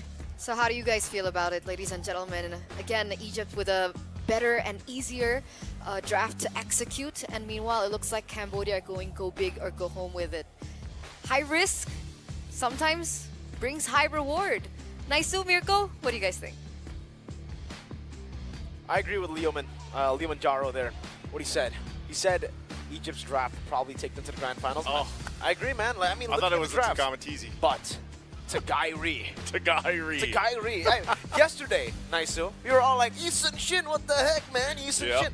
She popped off in game 2. She showed us just how good she was on the Eason Shin. Now, we're hearing the doubts again, right? Obviously, Lancelot, it is a very high-risk pick. I agree with Eterna. But it's Tagami, TZ, Tagairi. There's a chance here that she might go God mode, like the casters, or sorry, the analyst said. So let's just dive into the Lanadon. We've seen this before from Cambodia. When they're put in a tough spot, they will go for a comfort pick. They will go for a pick that is just natural, and they'll sometimes come back on top, maybe equalizing here. Egypt going straight for the simple Alpha, Edith, team fight composition. It's almost like those heroes, those combinations are like, you know, if it ain't broke, don't fix it. We've seen this so often, especially with the Edith, you know, the Harith, the Alphas, and the Hylos especially. This time, though, for Cambodia, this might be what they needed after the previous game. Again, that was such a quick game, you know, a very dominant one for Egypt, and Cambodia definitely wanted to adjust from that. And I'm wondering, because it has been a while. Like, if you think about all the competitive games we've seen, you just don't see the Lancelot pop up too much. Sunlight obviously wants to go ahead and play into the fact that, you know, she has the ability to build up an advantage if she wants to. She's level 4 already. She jumps in with the Spear of Alpha, but that's the elusive Lancelot we're used to seeing. I don't think they can actually do anything other than that, but it is a minor advantage now in terms of level even.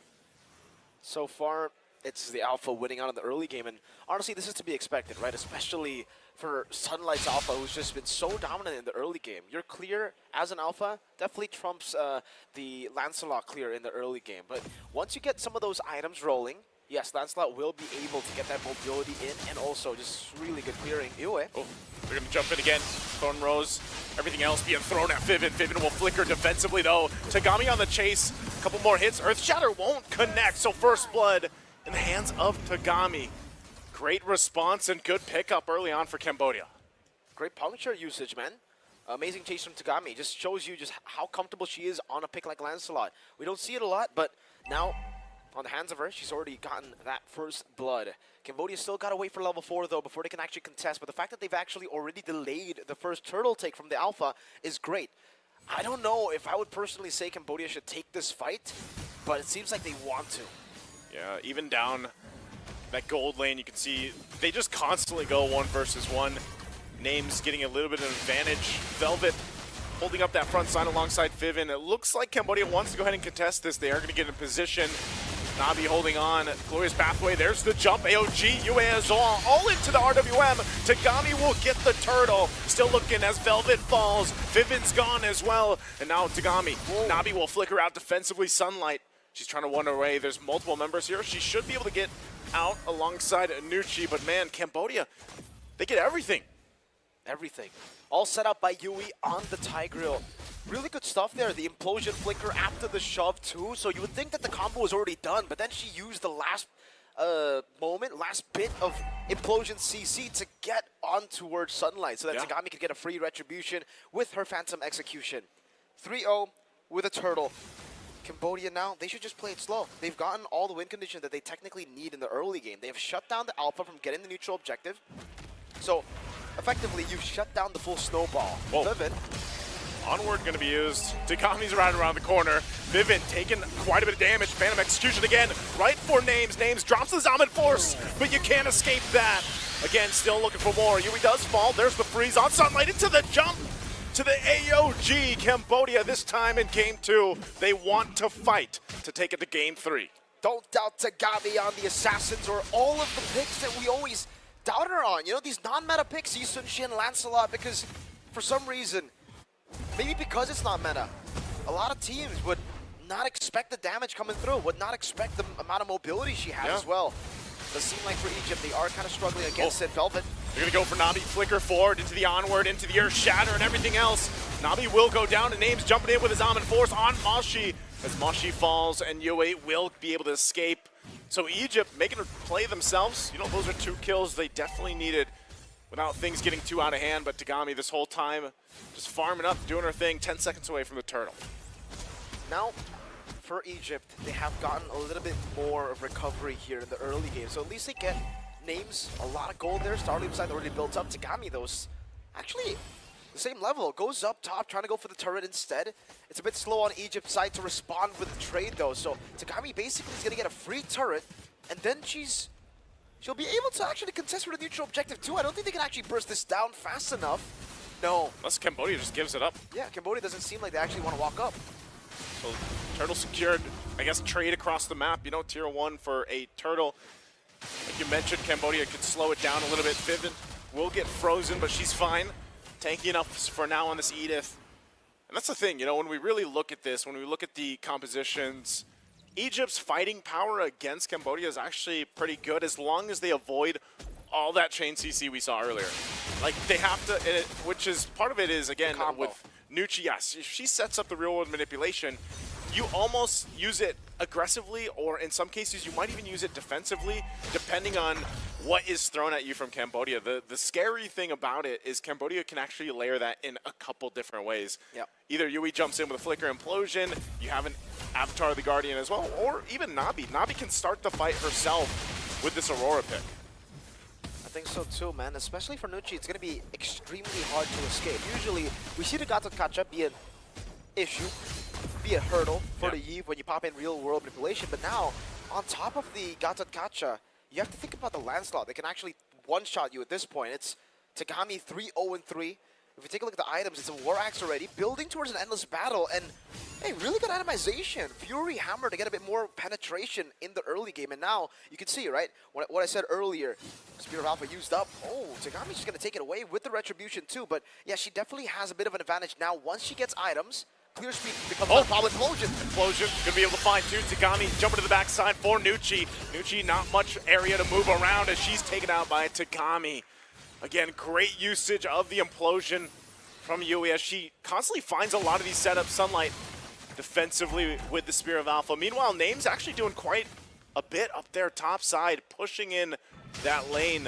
So Cambodia will still kind of maintain a minor lead ahead, but good macro plays from Egypt. Really good macro plays. At least they're able to get some turrets, some trades off the board. Cambodia just been waiting on these skirmishes, pure microing their way out of it, right? Tagami, phenomenal on the Lancelot. They've really very low, and even though Yui, I would say on the high lows, on all the other choices where you're really just, you know, kind of a screener, she hasn't been able to get that flashy. Now on the Tigreal, feels like she's just in her zone. She's in the zone right now. She's locked in. They know what's at stake here. Right now it's a turtle. Conceal going to be used. Yui jumps forward. Glorious pathway to cut him off. There's the implosion again. Going to be able to find 3. They force the fight. Vivid's gone. They get frozen with the frigid glacier. Yui still alive. Finally get taken down by Names. And Names and Velvet against 4. Can they actually turn this around? Names taking too much damage from Yui Fendi. She pushes her way with the Spear of Misery, looking to clean up the kill, jumps into the turret, and Yui Fendi will pick it up. Velvet left all by herself. Has to just watch 3 members focus on the objective, and right now Egypt not looking good in the fight to fight. A big lead for Cambodia. They get the last turtle of the game. It's Tagami still online, and the biggest problem here, despite Tagami being ruthless in this game, I would say is Yui. All these initiations from Yui has just been absolutely phenomenal. Implosion, flicker, implosion. Just the decision to always go for these big initiations have caught out Egypt off guard. They have purifies. It's not like they don't have ways to deal with it, but they just haven't been able to expect it in a lot of these situations. I think at this point, Vivian will have to kind of step back a bit and play a bit more for Peel. Because at this point, she's been caught out so much. Whenever you get caught in the implosion now, you're dead. Yeah, I feel like she's almost, every time we see her, she's always at half health or less. Yeah, you know? poked down.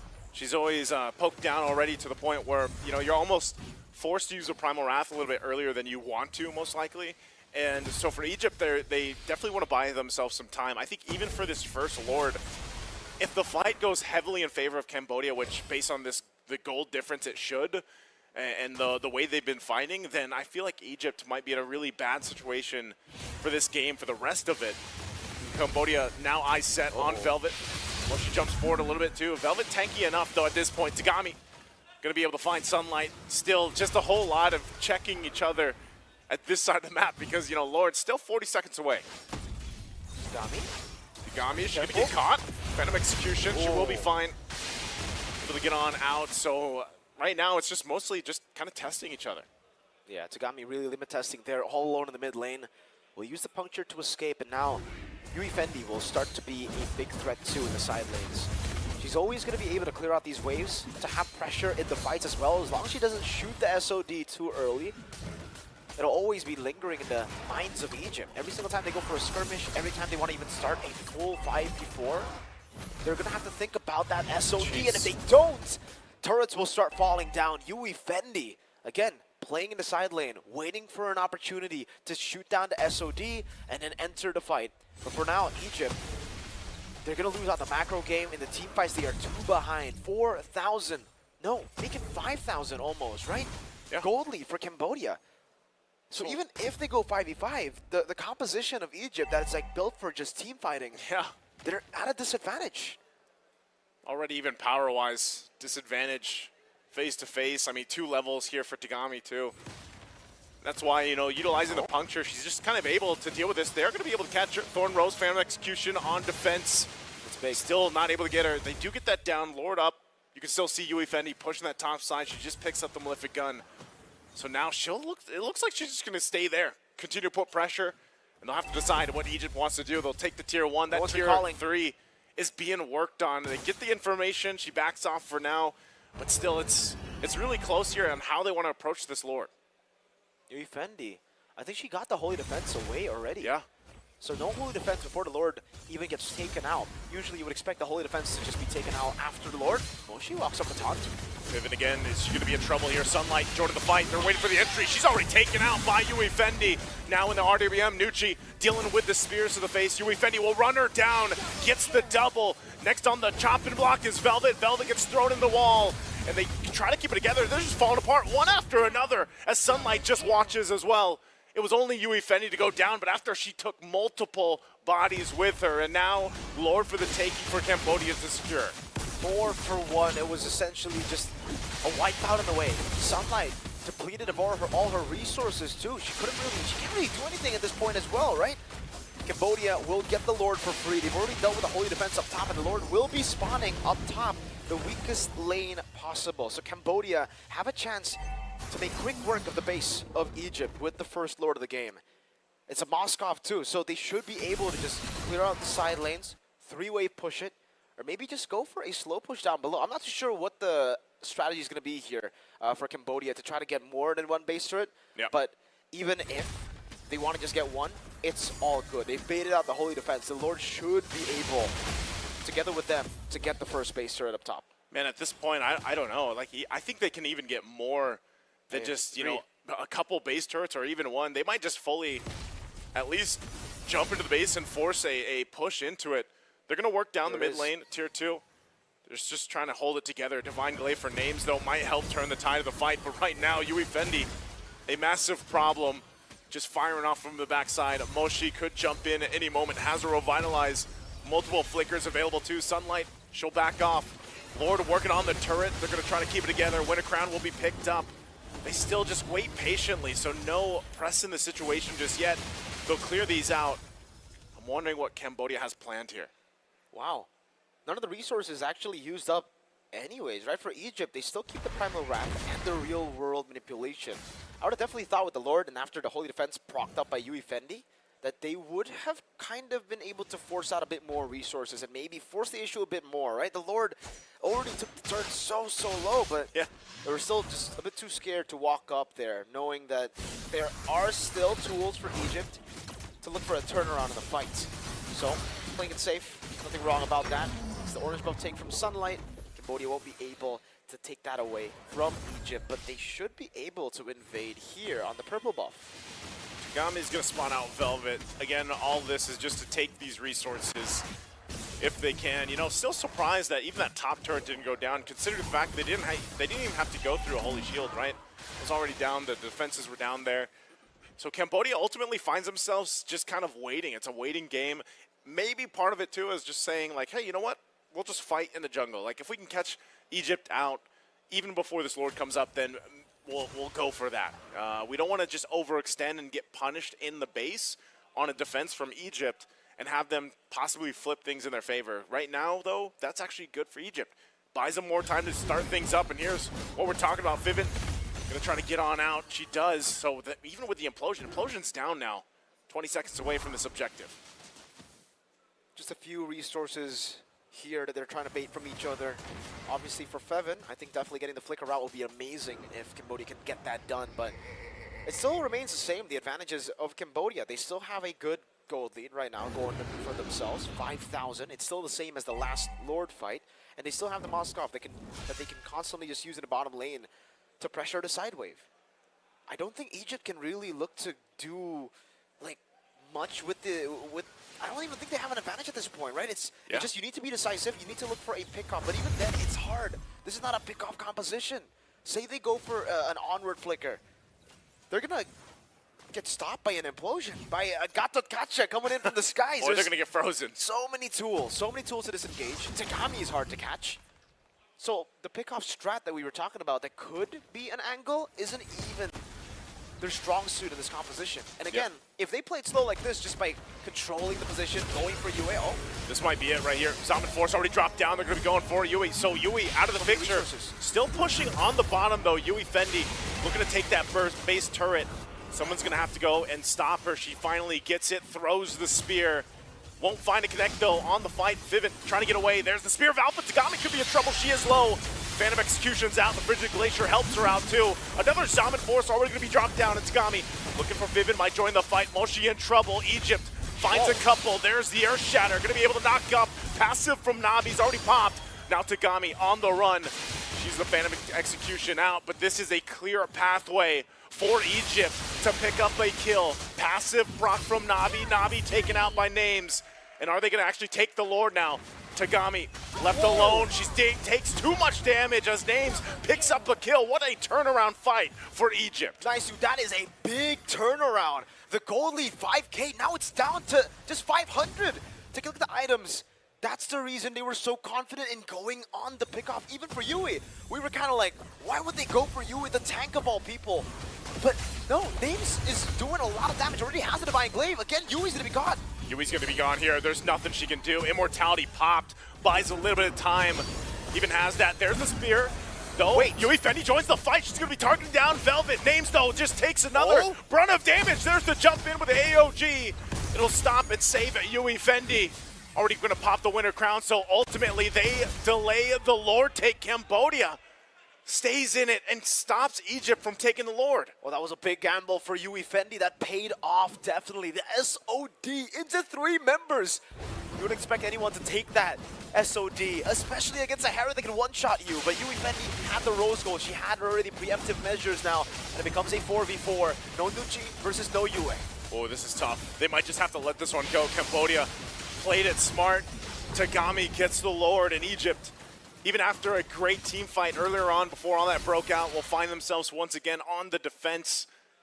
And yeah, great job from Yui. You know, just when we were thinking, what is the play here? What's the plan? She buys enough time, allows Cambodia to stall out, and now get the Lord. This is a great pickup for Cambodia to march into the base. It's a good end angle for Cambodia if they can actually utilize it this time around. They're going to manipulate the wave so it crashes down together. And this time, it's not going to be as easy as looking for pickoffs. They had the better positioning around the neutral objective. At least they were able to occupy some bushes to go for flanks to catch Cambodia off guard. But now, inside their own base, everything becomes a little bit more one-dimensional. When you walk up straight in towards Yue, in towards Moshi. That's a turret already, just with the minions. And the Lord is still marching down in the bottom lane.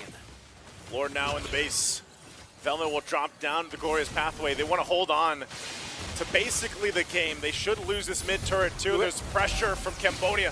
Sunlight defensive, Spear of Alpha, they're looking to collapse down. Yui could be in trouble. Implosion gets tossed up into the air. Phantom Execution into an AOG. Has the Immortality still alive. Velvet takes quite a few shots at Yui Fendi. Unleashing, but finally gets taken down. The Spear of Alpha right on Navi. They're going to force them back. Egypt fights with their life, stays in the game as we near the 20-minute mark. They lost their base turrets, but they're still in it.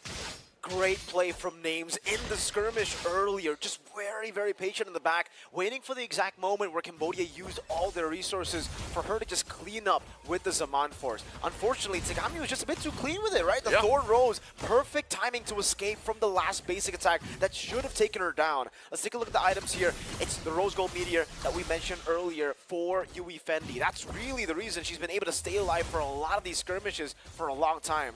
But now it's getting to a point that Names is doing a bit too much damage, even with the Rose Gold Meteor. That Divine Glaive is just penetrating through the shield, penetrating through the magic defense that she's gone with that. And she's gone for Sea Halberd too. At this point, mobility becomes a very, very big tool to utilize for the Moscow, right? Yep. So Yui Fendi might have to also take a Names approach to these team fights. Wait in the back, patiently, use the SOD to try to clean up once the resources have been depleted. Because the way that she's been playing a lot of these fights, she's been going in a bit too deep, and the damage certainly catches up to her. Yeah, I think that's one of the things you got to be careful for. Look at this, too. Yep. Oh, Sunlight jumping in. Spear of Alpha going to be used. Okay. That was a conceal play, too, coming out from Cambodia. So both teams, you know, really kind of just testing the waters, seeing what they can get. The fact that Cambodia has all those base turrets down in Egypt's base gives them that advantage. So I'd be surprised almost to the fact that Egypt actually is able to contest this. They might just have to give a Lord up and then defend again, but they are going to get the information they need. Providing that vision here for Egypt is Fiven. They'll keep pressure, though. Yui Fendi could honestly just go ahead and keep towards this side of the map and then join the fight later on if it actually breaks out. Okay. But once again, both teams kind of just waiting for this to start up. For Cambodia this time, they might not even need to send Yui Fendi into the far lane. The last few fights, it's always been Yui Fendi in the far lane, clearing it up. Now there's going to be super mini waves always just pushing towards Egypt. So Egypt will have to be decisive. That's all, right? It comes down to them being decisive. If they hesitate for just a bit, Cambodia will either take the Lord for free or get the game end. Up top, you can see Yui Fendi now already walking towards the orange buff. That will give her time to actually wait for the super minions to slow push up top. Once that happens, that's going to be a problem for Egypt to handle. Now, luckily, though, Cambodia have kind of let go of the Lord, so it gives Egypt more space to go up top. And if they actually stay in the bushes, if they don't walk up, that's a very, very intelligent move. They might try to go for a catch on Yui Fendi once she reveals herself. No. All right. Names will reveal herself first, so Yui Fendi will stay put, and Cambodia are already on it. At this point, two Names picking up the potion. Spear gonna land. It's on Velvet. Not sure if she's gonna follow it up just yet. AOG gonna be used. Nucci drops the RWM. They're gonna be forced to fight. Velvet's already gone. Lord's gonna reset. Yui Fendi unleashing on Sunlight. They're gonna join the fight. Names walks on forward. and they might try to stall this out. They're down 2 members, though. I don't know if this is a fight that Egypt wants to take. They might still try as Vivid jumps into the Spear of Alpha, able to find 2, but they're collapsed down. They're frozen by the frigid glacier. Names unleashed into the backside. Will be able to pick up 1. Already dropped the Zaman Force. It might have been enough to stall things out. Yui Fendi keeps the Lord going, though, and Names has no choice but to back off. Yui Fendi will start targeting her, and Names is gone. And Cambodia wins that fight, and they might just make a beeline for the base. 4 members against Sunlight. Sunlight not going to be able to defend this against herself. She just tries to keep things together, but the base is going to be worked on, and Cambodia will take us to game number 3. Whenever you see Cambodia pick up a jungler that we don't see too often in the meta, you can always scream, Tagami is online. The Eastern Shin yesterday and today, it's the Lancelot pick that grants them the equalization. And we're going to see a full 3 games. Something we requested very early on today, Naisu, is for all the games to go all the way. To go the distance. And so far, Cambodia, Egypt, Indonesia, they've all been able to deliver. And from Cambodia, somehow, some way, it's always on the back of that crazy picks. It's always the picks that our analysts and our casters always say, oh man, I don't know, it's a high risk, high reward situation. So far, it's low risk, high reward every single time, man. She's been making it work. It almost makes you want to say, it almost made you want to say the Tagai Ri. The way she was playing that, and who knows what else is in up her sleeve in terms of hero pool. I think even it leaves our panel guessing too, just because of the fact that they're able to make it work. Yeah. And still, Egypt was actually doing pretty good in some of those team fights. They were able to kind of stay together and turn things around, but ultimately they were playing with their backs against the wall for the majority of the time. So a great attempt there, and I'm glad we're getting game 3. I think the analysts are glad as well, and they're definitely going to be glad to actually dissect what happened in game number 2. What happened in the equalization, guys?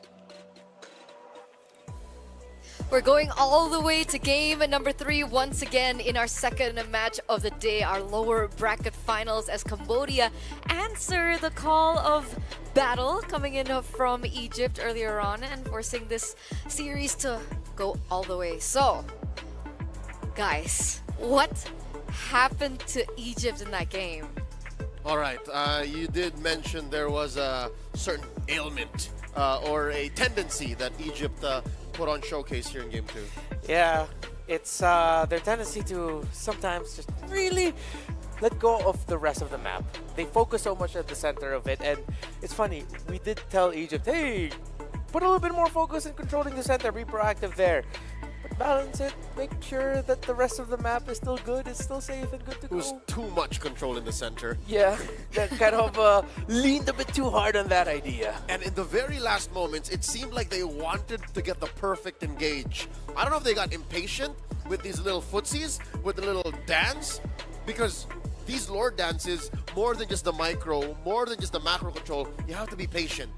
And something tells me, especially in that last moment where they were trying to bait out something from Yui and from Moshi, they were waiting too long for Names, and when Names finally was ready for the fight, it was all too late. They lost 2 members on the way out, and I don't know if that was them getting impatient or maybe a little bit of hesitation. They could win. They were ahead like 2,000 gold, and the map was fine. It was definitely uncharacteristic of Egypt. This was the Egypt that we complimented with the series that they had with Indonesia about the macro play that they did. And yet they come here in this particular game and they show us this. So it's a good question, right? Are Egypt tired? Oh, I feel like maybe they weren't tired, but they just didn't expect all the angles that Cambodia could come from. Literally, with the late entry of the Moskov, with Tagami TZ / Tagai Ri doing everything she can. She didn't get taken out until closer to the end of the game in the last few sequences. That's only 1 death on that Lancelot. Maybe got another one there near the end. No, she didn't. It was such a great game by Cambodia in terms of coming off from angles that Egypt didn't expect, because they're focused on their box, they're focused on their formation in the team fight, that will rattle any team that, sorry if this might be a little bit too aggressive, but kind of felt like they weren't ready to go up against an incredibly skilled Lancelot. There are times where I'm going, you don't need to chase that, you don't need to commit that, but you still see them trying to commit the chase, and then suddenly the Lancelot runs away with a kill. And they wasted all the efforts trying to take down Tegami, and they've only got to do that once in this 23 long minute game. If it's the angles to you guys and, the slipperiness, the elusive nature of Tegami Kong, no? Too far? No. All right, too much of a stretch. I kind of like it. You'll allow it? I'll allow it. To me, I think it's just the ungodly amount of CC. Everyone, save for Tegami, has some level, some modicum of CC. Even if it's just Yui Fendi splitting off the off lane, and they have to send Velvet there, Velvet has to wonder, I think I need my turret. Because it hurts. As a high loss, I can only really wail away at this wagon until Yui Fendi's done with me. So that's got to be something too, because looking at their lineup, they already have so much committed to the Purify. And I take it back. Maybe Nucci does care about the Lancelot, because there are so many times wherein, maybe this is also because of the way Cambodia plays, she puts herself in the middle of the fight, wherein if you're an Eve, you don't want to be in the middle of the fight. You want to be right outside the fight. Yeah, right at the edge. Yeah, she's always somewhere in the middle near the... You guys know where the river is, right? She's always next to that wall where the fight was already began. And next thing you know, she's only swiped twice or thrice. And next thing you know, she's dead. That's so many deaths on this Eve. I mean, easier said than done, but at the same time, we've seen this in the high echelon of competition for many, many years now. That it's not all the time that an evil or any backline focused artillery mage will be scared of any every dive assassin. It's funny that it'll come from us, but the best of the best can just avoid it. Or most importantly, they actually wait, they're patient, and they find the right time. Whereas for Egypt, I feel like the momentum, the hype of game number one kind of got to them. That too. Like, they were so eager to commit and end the fight that I felt like the moment they saw it once, like, go, go, go, go. When they didn't take into consideration the late entry of the Gatakacha on Moshi, the fact that now Nabi seems to be meshing a little bit better with the Roam. Again, the Tigreal earlier pick was so good. They looked so much more comfortable now layering their ultimates. Moshi coming in as a second engagement, so it's not just all on Yui to start it all. Even though Yui was providing the vision, it would be the Gatakacha coming into set, and then in comes the late implosion, which goes to show that if you have one team so good at layering abilities and the other team clearly struggled with that, that means their focus in the fight is not quite there. Egypt may have looked at Indonesia more than they looked at Cambodia. Yeah. They forgot to deal with what was in front of them and looked forward to the best of three that was waiting for them. So now, it's now no best of one. You have to consider, suddenly, it's Egypt who has to adjust. I think this definitely woke up the national animal of the Khmer. What is their national animal? I don't know, I'm just going to revert back to the tiger. He's woke up the tiger in Team Cambodia, because now they know, even if the Edith, the signature Edith in Yui is taken away from us, and there's a power pick alpha, hell, they picked an Eve on us, we can actually counter back with a pocket Lancelot and a hell of a lot of CC. Like, I think that's what Cambodia wants, because look, their game one draft, Gatot Kacha, Aurora, Franco. That's not enough CC for Cambodia. Cambodia loves CC, so I'd say if they want to go all the way to the grand finals, draft more CC. Crowd control, that is. Not the hero. Okay, just to make that clear. Yeah. Okay. But this is why coming into the MLBB's tournament, especially for the female scene, I mentioned from the beginning that comfort is going to play a huge factor. And for Cambodia in game number 2, they were able to get that comfort, right? The Moskov in the gold lane. Yeah. At the time, maybe it really didn't make sense to us in terms of the laning phase, but we saw finally what the Moskov was able to do as soon as the laning phase ended. And then when it comes down to the Tigreal pick as well, it just all meshed together and they all fell back onto comfort, in addition to everything that you guys already explained earlier on. Yeah, the one way I'll put it is that the laning phase never ended for the Moskov. It was just like, please hit Spear of Destruction. There was a time or two that it didn't hit, and that ended up costing them. So now for Cambodia, I feel like if I was here when that game ended, I feel like Nabi would have stood up and just went, what, not get my Aurora? What you talking about? Not get my Aurora? So, and now I don't know anymore. I don't know if I'm going to suggest prioritize something else. Because clearly, as long as they have the right roam hero for it, they're so good around an Aurora. Which they somehow always do when they're up against the ropes. Yeah. Thank you so much for looking up what the national animal for the Kamai is. Cambodia's national animal, by the way, is the kupre, Hopefully which we is pronounced it right.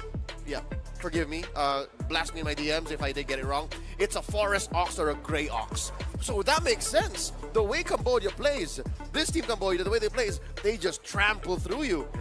They set up the horns, whether it be from Moshi or from Ui, and then they take control. And when you're not ready for it, they run you over like a forest ox. I've never seen one, by the way. I've Me been to neither. Cambodia a couple of times. I've never seen a forest ox. Me neither. I think maybe because we were in the city. Yeah, you If gotta not, went to then- Cambodia. True. Gotta go to the We forest. have to go to the forest. Or the gray. Or the gray. That sounds terrifying. It's the gray ox. Maybe someone can take us to the forest in Cambodia. Let us know. Safely. Safely. I'd love to Just go. to make sure. And you know the template I think that now Cambodia have kind of sniffed out for themselves. Is this something that they need to prioritize again coming to game number 3 of the drafts? Because the change in order when it came down to it, right? They Yeah. prioritized everyone else and then they let Tegami become that X factor in the last stage alongside with the gold lane, Uefendi's hero. Yeah, I feel like we can just default back to one of the things that made a specific hero rise in the meta. It's just so damn good. At one point, it was the best roam in the game. Just prioritize the Tigreal. Yep. First phase Tigreal for a solid month and a half, right before Suyo came in, was one of the go-to strategies of the top teams, and these will speak for a region first, in the Philippines. I don't want to speak for Indonesia. I'm not familiar with the stats there. You like your Tigreals too. Yeah, but you Yeah, guys of like your course. picks, right? Yeah, course, of Tigreals is course. such a great pick in Indonesia. So if that's the case, I feel like maybe Cambodia may have unlocked something here. The fact that, oh, wait, right. Gee, he's so good at team fighting anyway. Might as well. But it's also important for them not to tunnel vision on the Tigreal, right? Which is why I think the Moskov into their composition was smart because they still had a say on the far lanes. Because I'm afraid if they tunnel vision too much on team fight, it'll be more difficult for them to control the map. So let's bear all these things in mind as we get into the final game of our lower bracket finals. It seems like both of these teams are going to stick to the same side. Egypt going in for the exact same bands here with the Angela and the Hayabusa. Cambodia in with the Matilda. Egypt has picked from the blue side this entire day. Yep. That's their comfort. Their blue side even against Indonesia all 3 games. Yeah. So I wonder if this is going to be another case just similar to we had to the previous one, wherein long second game, forcing a game number 3, and then just somehow one team being red. Hopefully that's not the case this time around. For Cambodia, a Tigreal 3 is good, but if I'm Egypt, I might just consider surprising Cambodia. Once it gets a blue 2, blue 3, you go ahead and pick a Tigreal there too. You steal it. Steal it away. Or they go Edith 1. I like the Edith one too. They wouldn't commit to a Tigreal in the first phase, right? No. I mean, not the first pick. Not first pick. But I first think they... phase. I agree with Red Marion. They might go Tigreal 2-3. See who'll actually get that. Edith Tigreal. Ooh, in the first blue phase? Right, in the first phase, so good. Hopefully Cambodia just doesn't surprise and go Valentina third pick. That'll completely shut down what they want. But again, if this is an Aurora, yet again by Nabi, I highly suggest show your front lines already. If it's not going to be a Edith a stick, it's just one of those two. And then you pick your mid laner as well. I think they can save the gold and the jungle for later. Save your cores for last. I think this puts Cambodia in kind of a situation though. Right? Who are they going to prioritize first? Do they think that the Aurora was more imperative to their gameplay, or do they think that the Tigreal is? Because remember, the Alpha is now open. Yeah, I think I will stand tall on that hill that it was a good roam to pair with it. And in consideration, that might just be it. If I'm Egypt right now, if you have it in you, you can still lock in the Sicilian, but I would highly suggest a Valentina and a Tigreal. Then you put your Gata Kaja in the EXP for Moshi's late follow-ups here again. Do you want a Tigreal Sicilian? Yeah, I also suggested the Sicilian would be good too. Shout out to our social media community. The Kupre is, I think, very endangered. Oh no. So we got some Kamai fans tuned in. All right. Thanks, y'all. Thanks, everyone, for letting us know. Man, I wanted to see a Kupre. Me too. They look majestic. There goes the Alpha. So Team Egypt still want to be on the initiative here. And an early 1-1. They don't care about the Tigreal. I'm not going to knock it. You know what? Okay. Okay, you still get the Alpha anyway. That will allow Cambodia to get a better roamer for themselves. I think that might be one of the things here for Egypt now. I think this is them foreseeing a Tigreal pick. That now, if Cambodia actually want to go for it again, they're thinking, should we? It's a 1-1. If we don't get her, she'll just use her second skill, cleanse it, and then suddenly she might be able to put marks on the Tigreal and then just counter it. It's much harder to catch now. Yeah. And I think they needed to go Alpha here in the first phase because I don't think, honestly, Sunlight has more options than this. So Cambodia go for the Moskov. Not going to be prioritizing Tigreal. Yeah, reverting to map control, reverting to being proactive when it comes to macro plays. Yeah. So I like this against Cambodia. Again, ready to punish Egypt's tunnel vision when it comes to controlling the mid, controlling the team fight, and forgetting all else. These teams don't really like Luo Yi, huh? Yeah. Maybe it's not in their... Maybe it's not their style, or maybe they're both just saving it for the last. Ooh, safe strats. Egypt can still bring it out, but this might as well be their last game. Both of these teams, one of them's going home after the base breaks here. So is that going to be the turnaround? Like, pick the low Yi, save the world type of deal? Yeah. Well, for Egypt, like that's the only narrative left. I like the high loss ban by Cambodia. It would have meshed very well for that. Yeah, but just the same, this means Cambodia's telegraphing the Nolan. You ban it or we pick it. Yeah. Ooh, respect. Otakami Tizi immediately taking the Lancelot away. Signature. The only Lancelot in all of WEC. Yeah. 24. Debut. That's her. Even on the men's scene. I don't think we have recorded the Lancelot on the men's scene. Exactly. So that's all her. It's all Tagami. Oh, there you go. There's Sicilian. No, ma'am. No Nucci. Valentina still Egypt. Speak to Valentina. It's gonna be good. You would like that. You have the Edith. You have the Aurora. Or would you have rather that been in the Valentina ban? I would have preferred. Yeah, because at least there's a clear interaction. It's not just power pick for the sake of. They might also have been thinking about the safety of the Moskov. That with the Bat Feast up. Or the safety of Tagami. Or the safety of Tagami as well. Whichever hero she ends up picking. Oh! There goes a Tig. The respect for the CC Queen. Yeah, they decided to go for the Moskov Prowess instead. That might come back to bite them. Unless the Edith is already the row. Which is one of her signature picks for about 6 months going now, so. Yeah. I agree. There's still room for flex, though. Yui It's still possible, too. Yui dropped Team Philippines with a Rome Edith. So what does Moshi play now? Okay. If ever... Phobius? Ooh. Phobius into the Alpha. No. Phobius into 1-1, that's a win. It's evened out. Yeah, it gets evened out. But I would like to see a much more solid presence with more crowd control in mind to pair with this Edith. There we go. Solid presence, crowd control in mind. I think I get the Rizla. You can actually overload the cleanse on the 1-1 now. But still, Eileen, I will repeat what I said again. This is the perfect time for a Valentina. It will round everything up. I won't knock them for just deciding to go for a Vixana or something. That's still very okay. You get good solid crowd control and burst.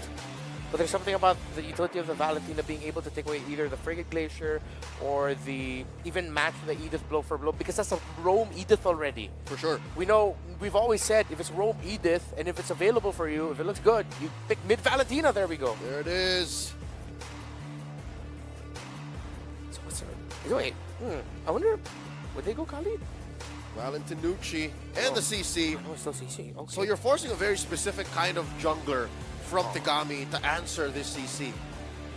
Because damage profiles right now in Cambodia, nah, Velvet's just gonna run through them. Oh, they can run it back.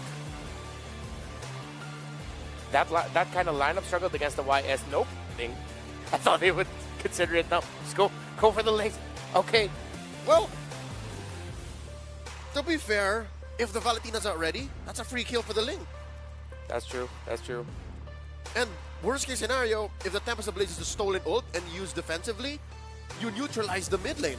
You neutralize Nucci. You do get a good layer of knockups with the Trizzle, the Ling, the Aegis. CC is the name of the game. That's what we talked about. They get more card control than Spades. You know, I like it now. I like it now. Like a Cupre. Like a Cupre. Hopefully there's like 1 or 2 left there. Somewhere. Well, there it is. Tagami back on her Assassins, ladies and gentlemen. And now she's been reverted back onto her power. Will it be enough, though? That is going to be the main question. Match point. The final ticket to the grand finals. Both Cambodia and Egypt have climbed up and down to get to this point from their respective qualifiers to the AEC to now in Riyadh WEC 2024. Will it be enough? As I'm wondering what the casters think about this. Naisu, Mirko, how are we feeling about our last game?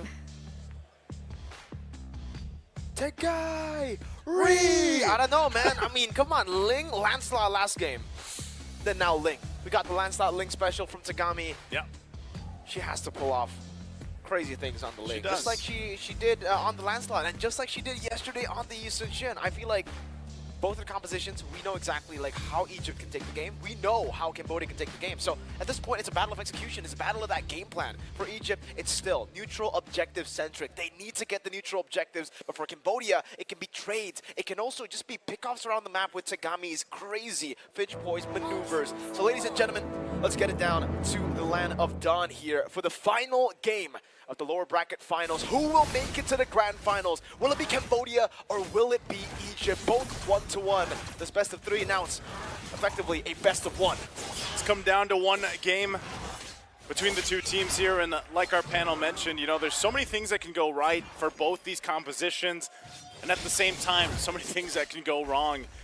Anucci's gonna have to make the work she's gonna have the work cut out for her on what ultimates she's deciding to take, how they approach this, and just having a Ling across from you. I know there's no Angela this time around, but it's still nonetheless so threatening on how fast and how much damage a Ling can do, especially if we see a lead start to build up for Cambodia. It's all about the leads here in Tagami. So far in the early games, actually doing a good job on the Finch Poise, like I said, right? The Finch Poise here is what really makes Ling a threat in the early game all the way to the late game. The macro control, the mobility that you can utilize to actually steal a few camps. For Alpha, you have fast clear. Oh, they actually give that to Yui Fendi, so also helping out the Moskov. It's an interesting thing to note, too. Hold on. Unbreakable. Going to be used. Yui's fine. The interesting thing here is, out of all the games we've been watching so far through IESF WEC 24, this is one of the ones where there's no Revitalize, man. Yes. I mean, there's 2 Vengeances here for Egypt, and rightfully so, but this is going to make it interesting, too, when the team fights break out, because we're so used to seeing extended fights because of sometimes even double Revitalize for some lineups, but this time there's going to be none here, so it really comes down to, like you mentioned, the execution for both teams. All right. Already sending Nabi down below to get this prio in the lane to get level 4 for both of them. Will it be in time? Yes, it will. Sunlight still on the turtle. Free turtle, though. It's on time, but it's a bit too late. Yue was not in position, unfortunately, to actually go and walk up. So it's all about getting Tagami to her power spike at this point, right? Yep. You can have the neutral objectives. You have your win conditions. We have ours. I think playing into that, too, you know, power spikes is going to be crucial for both of these rosters, both these compositions. And even so, part of the gold lane matchup that we see often is this Moskov, the 1-1, and how they change the course of, you know, when they go from laning phase to these team fights eventually. You know how much damage Names can do with a 1-1, and how some of the defensive items like the Winner's Crown come into play later on. Yui Fendi, you know, she had pretty much a phenomenal game the previous in game 2. She's looking to do the same thing. This might be bad for Sunlight. Tempest Blade's already going to be popped. Tries to get away. Won't be able to, though. They pop the Vengeance, but it's just too much damage. Just moving all over the map here. Tagami unleashing. And that's 3 big kills for Cambodia. We got the Lancelot in game 2, and the Ling is what looks to be even better here, Naisu. She jumped on every wall. Pop in the Tempest of Blades, got all the 3 blades instantly, and in the 4th blade delayed it a bit because Egypt were already using the resources, panicking in that situation. It's just so well played from Cambodia. Micro, and also just the composure of Tagami, playing with your life at stake. On the on tournament, the line yeah. at this point. And it's against an alpha. This is not the matchup you would expect for a Link to actually win out in the early game with. You'd expect the Berserker's Fury, the Haas Claws to be picked up, then maybe we would see a swing from Tagami, but now Sunlight goes in. Unbreakable, it's Yui again. Frigid Glacier gonna be able to find two. Tagami joining the fight, jumps on into the bush. We'll be able to clean up Vivin, looking for more. The Primal Wrath from Nucci, trying to help down, but she can't do anything but watch 2 teammates fall in the mid lane. 2 members picked up. It's 5-0 currently in the 4th minute of the game. And Cambodia, they are steamrolling through the early game composition. They are steamrolling through the composition that should have a snowball. Tagami with the purple buff now on the turtle.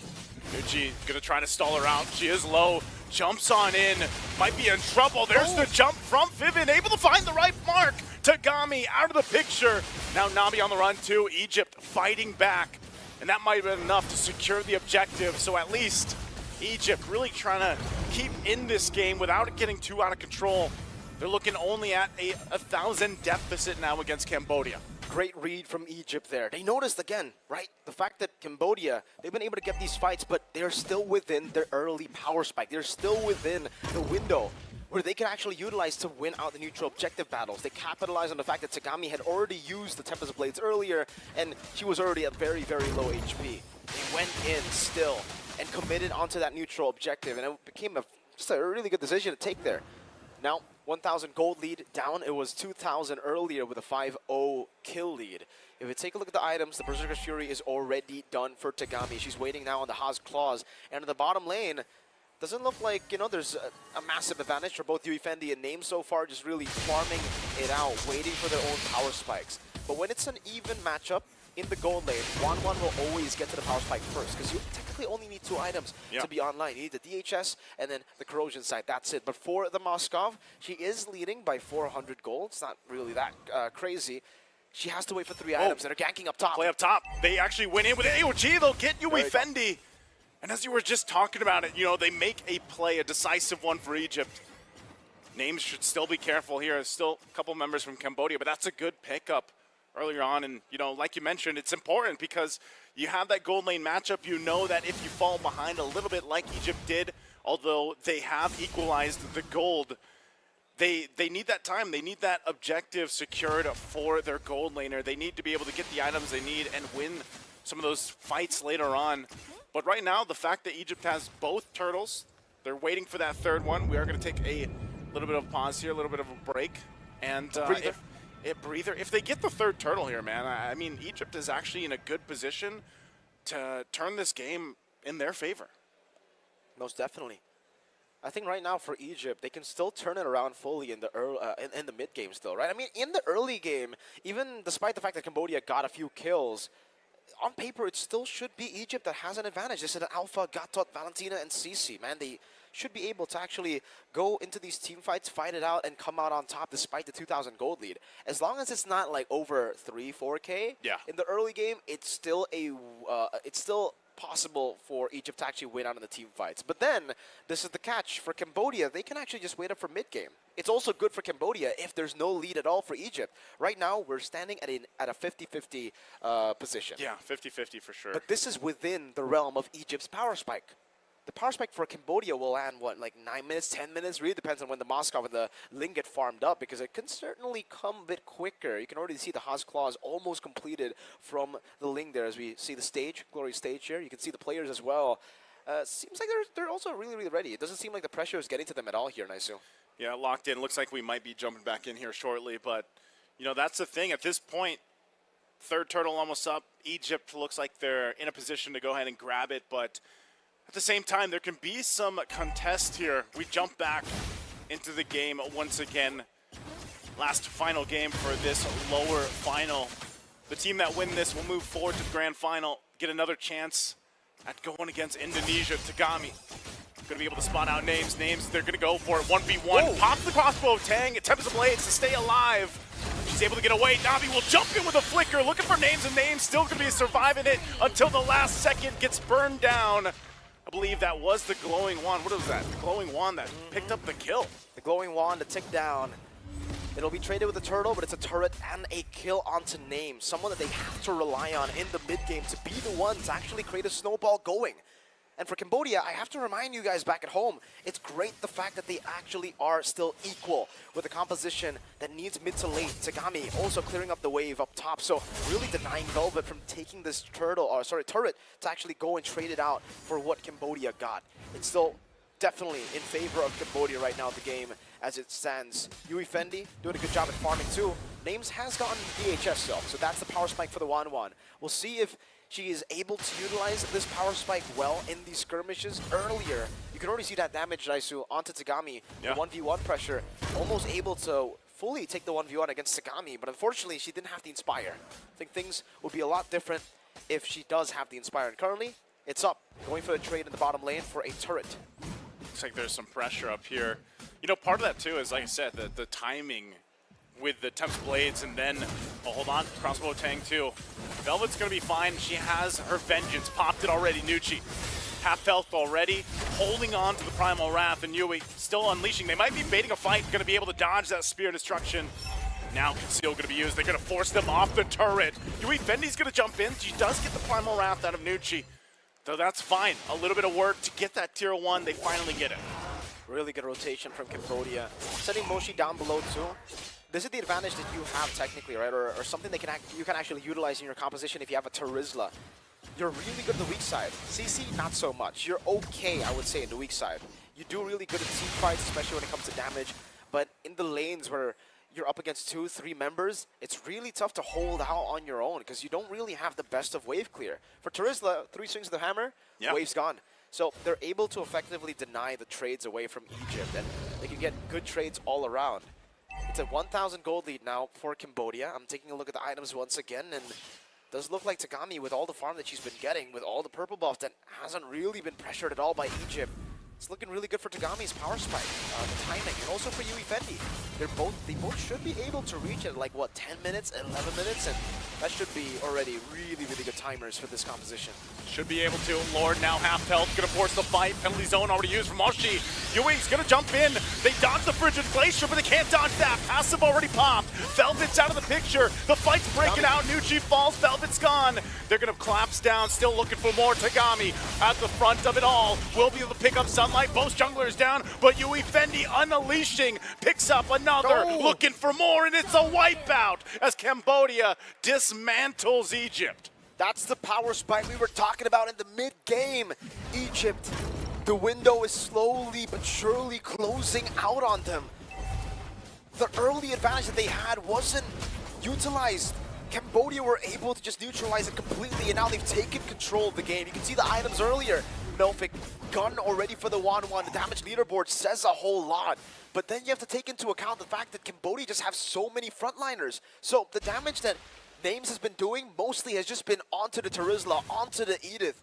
It hasn't been onto the prio targets. Tagami has been free a lot of these team fights. Yui Fendi especially, considering Navi was the one. Also, utilizing the passive, utilizing the second HP bar that she has to constantly just bait out damage from Egypt.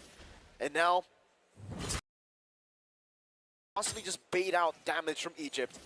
And now, it's a 2,000 gold lead for Cambodia, 11-5. They have so much tempo on the map that they can utilize. And for Egypt, this one-dimensional teamfight composition is starting to be very hard to execute. Tagami and Yui Fendi will always be able to control the sideways, and if you do try to match that, Turtle or Lord now in the 10th minute of the game will just be full prior for Cambodia. They just go for it. Cambodia will be able to secure it. Velvet gonna jump in with the Vengeance, forcing the fight again. They jump on in. AOG, but they get frozen down. Spear Destruction's gonna land, joining the fight. Yui Fendi on the backside, pops the Tempest of Blades. Nucci won't be able to escape again as Cambodia finds 4 kills plus the Lord. A massive swing once again in their favor. Is it safe to say, Naisu? Is it safe to say the window is officially closed now for Egypt? It's so tough for them to come back against this composition. So many angles of attack. They needed to play it front to back. It has to be clean for their composition, for the 1-1 to fly, for them to actually get rid of the front lines. But the fact that Yui Fendi can shoot an SOD, teleport behind them, there's Tagami that obviously can do the same thing with the Finch Poise. Egypt can never get a full, proper front to back. They're always in a chaotic duel. Something that the Moskov and Link can take advantage of completely. And now with the Lord in the bottom lane with a 5,000 gold lead. And with the timers at the perfect time for Cambodia to really take control. I don't know, even when I look at their wave clear, it's not really the best composition to go for wave clear, right? The Wanwan, the Valentina, this composition was built to fight, and now let's see how they do in the defense. Gonna have to do it. Tagami waiting on the whims. Velvet will also be that front side. They're gonna clear out the Lord. Still looks like they might hold on. A penalty zone jumps in. AOG as well. The Frigid Glacier gonna be dropped down. 2 back-to-back. 1 HP on that turret left alive in Cambodia. That might be all they get for now. Egypt still in the game. They're going to clear the waves. They still have to clear one more, trying to hold on to that turret.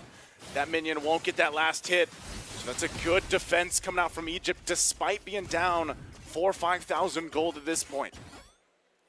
Egypt are able to defend with the first Lord there. With the Holy Defense, the fact that they got the Lord, or got the base turret so low down below is already really impressive, to be fair. Yeah. Cambodia has been able to really utilize that Lord to get these massive advantages. And you can see the Lord benefit has given them now up to a 4,000 gold lead. And this is what we're going to continue to just see all around. Tagami, bottom lane, Yui Fendi on the other side of the map. This time actually going for the Melfic Roar. Not the Melfic gun for the Moskov. There was also Nucci earlier who picked up the Wishing Lantern. Anything that could really just give them a bit more damage in these fights, I think will be really, really good. But for Cambodia, the real power spike for them to stop the Wanwan would be Wind of Nature, Winter Crown. Once they get those, the Wanwan will fall off completely. This is the problem with the Wanwan, I think, in the meta right now, with the Winter Crown being an item that everybody can get. Everybody, yeah. Usually it was the Winter Truncheon that only mages could get. You can get it too, but it just doesn't give you that much value, right? Just the suppression. But now everybody can get it, and in the late game, Wanwan that used to be an ultra late game pick, amazing in the late game because of the mobility and the crossbow attack. It's really tough to actually get executions now. And if you want to really just, milk it even further, they have so many HP bars that they can get. Yui pops in the Primal Rat. That's another HP bar with a lot of sustain as she continues to dish out damage. So, for Cambodia, it's all about playing it slow now. It's all about utilizing their advantages. They don't need to go for the 50-50 gambles. It's very, very unnecessary. They can just wait, push out side lane, slow push it, and then wait for Egypt to make a mistake. Interesting with that, Nucci. I was wondering, what ultimate is going to be the best for this scenario? All the team fights we've seen so far from Egypt, like you mentioned, it's already really difficult to fight front to back against Cambodia's lineup. This time around, Nucci will hold on to that penalty zone. It'll be Egypt that starts up the Lord. They hold it at half health. Right now, Cambodia, they are waiting on the whims. Moshi could start the fight if she wants to. Yui could do it too. Even Nabi. They're going to go in once again. Moshi has to flicker out defensively. They still have Yui Fendi up on the top. Moshi quite low, but still has that passive she can rely on. That body of Smith. A good push up top, though. Still trying to control this Lord for now. They send Nucci to clear out the wave so that push can't happen. Immortality also SOD. there. They're going to go for it. SOD's going to land. Tagami jumps in for names. They're going to be hunting her down. Tempest Blade's already going to be used, and Moshi out of the picture. Lord goes in for the reset, and Yui Fendi could be in trouble. She gets the space to move. Knocks Velvet back with the Spear of Misery. They dodge it a little bit further. Now Velvet gone. They're on the defense, and look at this. Names trying to turn it around as she finds Tagami. A big pickup for Egypt. Against all odds, Cambodia, they had the pressure in the side lane. They had their advantages. They had to just wait in, but they got impatient. Egypt, on the other hand, were patient, were composed, and now they have the winner crowns. Naisu, you can see the greed there from Cambodia, the itemization. None of them had winter crowns during that team fight. None of them could shut names down. Only now do we see the winner nature, the winner crowns being built up, and at this point, with the Lord taken for Egypt, I don't know, is it too late? Is it too far away? When they had the lead, they didn't want to go for it. And now, Egypt, let's think about it. We were talking about defense-wise, they wouldn't be good. This is a team fighting composition, and that's why we saw so much damage placed onto the base turret. But now, that the fact that they got the Lord sieging Yeah. will be pretty good for them. They have a lot of ults, great ults to steal. They just have to try to usher the Lord in the bottom lane, and unfortunately, they won't be able to. That Lord's going to be worked on really quickly, but the play right now for Egypt is to get whatever turrets they can at this point. They focus on the tier 2 top, they get that. Maybe next tier in the mid, but they might still have to work for this. They might still have to be very calculated. Tagami taking quite a bit of damage, just trying to maintain this turret mid lane. They don't want to lose too much space. They know that they made a mistake in the last team fight. They went for the right targets, but they just couldn't capitalize on the kills. And so with that, Egypt, looks like that might be all they get. Still trying to focus here if they can actually catch someone out from Cambodia, but right now, still playing into the fact that, you know, this was the first time where I feel like Egypt had some breathing room to make a move on the map. And now it's just a slow game again, waiting for the neutral objectives. 80 seconds for the Evolved Lord to spawn in the game. 17 minutes and 30 seconds of trying to siege down this mid lane with Sunlight and Names. The minions have been cleared out, and Velvet started to deal a whole lot of damage. Good peel from Fevin. Fevin jumps in, using that AOG. It should be a backup. Again, you're still a minute away from this Lord, so mainly it's Egypt kind of playing around the fact that, you know, if they can get a tier 2 turret, that's great. They already got the top one and bottom. This is where we start to see it. A little more range. You know, this item right here might be good enough for Yui Fendi in the next team fight. They're going to force it already. Vengeance going to be popped. Looking for it. Spirit Destruction going to land. Frigid Glacier right on the mark. Finds a couple of targets. Tempest of Blades to follow on through. Another body might be dropping here. Names joins the fight. She's still got the immortality. Looking for the airtime. Pops the Wind of Nature and the crossbow of Tang. But it's not enough. As Mashi finally goes down and Yui Fendi just unleashing. They get a wipeout. It's a triple for Yui Fendi and Cambodia. With a decisive team fight, they took it all, and now they march down the mid lane. The timers are too long for Egypt, and Cambodia will rally together and walk into the base, clear out the minions, dropping everything down, and despite the obstacles they face, they'll head on to the grand finals to face Indonesia. Leave it to Cambodia to be one game down, to come back again against all odds. You can see the celebration on stage for the ladies here. Cambodia, what a phenomenal performance. An amazing performance from them to execute a game plan like that on the Ling, on the Moskov, against a composition that should have won the early game, against a composition that should have gotten the advantages. It was all on Cambodia to out-execute Egypt, and that they did. GG's well played to Egypt, though. The improvement that we've seen from this region, from Egypt, has been phenomenal too. They've improved so much in such a short period of time. And honestly, for us, I think we could say definitely we're looking forward to the future of Egypt. 100%, man. You know, we've seen so many games from these ladies from Egypt and just how much they've improved just in a short span of time even. I mean, we just watched them earlier this year, and now they come here, they compete, and they got so close, really rallied behind each other as a team, as a squad, and it's great to see. So hats off to them. And Cambodia as well, man. We know the journey that they've had up to this point, and they have one more obstacle ahead of them, right? And it's a pretty big obstacle. But they did defeat the team just now that gave Indonesia their first game loss throughout all of WEC 2024 and ISF. And again, this is a team of Indonesia that has a ton of accolades and achievements. So now Cambodia has to rise again to the occasion ahead of them in the next grand final, the best of 3 after all this. So hopefully, hopefully they take this momentum going into that one. I think they're the queens of momentum at this point, right, Naisu? In the bottom, yesterday. In the lower bracket, just yesterday, losing game 1 already, coming back from it, and then 2-0ing Ukraine with a phenomenal performance on the Eastern Shin. You saw that. I mean, come on, guys. Tagai Lancelot. At this point, whenever you see a Yisun Shin, whenever you see a weird pick on Tagami, it's kind of normal. At this point, it's normal. You know, I don't think we can hate on it anymore. We gotta normalize how good she is on assassins, right? Because I think in this tournament alone, she probably is the best assassin user. She probably is the best jungler. I would agree. I think so far from all the assassins that she's shown us, phenomenal. And possibly, I don't know, I'm sure a panel can talk about this, but she has to have the most unique hero picks, out of all the junglers. Lancelot, Yisun Shin.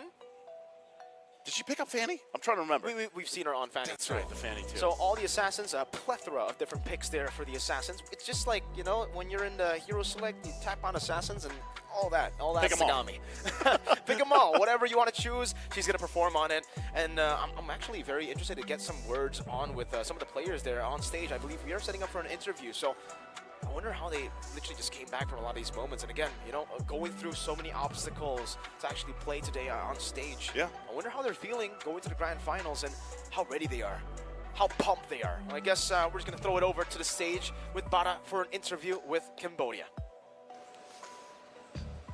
And ladies and gentlemen, we are here. First of all, congratulations to Cambodia. What a comeback taking place right here.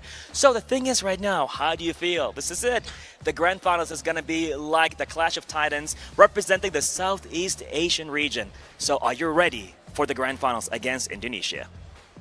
គាត់សួរថាបានត្រៀមខ្លួនរួចហើយនៅដែលប៉ះក្រុមដែលមកពីតំបន់ដូចគ្នា ធៀមខ្លួនហើយ She said she's prepared and the team is prepared too.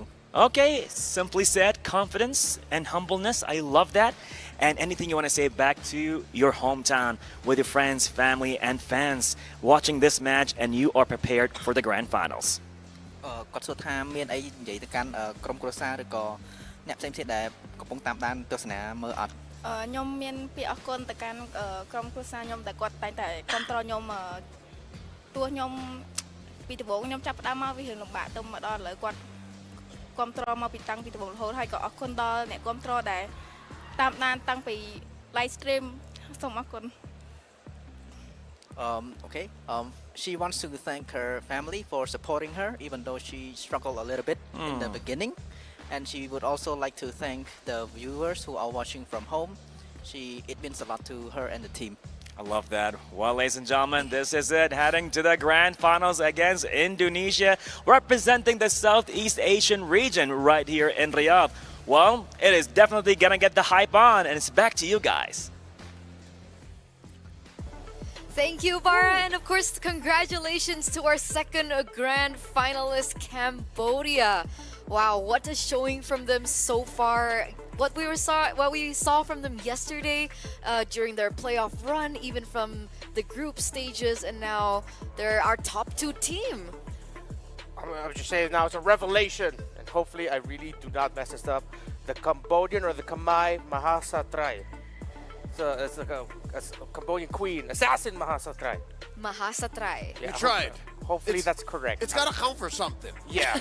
But again, I think Mirko put it the best way, where in the previous one, the Lancelot had to be crazy. We mentioned that. And this one, he also said, yeah, no, this time the Ling has to be crazy. And the Ling was crazy, but it just wasn't Tagami.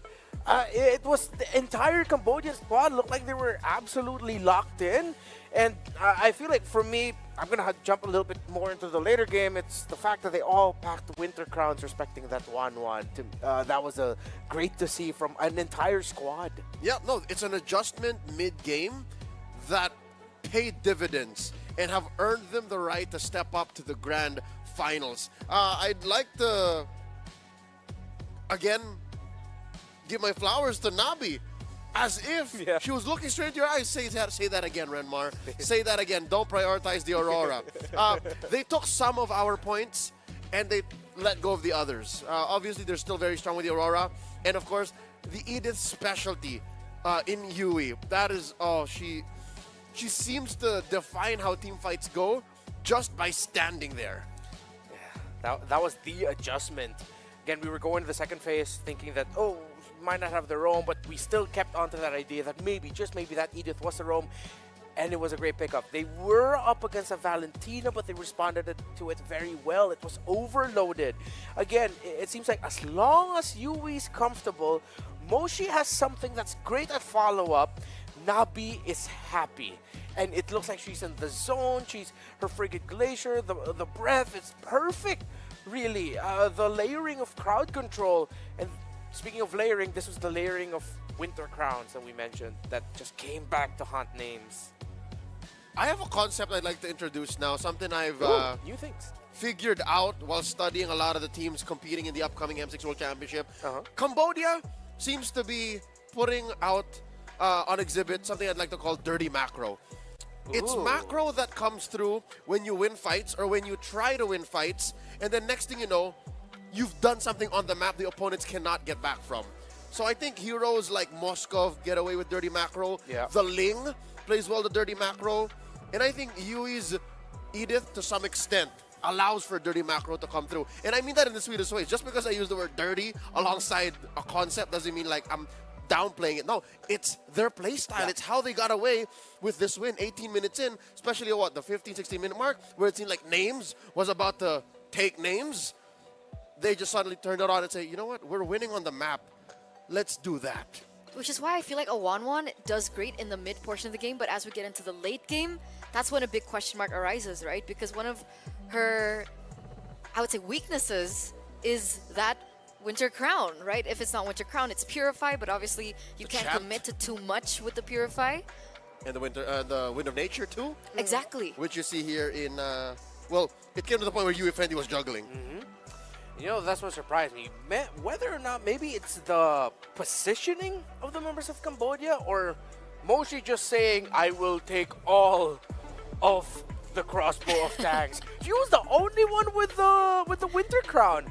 In my head, there was multiple ones, but apparently all those times it was just Moshi going, psych. I think they were juggling. Yeah, they were juggling. And okay. Yui Fendi was rich enough to buy and sell. All right. Okay. So I wasn't guessing for a moment there. Oh yeah, maybe I was also thinking about the times that Immortality was the one that You were tweaking, bro. Okay, good thing. All right. But yeah, it's I feel like 1-1 is incredibly high risk, high reward. Yeah. Again, I have no faults for the draft of Egypt. No faults for the draft of Cambodia. At the end of the day, it really did end up becoming Cambodia playing better around some certain fights, some certain objectives. Not to say that this wasn't competitive. This kept going back and forth.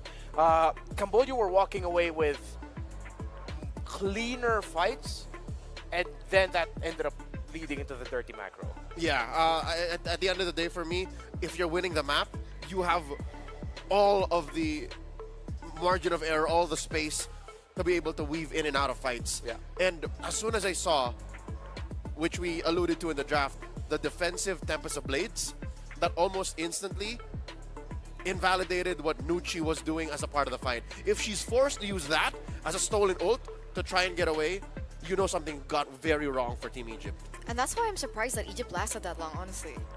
Yeah. Because I think, what was the kill difference? It was a lot, right? It was a double-digit kill difference. Double to single. Yeah. Like, how did they last until the 18th minute with how aggressive Cambodia was playing? Like, that's something that needs to be considered too. Big props. But this doesn't mean that Egypt is officially out of their tournament run. Yeah, but I hope they are more proud of this than they are disappointed, really. Again, huge step for women's MLBB, and especially for women's MLBB in a region that is just slowly growing. Again, we talked about or touched on the story of the squad from Egypt. They had to win, they had to succeed before their families were finally convinced this is a path that you should take. And now they're not the top two, but they will get a podium finish. They can say that, maybe we didn't get there, but with Egypt's pride on our shoulders, we took them to top 3, a podium finish. Exactly, top 3. That's so impressive, right? It's not just top 3 out of the 12 teams that participated at WEC, because they were also able to qualify through their African qualifiers, online qualifiers, and then they went to AEC, and then they were able to make top 3 against everyone else who was able to get past their own respective regional qualifiers. It's top 3 in the world. Yeah. Yeah. Don't forget what Egypt did here today. They put North Africa on the map. Definitely. So you will look back at 2024 MLBB IESF Women's and say Southeast Asia top 2, and look at that, North Africa, Egypt, right there on the map.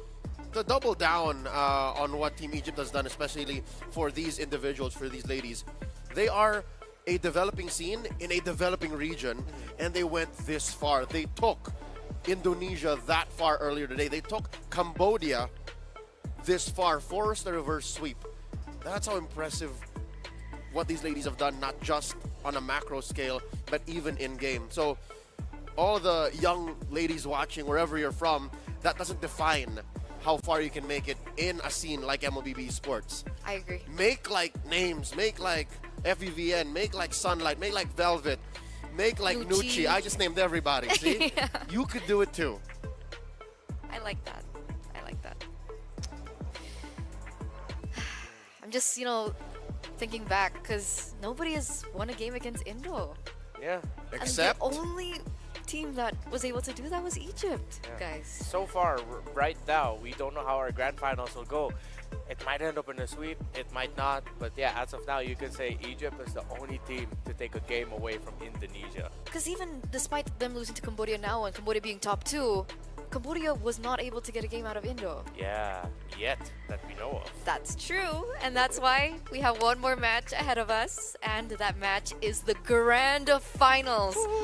Finally, we get to the precipice of everything that we have been fighting for, everything that we have fought for, all the players, the ladies in the scene, everyone backstage as well, the grand finals. But we are going to go on a short break before we get to that, so we'll see you after. Don't go anywhere. Stay tuned.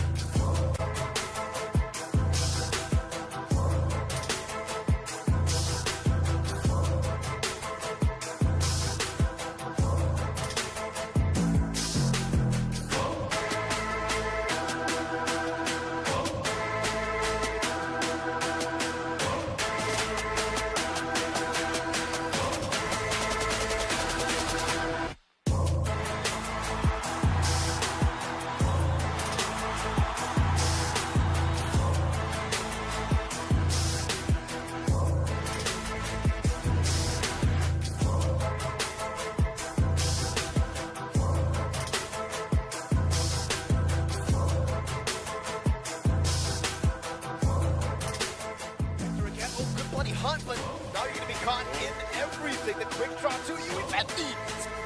Power spikes aren't going to be big enough. And solid force over to UEFD. Good buddy Hunt to cancel it out now. That's going to be 1-for-1. They're going to be caught. Oh, the Echo caught in the AOG. In the midst of it all, it's tier 2. Just chucking their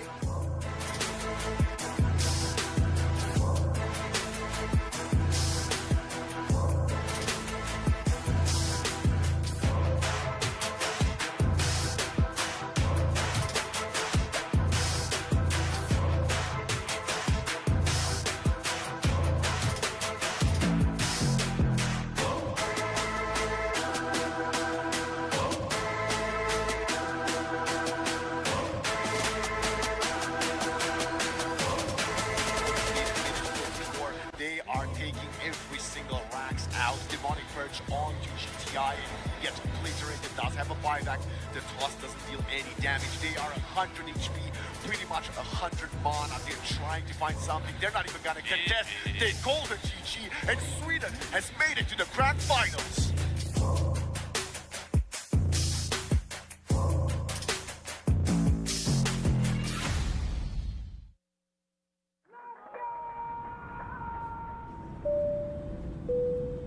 Good evening, ladies and gentlemen. We're landing in Riyadh, Saudi Arabia, for the World Esports Championship. In a world where victories can be measured in gold and silver, some things are priceless. Surely expected, and it is Baron find him. Can shine for one with a quick trade from Impulse. Some things are not bought with money. The base is too open. Now Philippines is now taking the base of Indonesia. Remember their name. The feeling of standing alongside your fellow countrymen, the emotion, the home crowd, the weight of a whole nation on your shoulders. Sometimes I get emotional by the fact that I got chosen to be one of the representatives of my country. And yeah, it's just a dream, honestly. Here it's not just about the game, it's about the pride that unites us. Every match tells a story. They need to some missed shot sound, picking up another one, another headshot. No way! 4 kills! What has happened? From every corner of the globe. All eyes on WEC 24.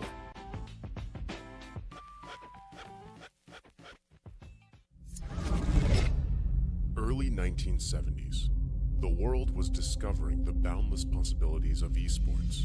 While esports offered endless enjoyment and addictive allure, it lacked a certain depth and a sense of purpose. It needed something more, something larger than a trophy, something beyond individual gratification. That's when a vision emerged. A vision of uniting the world through esports. The International Esports Federation and the World Esports Championship were born. Its mission was clear: to create a stage where nations could unite and compete for the ultimate title, World Esports Champion. For these athletes and nations, the World Esports Championship was more than just a competition, more than just a game. A chance to make history, to leave a lasting legacy, to inspire a generation, and to represent their nation. Over the years, IESF started achieving greatness year by year. Korea, Indonesia, Israel, Romania, worldwide. The World Esports capital changed, each year expanding significantly, getting bigger and bigger. Fast forward 15 years, IESF was determined to show the world the most valuable World Esports Championship. 140 nations gathered in Riyadh, Saudi Arabia. The WEC 24 story. 2024. Saudi Arabia prepares to host the 16th World Esports Championship after a spectacle made in Iași, Romania by IESF for WEC 23. New president, new challenges, and quite a bumpy road ahead. As the calendar turned to January, the national qualifiers took place, breaking dozens of records. In a wingspan of 3 months in every nation across the globe, athletes competed to get one step closer to the World Esports Championship and represent their nation on the global stage. However, as fate would have it, the road to WEC 24 was far from smooth.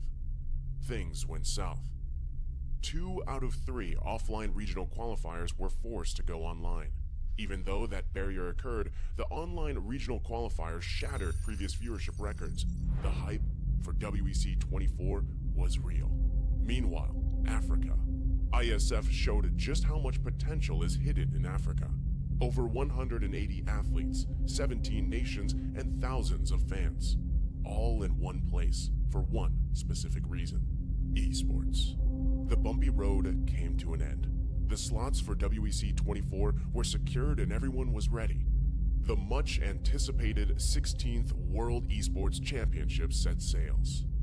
WEC 24 Day 1.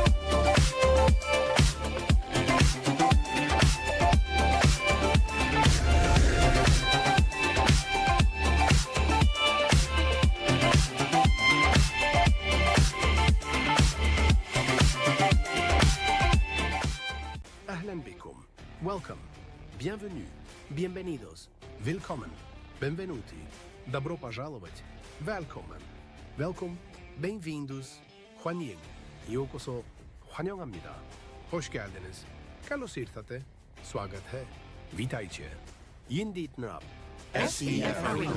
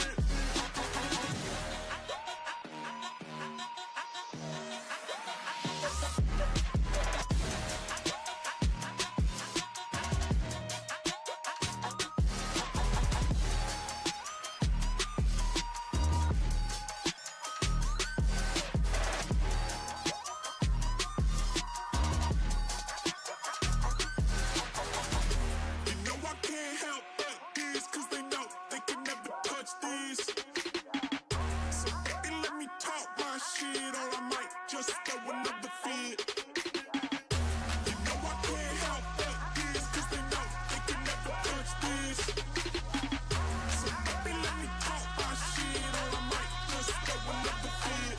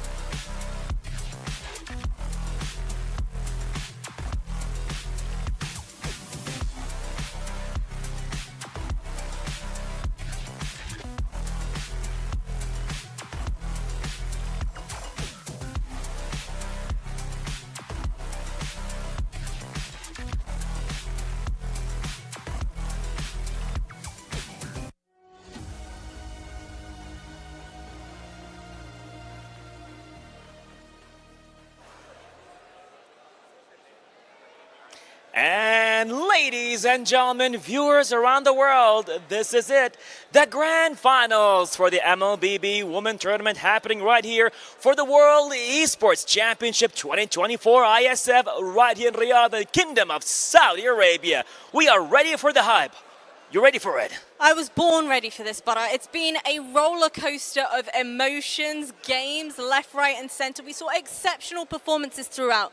But the real question is, who is going to be walking away with a hefty sum of money as grand finalists and, of course, a sweet, sweet trophy? You got that right. So, ladies and gentlemen, ready to get into the action right now and to present to you the powerhouse from Southeast Asia. Let's hear it for Team Indonesia!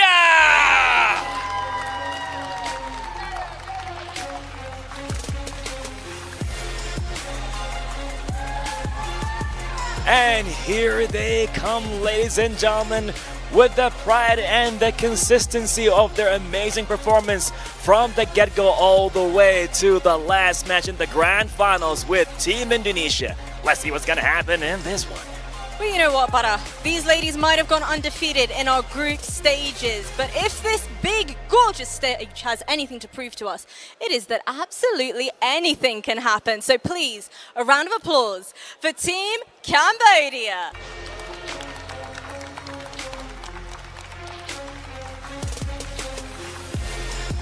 This team was certainly put through their paces by Team Egypt, but they walk away with a 2-1 victory nonetheless. They faced Team Indonesia during the opening stage of our playoffs and lost 0-2.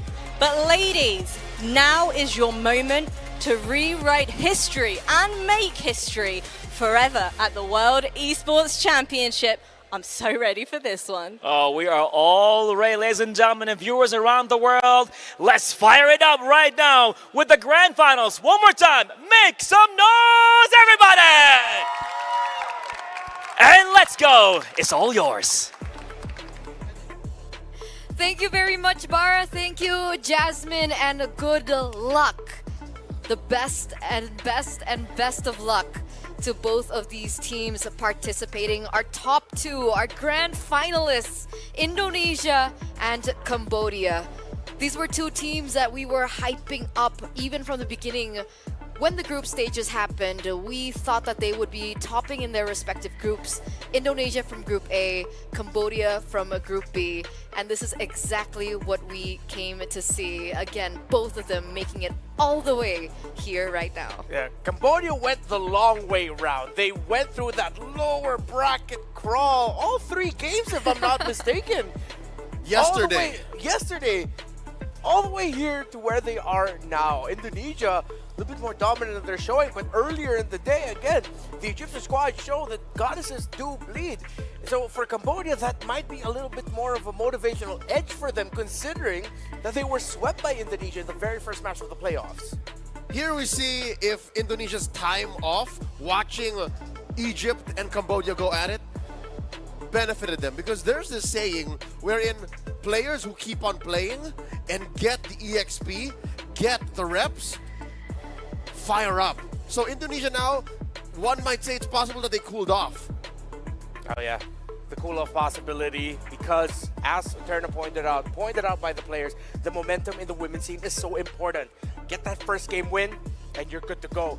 But today, maybe get that first series win, or who, in their regard, who gets the series win that's more recent might be more of a momentum, because it's been a day of reverse sweeps. It's been a day of reverse sweeps, and in the Philippines we have the saying, the fingers are hot right now. And with Cambodia coming off of a banger series up against Egypt, hopefully Indonesia was able to get a lot of information. You know, that's one piece of information I learned from Indonesia today, and I feel like was a revelation. Shell, get Shell's pick first phase. Get her in the lane bully, and they should be good. No matter how good this lineup of Cambodia is, they gotta find a way in the draft first to shut down Shell. And she's going up against Yui Fendi, who's had a hot Moskov all series long against Team Egypt. Not to mention, she's got the bodyguards, the enforcers in Yui and Moshi. And then, watch the replay. Renmar, you talked about Nabi's Aurora.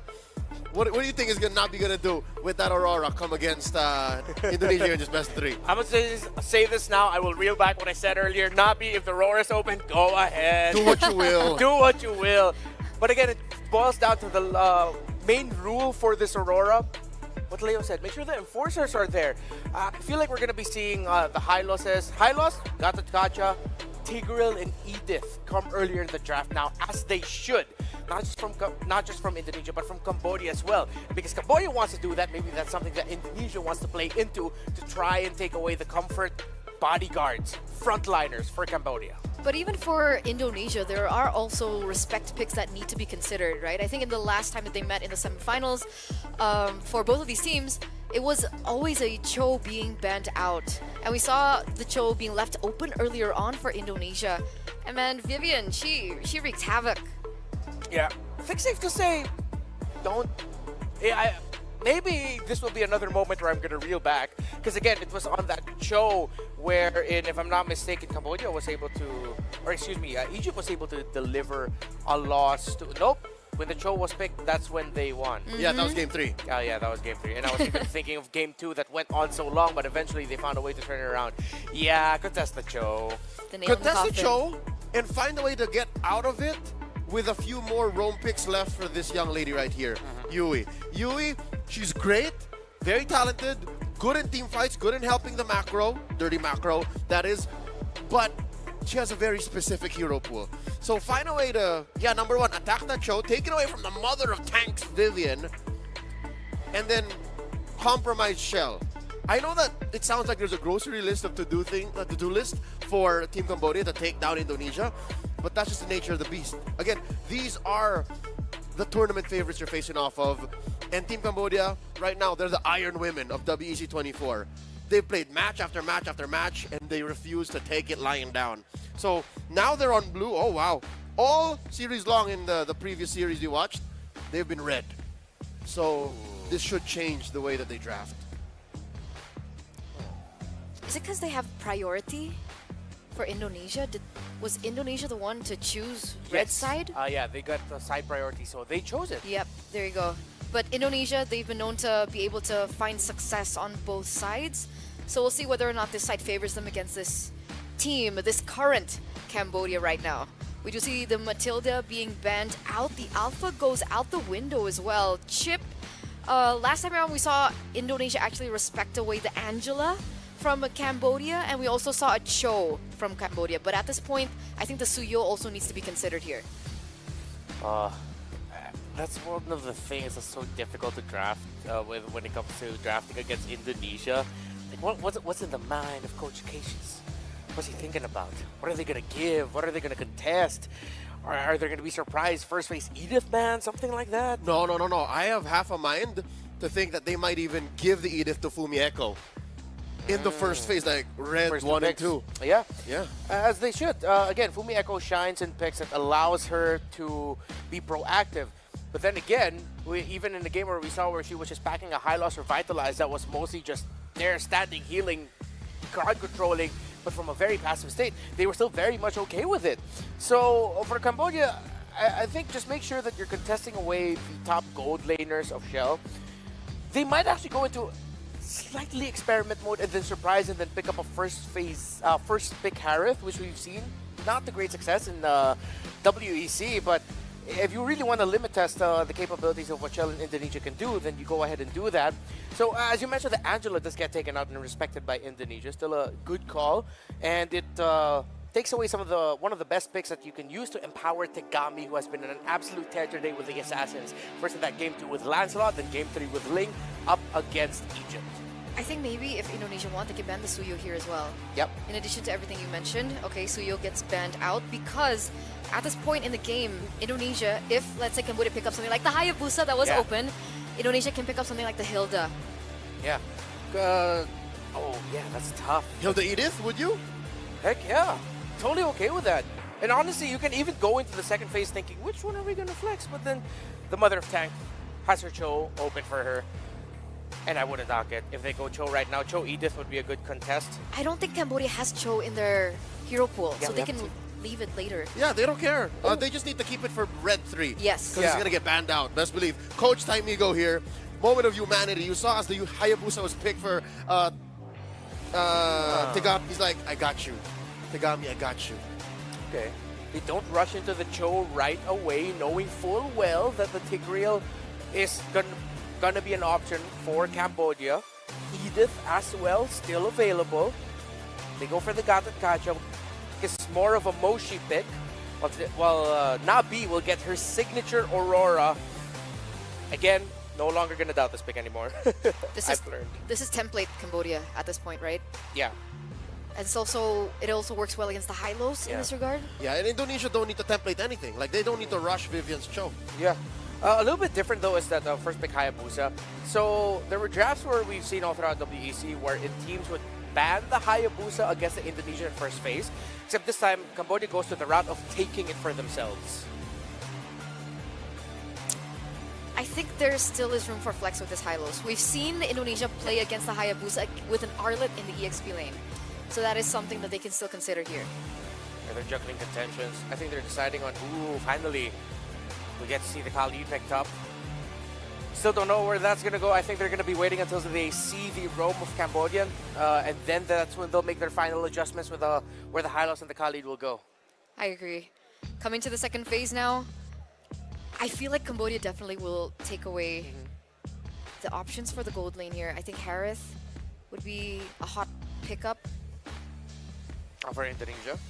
Oh yeah, that could clearly go into red 4, and I would be surprised if Cambodia doesn't ban it. If they don't ban the Harith and they still give it to Shell, they are prepared for it. And I think that's also one of the line of thinking of Coach Cases right now. We're in, Harith, you know what, let's take away the Tigreal. That might give the Harith a bit of problems, because that's another pick that might force out the Purify earlier on. Now, Cambodia's thinking, wait, we're running out of picks to target the Harith. And also, Cambodia's running out of picks for their roamer, for Yue. Oh, Tigreal yeah, gets that's banned true. out. They just need to ban out the Edith next. And then they're going to force her on something like the Franco. That didn't work at all for them. I wouldn't want to see Franco for Cambodia again. I feel like now, especially when you're up against Indonesia, you're going to want to pick up something that likes longer team fights. What the concept of dirty macro that Leo presented earlier, wherein I feel like that happens because team fights for some teams would go on for so long that minion waves are let through. The minion waves are just free pushing, and then that's how eventually the team that would win would get an even bigger map win because of the minion waves pushing. Edith ban makes a lot of sense here, unless they're going to start targeting and maybe just one for the matchup in the gold. Again, remember, Shell does have both the Harith and Lunox available for her as her best picks. And there goes the Harith. They take it out themselves. Does Cambodia want to commit fully onto this jungle ban? I'd be okay with it. Yeah, There you Nolan. There we go. You take out one good burst. And this is going to be a different playing field now for Indonesia.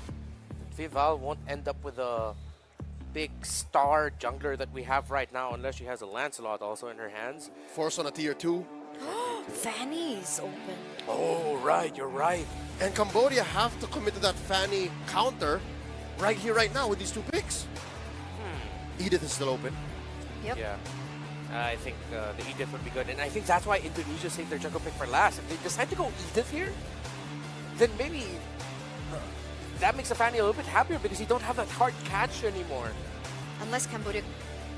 I know you don't like it, but they still can go Hilda, or they can go for Franco here. Franco Beatrix, maybe? Fanny into Hilda isn't a full-on counter, but Yui can just keep throwing bodies. With the presence of the Khalid and the Hylos in the map, plus the Vexana, that might be tough. So they still go for the Edith, and they get the Bruno. I feel like that's more of a block pick for Shell. Good damage distribution. It's good laning against the Moskov. But the Fanny that you mentioned, if this is a Fanny, it'd be tough. Fanny or a Twist, a totally unexpected pick. Like your Bane. Do I like the Bane? What are her options here? We still haven't seen Julian at all. But I think... No, Julian might be okay. But they have room for magic. Yeah, they have room for magic. But if Moskov is their only physical, maybe it might be better to go for Assassin. Because I'm already happy with what the Hylos and the Vexana can do. You're going to have a Thunderbelt of the Khalid anyway. So the damage distribution is good. Maybe just a little bit more burst. Oh, there we go, yeah. That makes sense. Debut Julian in all of WEC. Haven't seen her all throughout. We talked about it time and time again. And it only took until the grand finals, guys, for it to pop up. Finally. Kudos to Coach Taimigo, though, and the rest of Team Cambodia for stretching out Vival's hero pool. And for making Coach Cassius think, hey, is it worth it to go Fanny here? And they instead, go for some magic. They have room for it. And wave clear. Yeah. And I like the combination that they have with the Hylos, Vexana, and the Julian in the center of the map. That increases their chance of honestly dominating the first 5 minutes of the game. If Cambodia aren't careful, if they get caught out with great crowd control, the late entry by the Edith with a Primal Wrath from the EXP lane might just not be enough. And Cambodia might actually get surprised here. They have to be super careful. Yeah, key for me is the fact that Indonesia have so much initiative. It's so easy for them to go 1-2 CC, blow you up. Yeah. I think Cambodia have to time that very well. They have to watch out for when these key skills come through. There's going to be a sliver that really Cambodia really needs to perfect for our first and opening game for our grand finals. And with that, ladies and gentlemen, we're going straight into the land of dawn and back to the casters. Naisu, Mirko, take us away. We are almost there, Eterna. Thank you so much, Renmar and Leo, to break down our draft for game number 1. And remember, it's a best of 3 in the grand final here. Again, I'm Naisu, and this is Mirko, and we're bringing you the action for this grand final. It's been 4 days of battling here for the women to bring it up for the championship. And now what's on the line is this best of 3. And we know, we've talked about this a lot of times here, Mirko, how important game number 1 is to get your foot out the door in this series. Is it going to be Cambodia or will it be Indonesia? We'll find out. Game 1, best of 3. Both teams, they've made their way up to this point. We've seen Cambodia's rise through the ranks and now finding themselves once again in this grand final against the tournament favorite. Early invade already. Look at the pressure. Whoa. First blood. Tegami's going to be taken down. What's going on around the purple buff? Purple buff not taken. That'll definitely delay a whole lot of this early game farm for Tegami. Julian already taking the orange buff, and it'll be Tegami starting on the purple buff because of that. Despite the fact that they already used Revitalize, that's 2 flickers too. Burnt out. That was a 2v3. A whole lot. I mean, wow. Talking about value for Indonesia to start things off. Yeah, that was Fumi Echo. You know, she's playing this Khalid here. That, you know, for a longest time, a lot of people have seen it in the Roam, they've seen it in XP, but that is a ton of value, especially the fact that Fumi Echo gets that early kill, so she's going to have a minor advantage.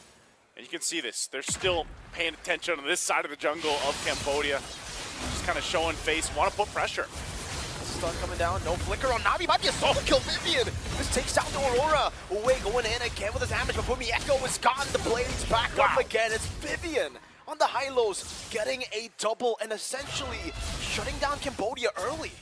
Man, Indonesia, they have something else in mind for this game number 1. Already a minute and a half in, 3 kills. They're aggro. They're aggro. This is the aggro deck if this was a card game, because right now they're further in that lead, almost 2K up at this point. And, you know, that's tough because with Cambodia, with the lineup that they brought to this table, this is not the start you want to have. You don't want to start with your backs against the wall already. Especially when you have a Hayabusa. You know, Hayabusa, you're not going to have the greatest time going and contesting this first objective. So, ideally, you just give it up. You let Indonesia take it. You look for something else elsewhere, and that's exactly what Cambodia will do here. First turtle of the game worked on by Indonesia. They'll secure that. You know, you've got the shadow kill available. They might try to make a play, maybe if they can find one, but so far, Indonesia is going to spot that out. You get to see, good onward over the city as the flicker gets out to safety. Gets a Terrify down in the Curse Blast too, so Nabi actually will be the one taking a big shot there. But like you said, Naisu, Indonesia, it does look like it is the case, right? For Cambodia, it's all about just trading at this point of the game, right? Losing the first few battles, and then, never mind, Vivian's going to continue this. Loading his pathway over to Tegami. Also trying to escape, having her Revitalize in. The SOD almost connecting. Tegami should be able to take this down. Vivian should not be able to survive this. Quad Shadow in, that's a kill for Tegami. Meanwhile though, all that time was used for the Purple Ball to get taken down. The Eternal Guard catches Tegami, and the Cursed Blast will poke her down. All part of the plan, says Vivian in Indonesia. Not only that, but they'll rotate up here. Look at all this gold going in the pockets of Indonesia. They'll go ahead and stall out Moshi a little bit longer, waiting for Yui to make her way, but that gold plate already gone. Everything. They're going to force a fight here. I don't know if they can. Cambodia, I mean, even with the ability to go ahead and take down Vivian earlier on, they still find themselves at a deficit, you know, 2,000 gold to work against. And Tegami, if she loses her buffs like that, that's going to be tough. Tegami will have to do it. Now it's going to be kind of delayed from spawning back in the game. Really good stuff from Indonesia, man. On the Julian, 2 levels ahead already. Because of the first blood, delaying the purple buff take, and then earlier, buying time for Vivol to steal it away. This is going to be a big problem coming into the later stage of the game. Cine, waiting in the bush.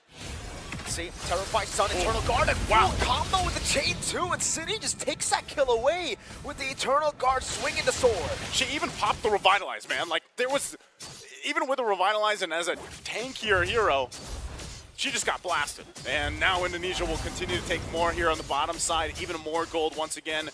They start up the objective right now, full control.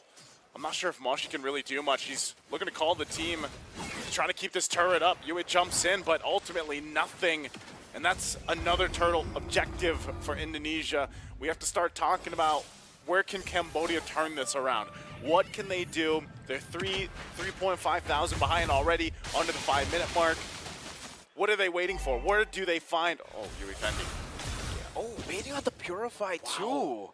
Yeah, Cindy didn't have the Eternal Guard there, so there was no kill threat. But the fact that she just appeared out of nowhere there. Yeah, a little 1-2. You know, that's all she needed. Made it as though she had to just kind of force out the Purify there. But yeah, I don't know, man. The Gatot Kacha, wait, mid lane might be caught again. Oh. And has Chain to knock her up. One basic attack with the Curse Blast. Nami getting the Frigid Glacier onto 3. Now the Quad Shadow over to Fumi Echo. But Terrified disengages for Fumi Echo. Cindy with a great PO on the bottom lane is 1v1 here. SOD thrown away. Cindy, oh sorry, Chell will be solo killed down below by the XP lane. Good thing for Moshi to pick that up. You know, stop the bleeding a little bit, but still the big apparent issue right now is Tagami has not had much control in her jungle. You're looking at it, she's only got a Hunter Strike. And, you know, with all the gold that Vivil's been able to get herself, you know, she's already got the wings, she's working on the next item. But that's enough. A lot of times all we see is this interaction between dropping down enhanced chains, really. And the fact that you also have an Eternal Guard. I mean, look how much damage has been done here by Cine already. And that's what's difficult, because even when you're just the crowd control alone, but then you're trying to escape and you're slowed down with Glorious Pathway, it's very difficult to play against that. Even when you're thinking, oh, I'm safe under my turret. No, you're not.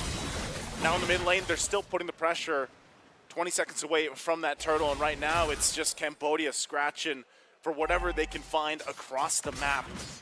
Shell, she's going to be by herself. She should be fine. Still has a Purify.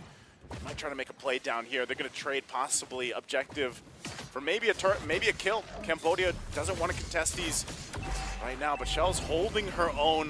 Yue Fendi finally working on the turret. Moshi in the mid lane trying to just save this turret here. That's a golden staff already, 6 minutes in for Chell. Bottom lane will be a turret for Yue Fendi, so at least they get a few more objectives down to trade it for the turtle. But Vivo's still 2 levels ahead of Tagami, and essentially Tagami, I don't know, man. When you're behind on the Hayabusa, it feels just, it really feels bad. Especially considering you're up against a Julian who has so much consistent damage. It's like it's a DPS. I don't know. You can kind of say that he's DPS, but it's kind of bursty too.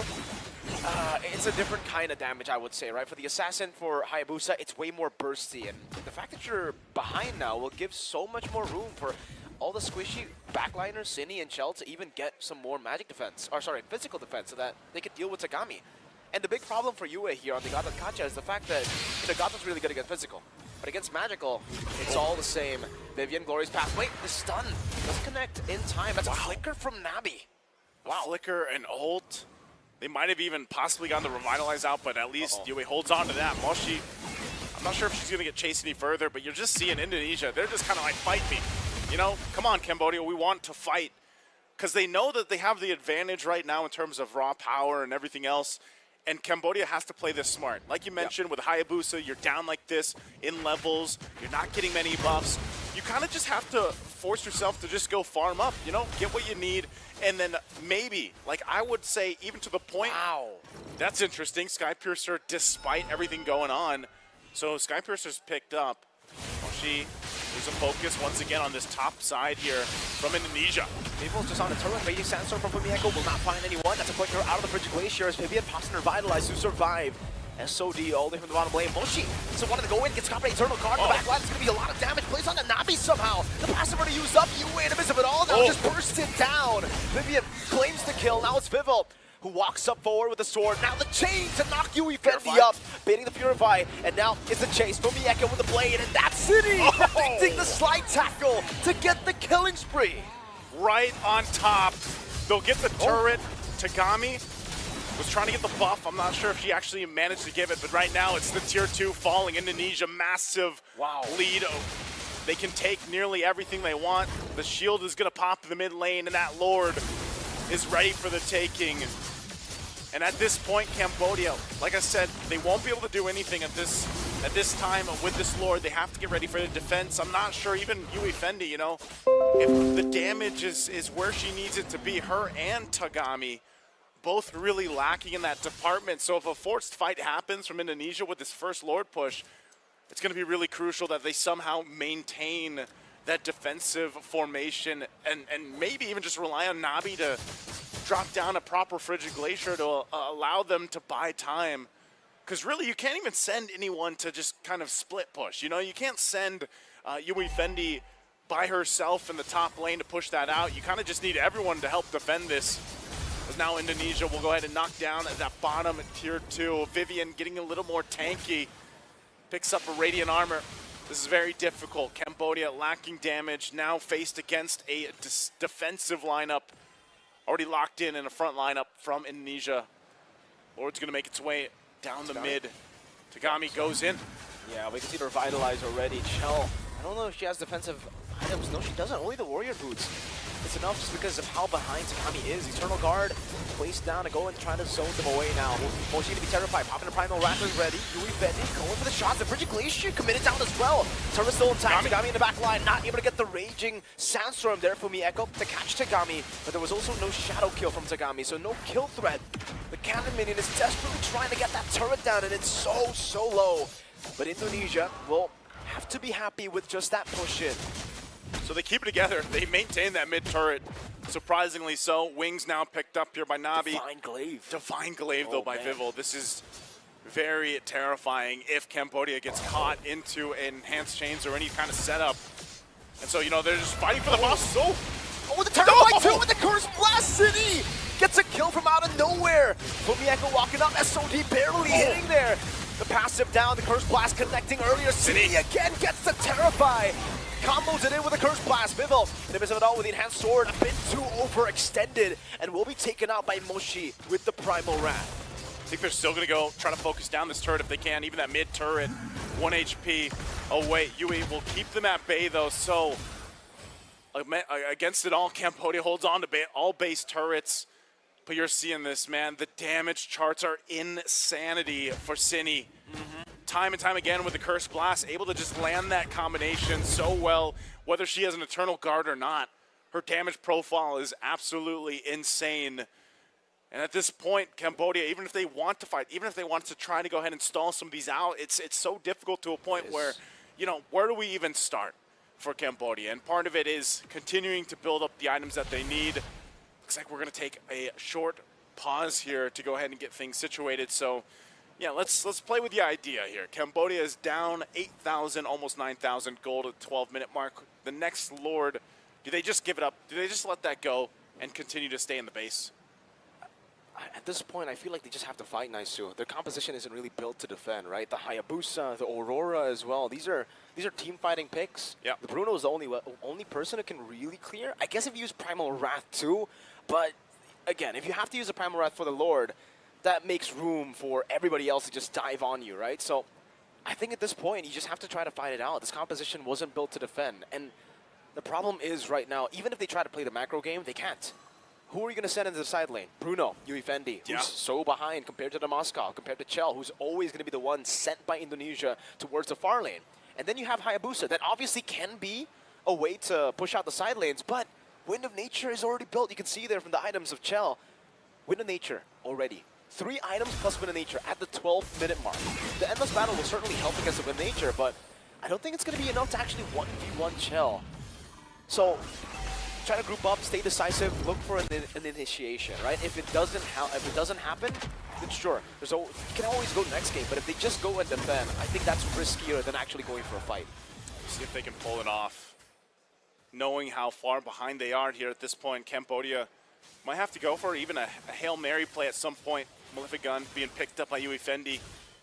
I'm not sure if they're going to be able to get any of the control around this that they want. It's already been quickly worked on, and that's the Lord. Secured by Vivel. Yui just going to get chased down a little bit, but ultimately, whether it's a good thing or not, man, they're going to have to defend in their base. They're going to have to make this work either way.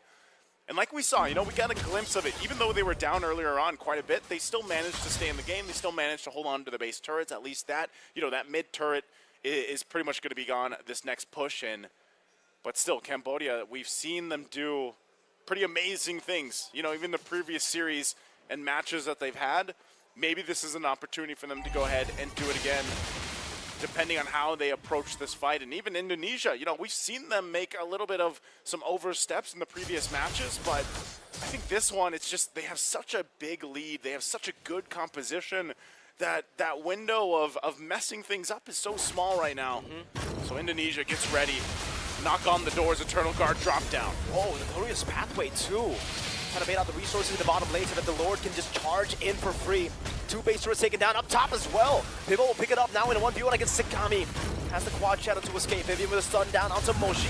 Raging Sandstorm Flicker into the back, finding Navi. The Frigid Glacier connects to the AOG, will be able to punish Fumi Echo. That's Vivian falling too, and look at the damage! Takami with the Sky Piercer. Chell has the Wind of Nature, is able to survive. The big gamble for Takami paid off. What just happened? Yeah, they lost all their base turrets, but 4 members of Indonesia go down. Talk about a defense and a turn of events for Cambodia. They got to play this right, though, because even with that, the members of Indonesia are going to be back up. They're going to be able to adjust, but Cambodia has to get what they can. They cleared out the lanes. They should be able to get some turrets to work with, but this puts them in a position, in a much better position for the next Lord a minute away. And that is a huge momentum and morale boost for their favor. They will be able to get quite a few items. I mean, once that team fight happened, you saw all those items being picked up for Cambodia. So, hey, you know what? Even if they struggled the past 13 minutes of this game, they stay in the game, they stay composed, and they made something work. Yui, she's going to go ahead and show a face here. They're still 40 seconds away.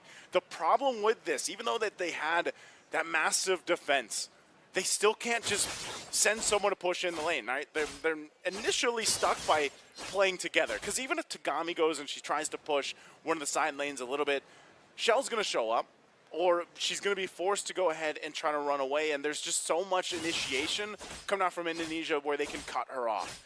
And obviously, they don't want that to happen. Tagami? Tagami with the quad shadow back again. Chell pops in with the nature in time. Tagami's even caught in the Eternal Guard too. But Chell got the solo. Moshi now in a bad spot. Will be able to dish out some damage together with the Frigid Glacier. But that is 2 big resources. No Primal Wrath. No Frigid Glacier. The terrifying Moshi's immortality has been popped. And that was also Nabi taken down by Bibble. 3-for-1 trade.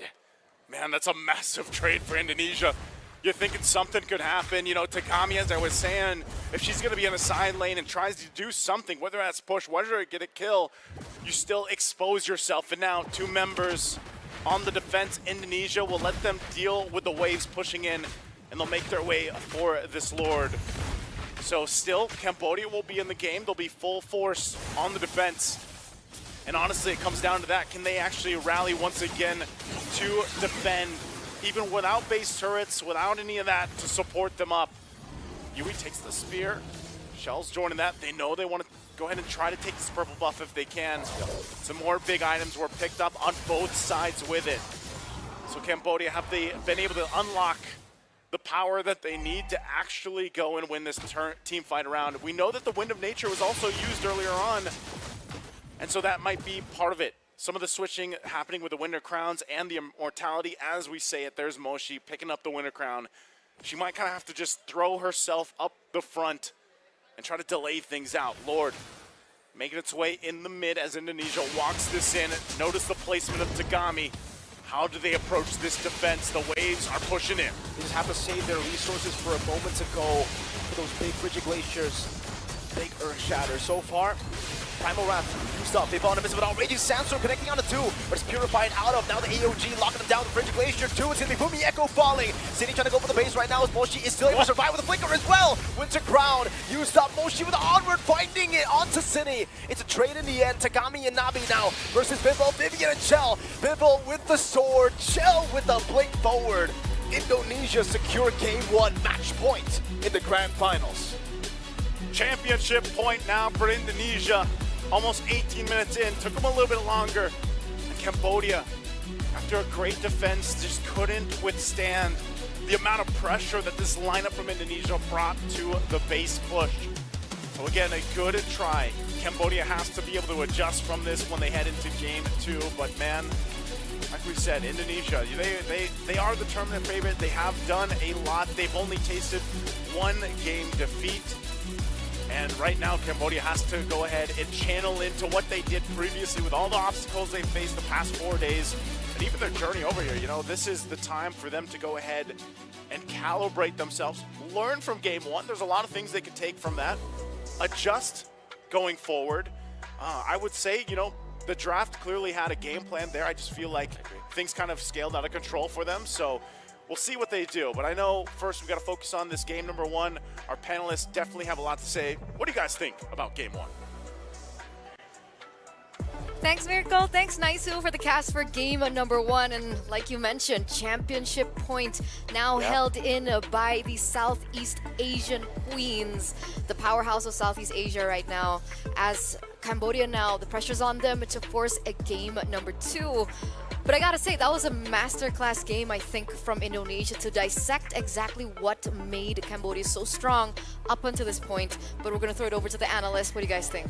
Well, we did say Cambodia really needed to be careful with their engages. With the combination of the high loss of Vexana and the Julian together, you get a great invading combo. Add to that the adjustment they made in the early game for Fumi Echo to say, I don't care about my minion waves, we want to pressure the jungle right away.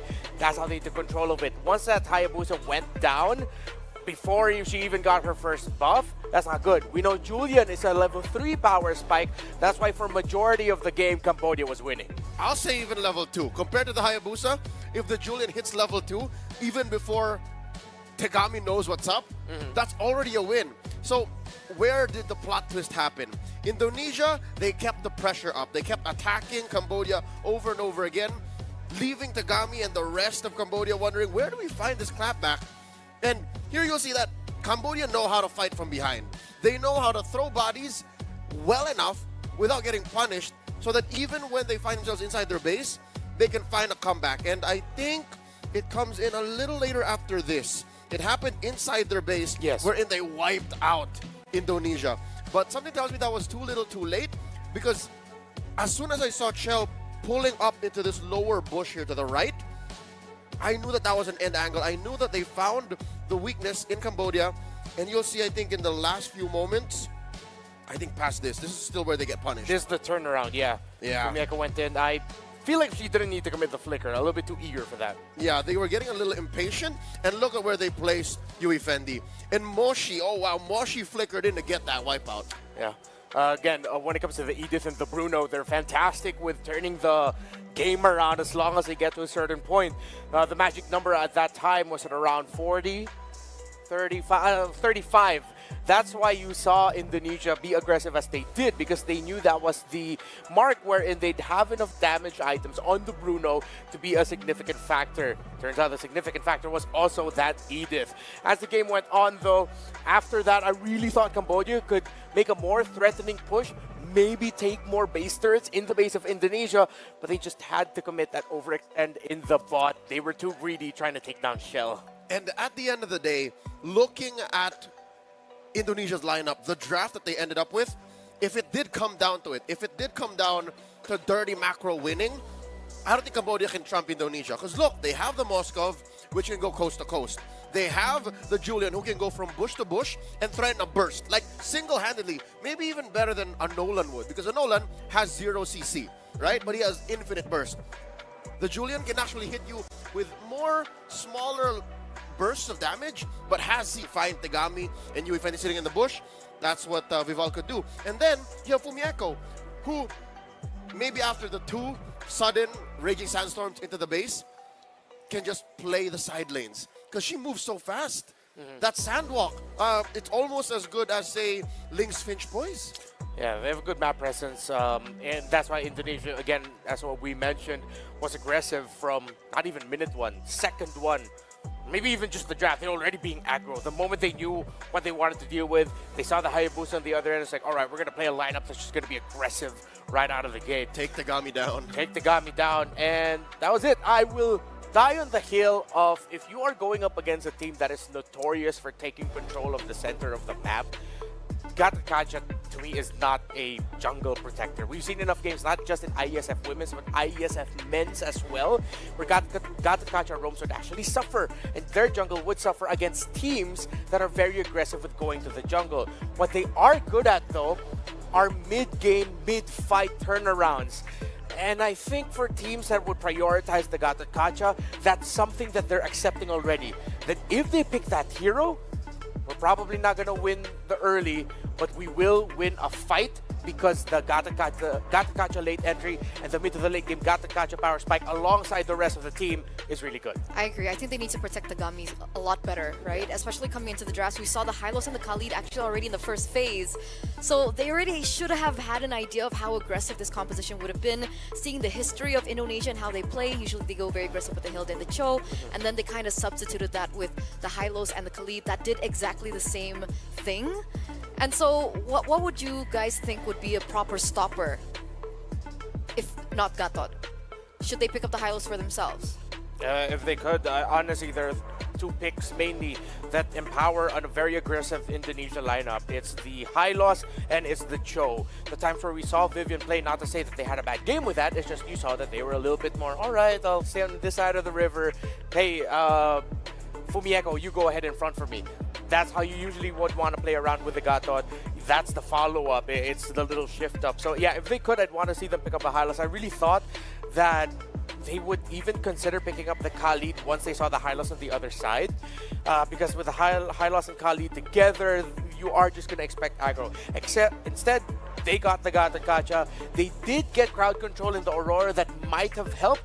But the raw power of the early game Khalid alongside the Vexana is a bit too much to handle for invade defense. By the way, that was a Vexana debut for Cine. Oh yeah? She hasn't picked it up just yet. So she and finally she was played number the meta. one. So she finally played the meta. She did, and she was number one damage dealt. That's what you can expect from Artillery Mage against a lineup that will struggle from second one. Which I think brings me to my next point here. Bottom line, don't put Tegami in the forefront of your draft. You have to hide her. Treat her like a gold laner. Treat her like you would Yui Fendi. Yeah. So make like what you did against Egypt in that last game of that series. Sandbag the gold lane and the jungle. Pick up your utility first. Yeah. Equip Yui, equip Nabi, and equip Moshi, and then go from there. But do you not think that that was a forced error?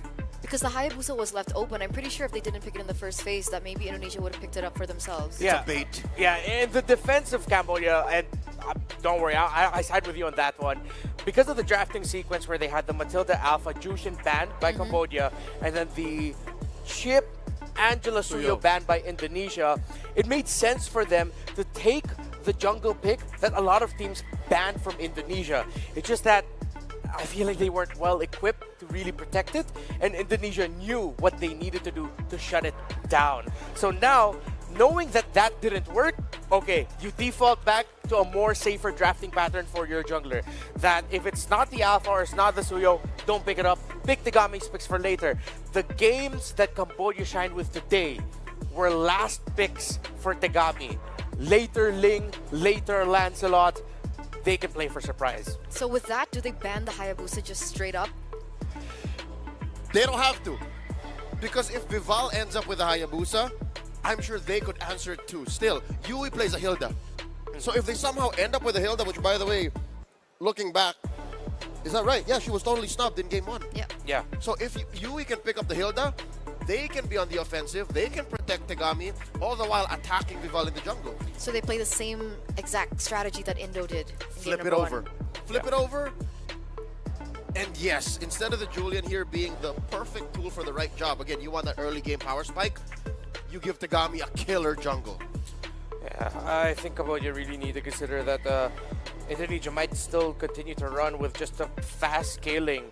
They thrive with speed, they thrive with aggression.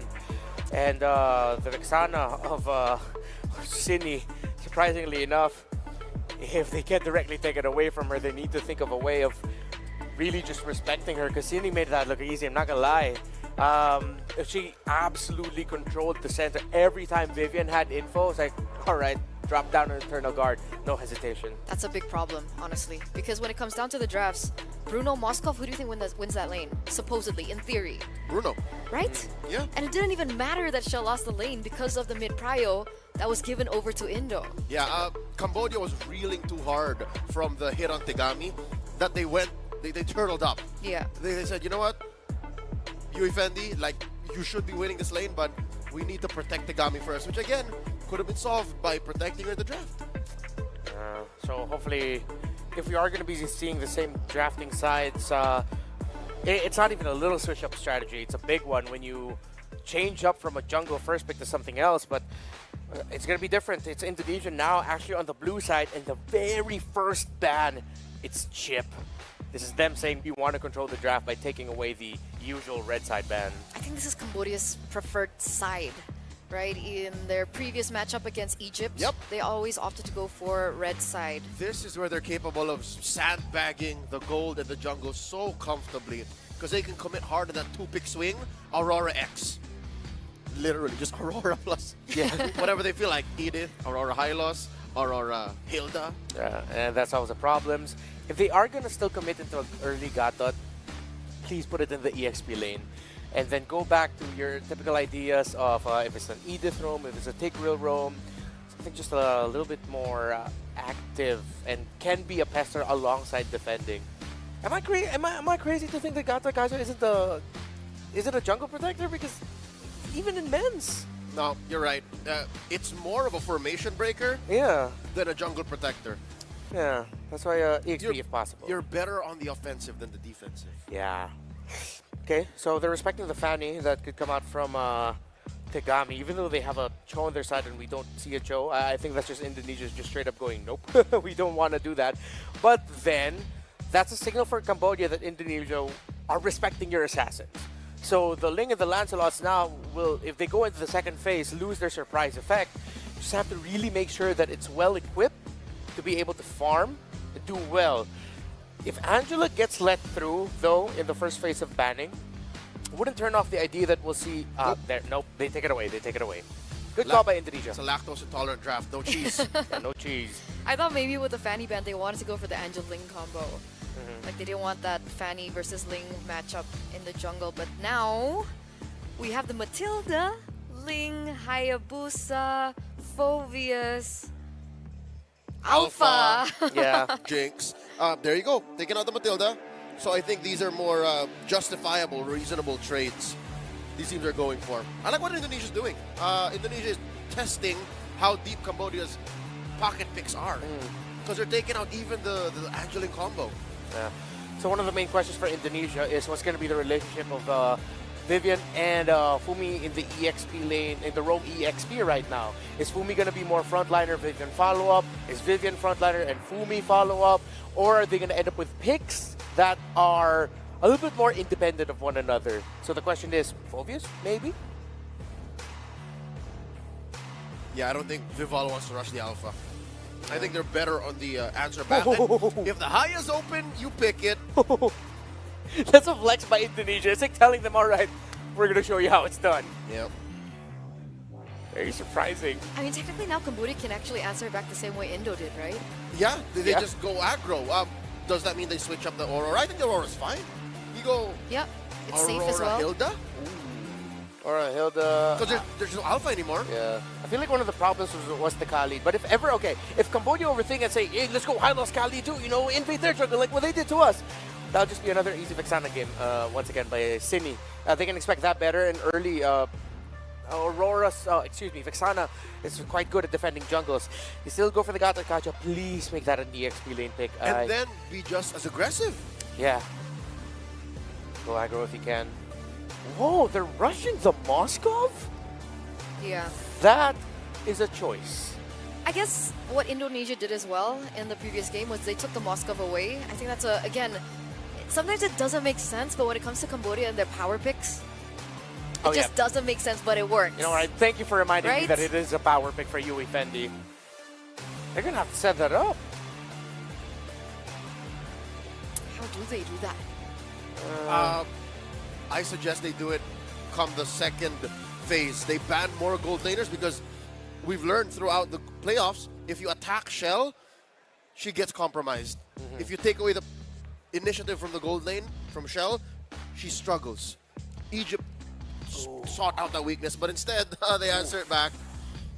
There's a Harith. Which is why the Moskov in the early stage of the game, you know, despite it being a power pick, is just so risky. There's so many laners that still win that lane. And now the problem is, earlier, Shell was in a losing matchup, and now she's on a winning matchup. Yeah, and this is the signature Shell Harith at this point. If all else fails, break glass, bring out the early Harith pick for Shell out. It's what turned upside down the matchup against Egypt when Team Indonesia had to reverse sweep that opener today. Cambodia here. Man, I don't know. I don't think they want to focus on utility anymore. Tick. Save the mid for later. Go Tick. Oh, okay. It's got to be. It's got to be. Get the still chasing power picks. So they attack mid now. Yeah. The thing is, Cine has such a wide hero pool. Exactly. It feels like a practice in futility. Yeah. Because you know that she has like half a dozen heroes. Yeah, so maybe that's why they just defaulted into thinking, you know what, let's just get our power picks. Let us remind you again, the heroes that are still available that Cine has played. Lunox. Cyclops. Loyi. Karita. Sicilian. Vixana. Valentina. Eve. Eve. There's so many! You know, I'm not surprised if they pull out something crazy like a Faramis at this point. She can do that too. Oh, like this anticipate maybe a Nolan pick or something like that. This is a Valentina lineup. I would pick a Valentina, just the Hylos and the Harith alone. Yeah. Funnily enough, out of all the picks, the Valentino was the one that I'd be a little bit more willing to let go of. Well, you know why? Why? Edith's open. Ah. They're protecting the Edith. So give you the Edith. Right. Prop the Gatot into the XP. Yeah. It's what we've been preaching all draft long. So if that's the case, that's an easy Edith ban here then. If not here, then it's going to be the last one. Oh, I love it.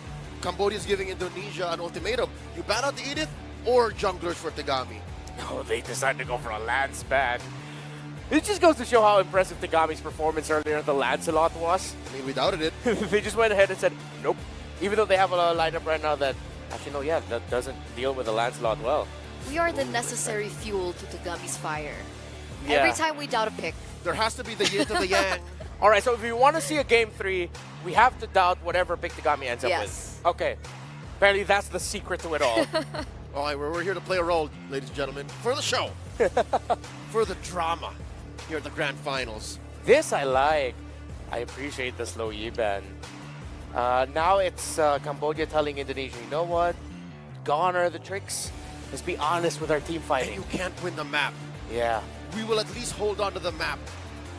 Hold on for dear life into the late game. Yeah, it's going to be an honest approach by Indonesia. So, does that mean you ban the Edith here? Because when it comes to an honest approach, a very obvious team fight, Cambodia does well with that. If they end up with an Edith. Yeah, I think I like that Edith ban. Because then UA would be forced on something like what? A Tigreal? Yes. She doesn't mind. I mean, with the composition that Indonesia have, it's not right the best. Now, right? It's not the best. Harith, Especially Purify. if you put a Purify on the Harith. Oh, there's the Alpha. They still ban the Alpha. Okay. Keeping Tegami honest. What else is left in the tank? They're more than willing to give her the Lings, Assassins. With the Cho still open. Oh, yeah, no, this might be tough for Cambodia. Indonesia knows this is the Edith, and then whatever Tegami plays. Yeah. That's it. That's the script. If Indonesia... Unless suddenly the Hilda pops up. Whoa. Arlen. Oh, this is, I think, a pocket for Yui. We've seen her try to play this, no? They can... It was Moshi earlier on the Arlen, right? Oh, yeah, that's the one. They can still go Phoveus. It's still open in the draft that Hylos can still definitely go Roam. Paired with a high crowd control burst mid. Or Phoveus Faramis? Crowd control mid. They go Eve. Fight under that. They don't care about the Arlot that they got the Kacha. They're very confident. And the Phoveus would really enjoy fighting under the real world manipulation. They can also surprise and maybe just go take themselves if they want to. Or no, it's still aggro. It's still control. And it's still pressure Tegami in the jungle no matter what. That's Yep. their insurance policy to the insurance policy. Yeah. The deterrent. They're anticipating. No need to get fancy, no phobias. It's just invade your jungle. I don't think Cambodia are well prepared for that in terms of their picks. If this is a Narlot roam, nope. We talked about the Gata, Kacha, and Aurora, so... Fredrin! They dig deep. What? They dig deep. And about 6.5 feet down that pocket, they find something of value. The last time she picked this up was online qualifiers, back when Fredrin was still meta. And it's 4-1. It's all in on Yui Fendi. Might as well change your name to Yui Funnel. It's not funny, I get it, but it's dire I laughed. straits. Hey, we both laughed. I laughed. Thanks. I wish Cambodia just had the different gold laner, because I feel like the firepower might just be lacking. Like a Lunox? Look. Yeah. I like the Fredrin. I'm not knocking it. It's if you reeled it back a little bit, you're gonna think a few months ago this Fredrin is perfect. Just watch out for this Harith now. But it's not gonna be an easy climb. If it is, then again it's another crazy Tegami performance. In hindsight, yeah, I agree with you. Maybe the gold laner should have changed, but I'm still pretty in shock with the Fredrin. I love Fredrin, but not like this. They needed a hero that wouldn't, you know, just knee down to how much aggression that a Khalid and a Hylos needed. Yeah. And the last time we doubted a Tegami pick, they brought us all the way to game number 3. So, again, this is the grand finals. Go big or go home. Naisu Mirko, what's up with the Fredrin pick? I'll tell you. I'll tell you guys what's up with the Fredrin pick. This is another digging deep in Tegami's hero pool. Fredrin, you know, he was the king of the jungle for the longest time as a hero. Then he fell off the meta. Well, they're bringing it back, and as far back as we can go. But that's not to say Fredrin isn't of value. In this lineup, it still can be, and like we mentioned, you gotta funnel Yui Fendi. So jumping into it, we already know championship point for Indonesia. This grand final, it's a best of 3. Can Cambodia bring us to a third game like we've had all day? Taking a look at this, Mirko, anything that's standing out to start things up? Emblem-wise, not really. Everything really kind of normal here. Nothing too crazy in the emblem department. Everybody just going for the classic. But what the Fredrin does is also kind of stop that invading power. If you were afraid of the Khalid and Hylos going to you as an assassin, on a Fredrin, you're not really that afraid, right? You should be able to actually hold your own here. Even if Cindy and Vivian walks up, well, they're actually all going to come in to the purple buff. Same thing. Let's see. Let's see. And Tegami can actually still survive. So far, so good. Gets out to safety. Yue popping Revitalize as well. Now Moshi rotating in Vengeance and the reset. First blood. Oh, the Echo falling as well. Tegami picking up the kill. And you can already see, almost a retry steal from Bibble, but a bit too late to come into the fight. And that's what we were talking about. You do not invade a Fredrin, sir. You know, maybe you have to get a reality check, right? This Fredrin was this way before, and it's still nearly the same. Good response. It was good backup from Cambodia to go ahead and secure Tegami the buff, and then you end up getting 2 kills out of the exchange, 1 for Tegami, 1 for Moshi. That's going to be great for them. The other attention they need to pay is here. Vivel up on the top side, level 4, and that's why Yui is going to visit up there. Shell has been doing great on the Harith, you know, for the most part. One of the obviously top picks for her, especially in the gold lane in general. So that's the thing, is Cambodia kind of shifted already from the point of what they have to focus on early game, and at the same time allowing Yui Fendi to just farm up, you know, get all the gold that she needs, get the plays that she needs to make. Objective is up though. She still kind of going 1v1 with Fumi Echo. They both don't have the level 4s just yet, but this turtle is up, so that's going to be the main focus for both teams as these rest of the members do get the level 4. They need the ultimates for this fight, and it'll be Cambodia that starts to get the space to work with. I'm not sure. Bibble might just go for a steal. They may not want to fight this, but looks like they're going to go for it. Quad channel ready. US still going for it. Final stock. Bibble winning out the Reggie battle and jumping to the back line, but now this has become the real world manipulation. Gets the Frigid Glacier down. Fumi Echo with the healing. The Shadow Q used up earlier. Nami walks back into the real world manipulation. They lose out in the fight. Tegami is down. US is down. Moshi will follow in soon. Even with the Vengeance resets, it's still a win for Indonesia. It's a disaster for Cambodia in the first turtle. Just when they had the lead, something like that breaks out. You know, a team fight that necessarily, you know, they controlled the objective. Wow. But then some mispositioning and just a timing of the railroad manipulation. Oh, Yui. Okay, has the AOG, gets out to safety. Tagami gets the orange buff too, but you can already see Vivel is just so active. 2 levels ahead, still has the retribution. Will probably steal this one too. Goes for it, Retri. Zaman force from Chell, zoning Yui Fendi away. And now, glorious pathway. Didn't go for the dive there. Spear of Misery already used earlier. Yui Fendi has this flicker, not the Purify. But Indonesia do not decide to go in. They decide, you know what? We've gotten what we came for. Yeah, it's kind of a pendulum of back and forth of discipline and pressing the aggression. We heard the panel mention it. You know, this is still the aggressive play, the aggressive composition they brought to the table. And I'm glad that you mentioned this. You know, the level lead that Vivel has right now is actually pretty crazy considering how, you know, the early minute of the game went and they were able to go ahead and stop things a little bit, but secure that route and even the XP early on for Tagami, but she's still falling behind 8th level for Vivel to that 5th level of Tagami. So you said it, man. She's been very active. She's been all over the jungle, taking when she can.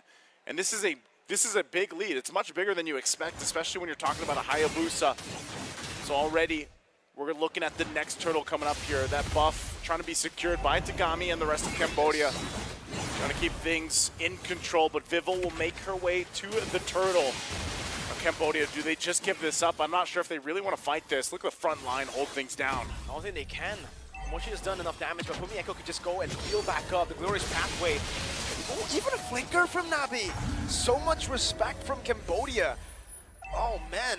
Vivel knows there's no flicker. Jumps in with a quad shadow. Now waiting for the shadow kill. Doesn't even need it. Just goes in for the shurikens, and Nabi is down for the 2nd time in this game. Very tough position to be in right now for Cambodia. You know, when you're trying to play against this, and you can see it, it's only a Hunter strike. They might force a fight. Vivian's going to be fine, though.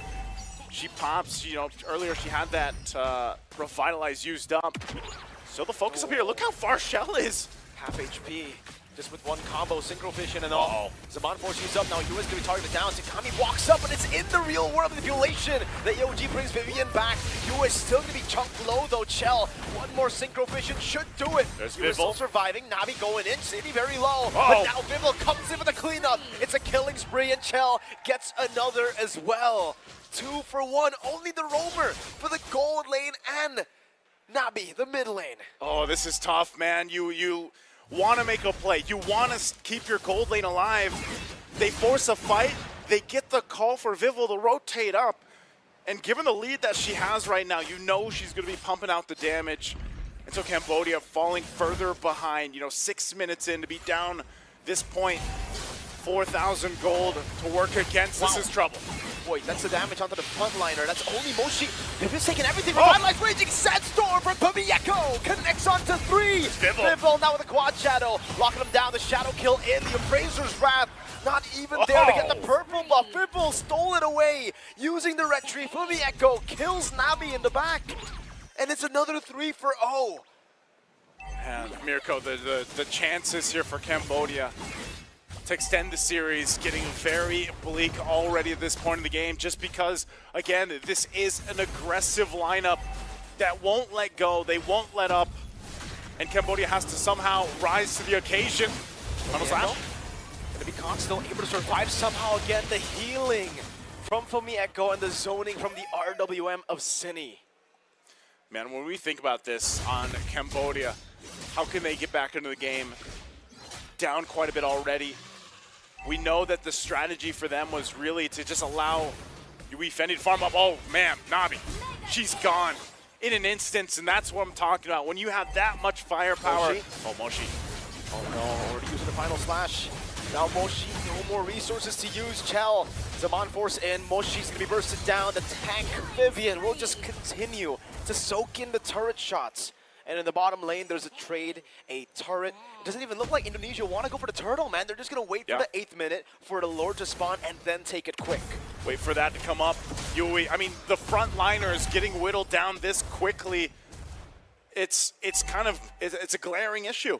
You know, how do you do this? How do you initiate these fights if your own front line is being bursted down half health, whether that's through Shell and Cine there to post up with the real world manipulation? You're not going to see this buff any longer for Cambodia. They try to keep it together. Shell takes a stun. There's the RWM. Zone in the back. Again, just to get this turret, the cannon minion still there. Chell will pick up the tier 2. Fumi Echo will try to zone Takami away. And remember, Fumi Echo, doesn't matter how much you actually poke her down, there's always more healing to come. And there you go. Fumi Echo back to basically full HP. Not only that, you have her revitalized too, so if she really wanted to, she can just go ahead and stick to Vivian. And right now, this is going to be a free Lord to take for Indonesia. 10,000 gold ahead to lead them into the base charge. Now for Cambodia, once again, can they defend this? Can they keep it together? We saw them do a preview of it in game 1, even despite the deficit they were working against. But I just feel like this lineup might struggle in being able to do that, you know? Yui Fendi does get the golden staff, but she still needs so much time to build up, to get to what she needs on the defense. That Lord's making its way down the mid. The rest of the pressure here on the top, the holy defenses are still there. Oh. Takami, I mean, she's taking enough. Wait, Yui Fendi's walking up again. Fumi Echo putting the damage down. The glorious pathway almost there. The flicker route now. Vivian caught on Frigid Glacier. The real world manipulation just chunks Moshi low. Taken down in the RWM. It's an SOD to the back, but Chell is very happy to just take it.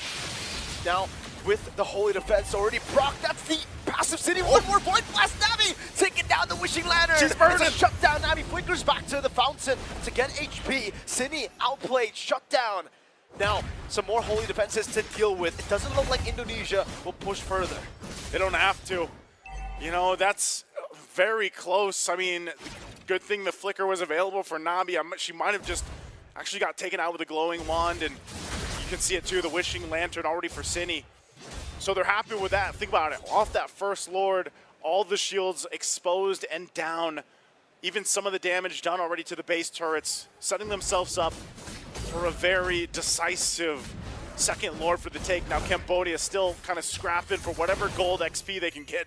Shell, she was confident enough to just drop down the Zaman Force because she knows that she can go toe-to-toe with anybody from Cambodia, and that Zaman Force will be back up by the time they want to fight. And it looks like Indonesia might not even want to wait for the next Lord. They want to get these base turrets down if they can. They're going to post up. Good zoning with the RWM. Fumi Echo walking up as well. Moshi tried to go for the final slash, but this RWM makes you unCCable. Wow. Pivot, Quad Shadow, over to Takami, SOD as well. City does have the flicker, and that's the Winter Crown from Fumi Echo. So, for Cambodia, they lose the base turret in the mid lane, and for Indonesia, it's a 10,000 gold lead. I think at this point, Mirko, we have to really think about the realistic defense that can come through from Cambodia. You're down this much. You have this kind of lineup. You have a revitalized even for you. I think Yui is going to be integral in actually making that defense work. But it's mostly just getting out. If they can bait out some of the ultimates, some of even the battle spells out from Indonesia on the defense, that gives them a little bit of an upper hand. And then you hope that Yui Fendi and Navi can find the right targets. Navi, crucial as well to freeze the right targets with the Frigid Glacier. And even Moshi, we've seen this a lot before, time and time again. Sometimes that final slash doesn't work in your favor, but right now they still have to defend against this push. Indonesia wants this top turret. It's not going to happen. Lord's going to come up, though, in a few seconds. Defensive item picked up for Nabi. She gets the winner crown. And now Cambodia, like I said, they'll have to just kind of wait in their base. There's really no room for them to contest. They are going to send Yui Fendi, though, to deal with that long lane, possibly to push. Purple buff taken away from Shell. Takami jumps in. Okay, so that's for the attempt now. Wow. Echo will just use the Raging Sandstorm. The AOG used up as well. City now, he's going to poke them down.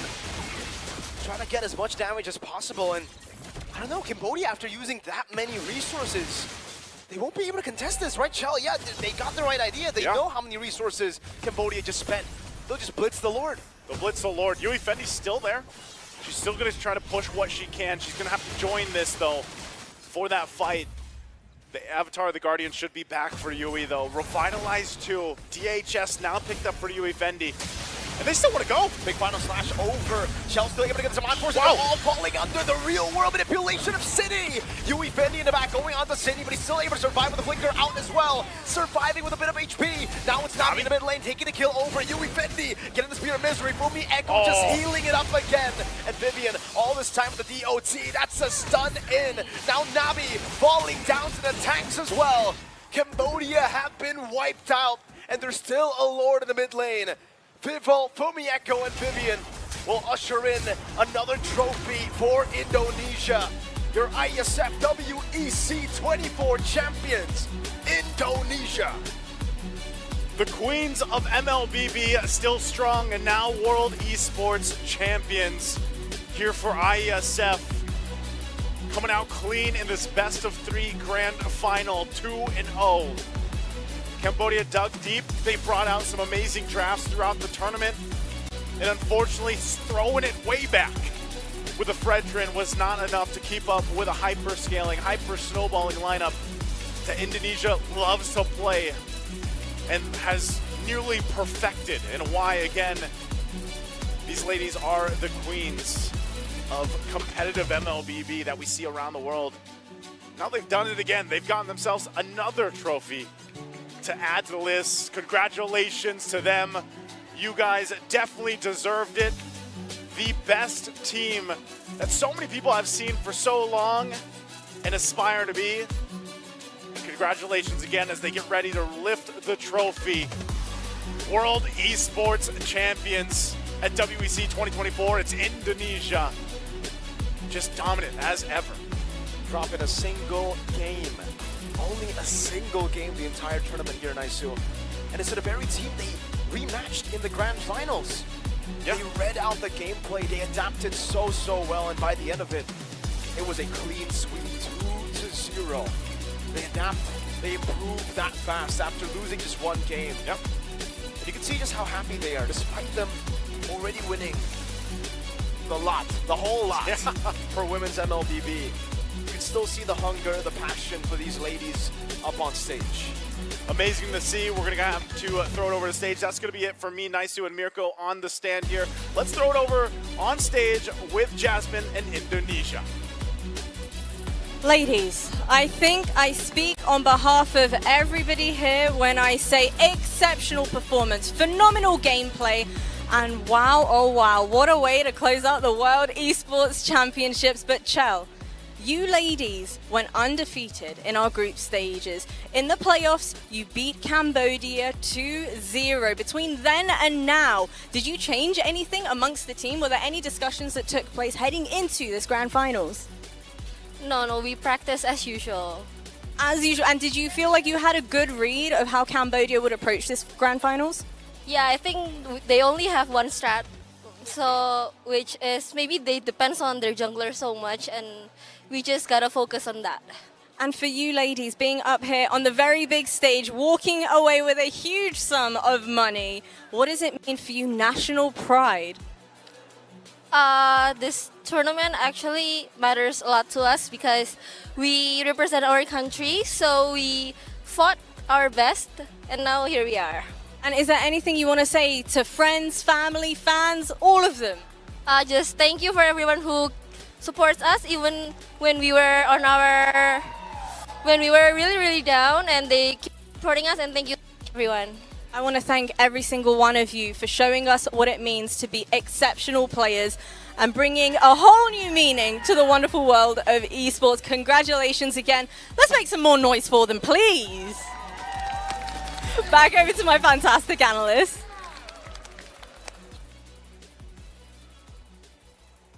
The redemption of Indonesia as they make their way back in Saudi Arabia, back at Riyadh, back at nearly the almost it's just right across a different building where they were unable to lift up that trophy under a different banner, but the exact same members.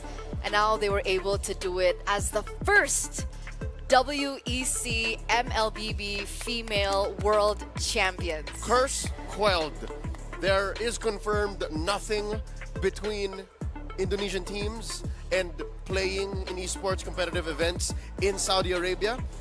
And if anything, I think this means more because technically they are the first and only WEC Women's MLBB champions. Yeah, I feel like they've always been a big source of pride for Indonesia. Hopefully now, in the timeline in multiple years of struggles for the Indonesian men's squad, that Indonesia doesn't forget we have our women too. Amidst all of the noise, amidst all of the struggle, you could look to their heart, their vitality, to lift up the pride of Indonesia. That made me teary.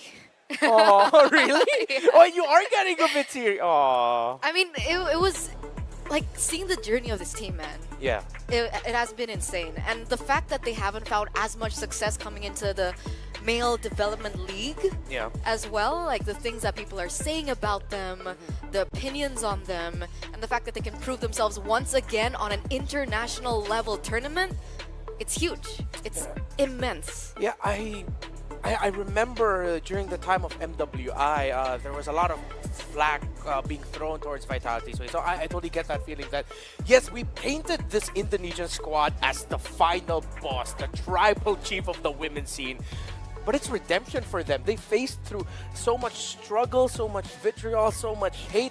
And when it mattered most for country, they lifted the flag. And they did so in dominating fashion. Going back here, let's look at the draft. Let's look first at the very last pick, that Fredrin. Don't think that was it.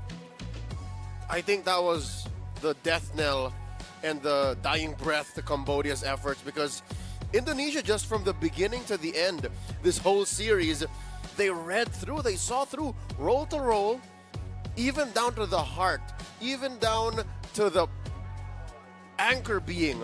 That is Cambodia's lineup. Shell said it best in that post-match interview. Yeah. They rely too much on their jungler.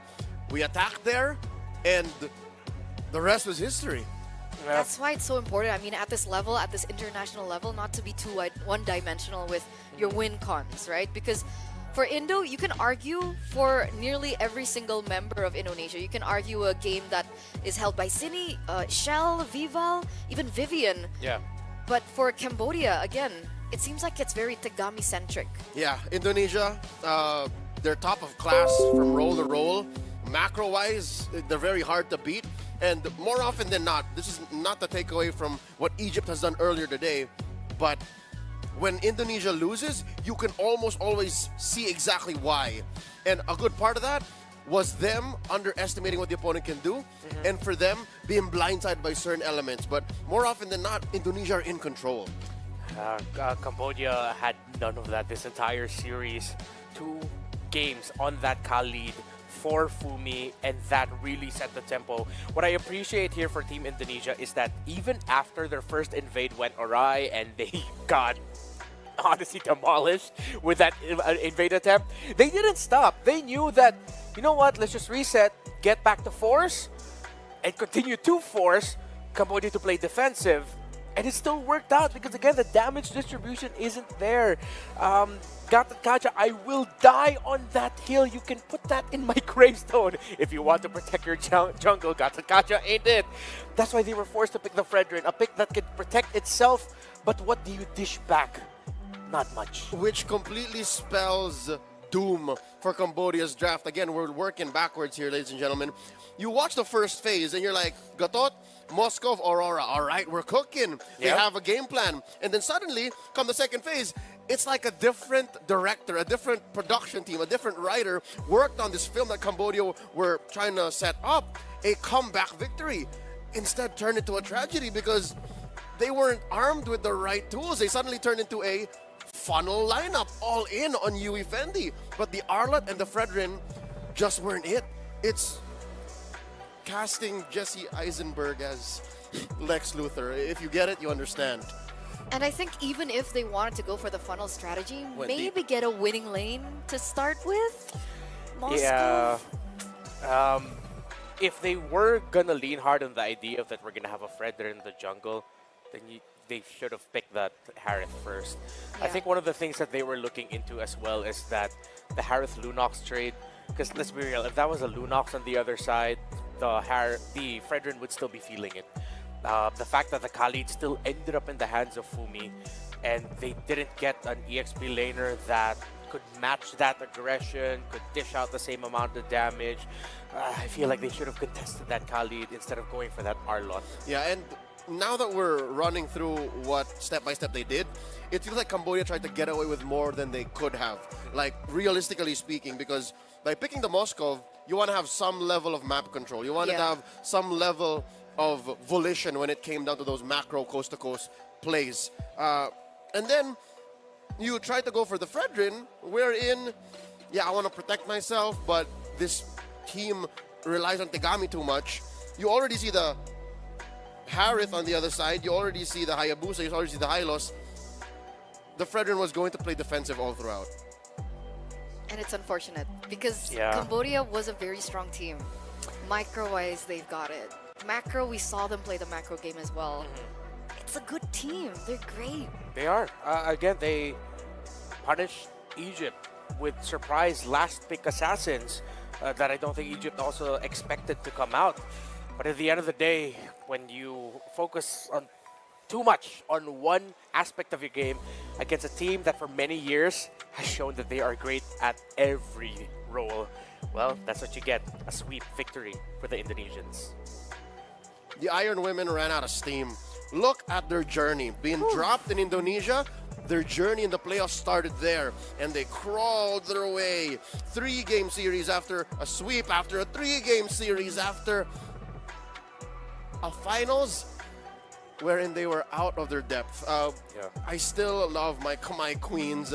They are still some of the most entertaining athletes I've ever seen compete in MLBB esports, but at the end of the day, Dirty Macro does nothing to sheer, polished MLBB that Indonesia just has here in spades. Yeah, and now I'm so excited for next year. The names, the teams that have risen here, what Saudi Arabia has done for their nation, and say, hey, we may have gotten a first round exit in the playoffs, but look at us. We almost took down the eventual grand finalists. Ukraine making it far. Egypt rising, continuing to improve. Those names that we mentioned, they might be up on this grand final stage next year. So I'm very grateful that we got to see a lot of hope for the MLBB women's scene, and finally we can say that there is a best country in the world for female MLBB.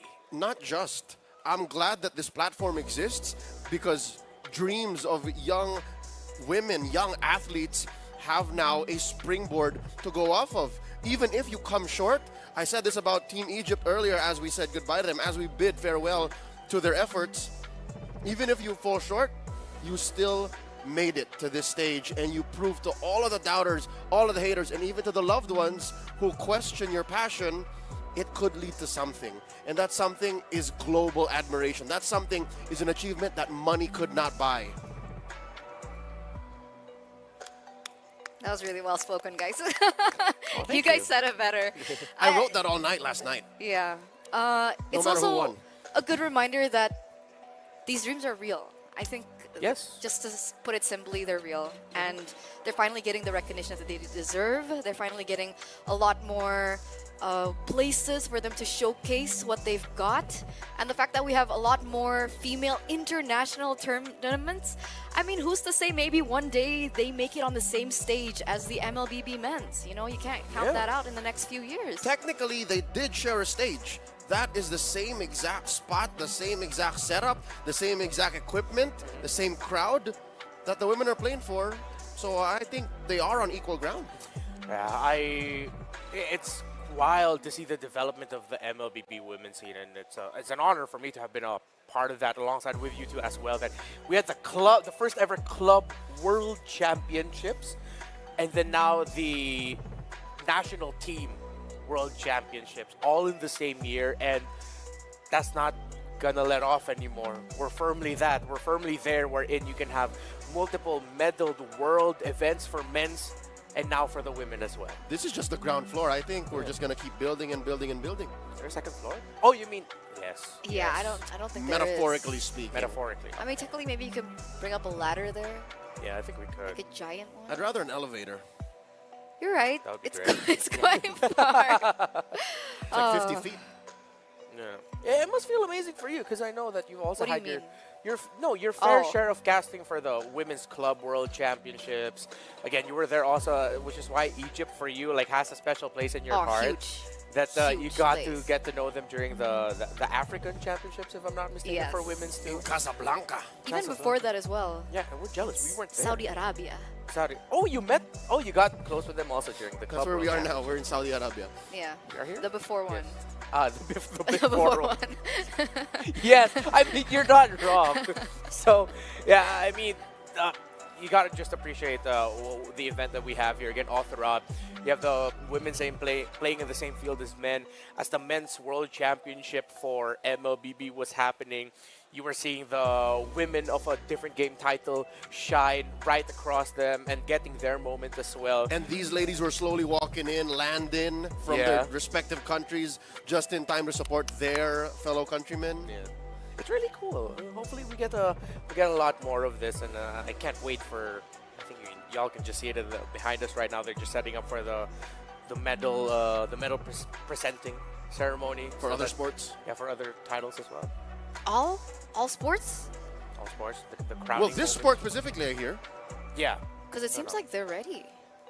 So, Just ladies and the gentlemen, crowding for MLBB Women.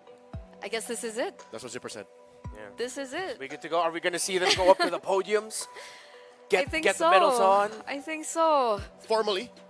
Formally, we came into this tournament, ladies and gentlemen, with 12 teams as they flew out from 8 different regions, being able to qualify from 8 different regions. And now we have officially marked our first WEC 2024 MLBB Women's ISF Champions in Indonesia. So it's been me, Eterna, as your desk host. It has been a huge honor working with these amazing analysts as well, with Leo as well as Renmar. But maybe do you have any final words to say to the audience, maybe? Yeah, again, thank you all. Thank you all for your time and the attention that you gave our women's scene here. Again, every year it gets bigger and bigger. This was the biggest year for women's MLBB so far in a meta that is always just thought about as only the men can play the assassins. Nope, have you seen what the women can do with all of the assassin pickups? So I'm looking forward to the next one. Hopefully it just keeps going up and up from here. And lastly, if you want to protect your jungle, don't pick God the Time. That's a personal thing. Yeah. It's personal now, guys. We're just getting started. I hope that we can continue empowering champions. I agree. I mean, who knows? Maybe we're gonna see different names next year, different regions, Yeah. different players, maybe a different champion. So we are gonna go ahead and let our victors get the moment they deserve first for this year as we head over to the stage for the crowning ceremony. Thank you so much, guys, for tuning in. We're gonna throw it over to our hosts up on the stage. Thank you very, very much for that, Eterna. You know what? This experience has been nothing short of absolutely exceptional. It's been a whirlwind of emotions, a whirlwind of games, and I feel like every single one of our teams and players is worthy of being up here on the very stage. But unfortunately, there can only be one champion. Oh, hello. Did those games take you by surprise? Did you needed a moment to just chill, relax, My recuperate? heart skipped a beat, and I'm like, I don't know if I can do this or not, but you know what? I want to share this moment with you. So, like, I can't let her be alone on stage. I gotta join her, so here I am, guys. You know what? Back. I've got a bit of inside information for everybody that's tuning in right now. Backstage with all of the teams, I was talking to some of these women, and the emotions are sky high.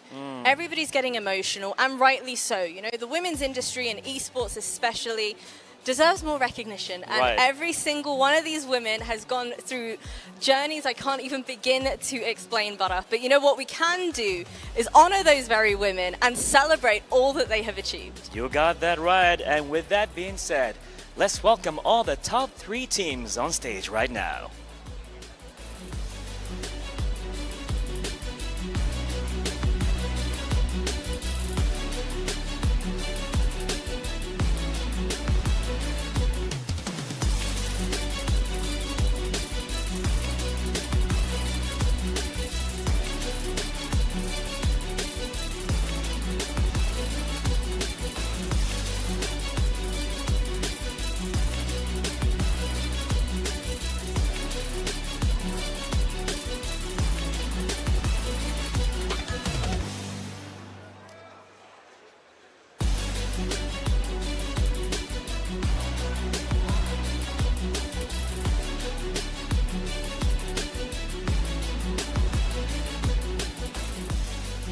And with that, ladies and gentlemen, it is with great honor right now to present to you on stage the General Secretary at IESF, Mr. Boban Todovsky.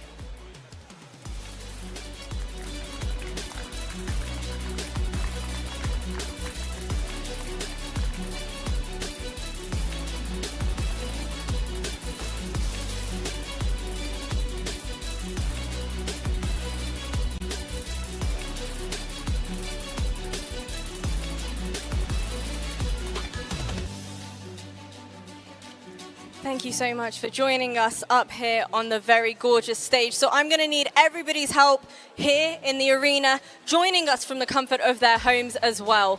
Please, a round of applause for your third place team, Team Egypt.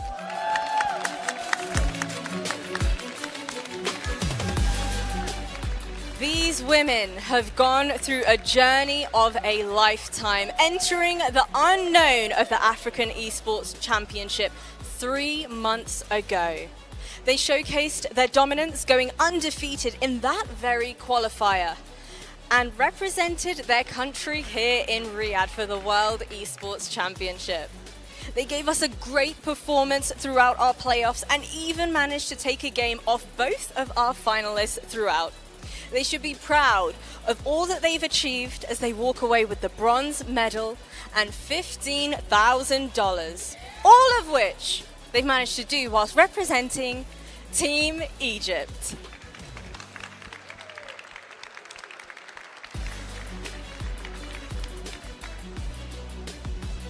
And now, ladies and gentlemen, for your second place, let's hear it for Team Cambodia!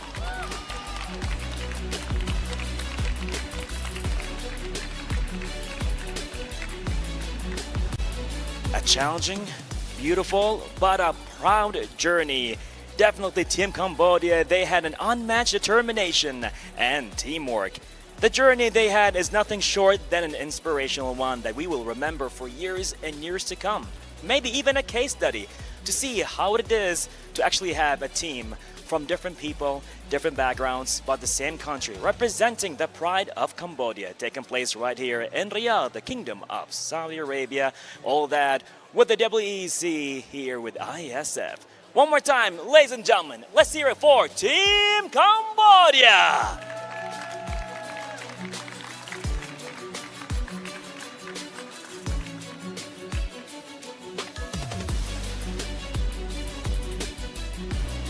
And now, the moment everybody has been waiting for, Bara. Your champions of the WEC 2024, please give it up for Team Indonesia.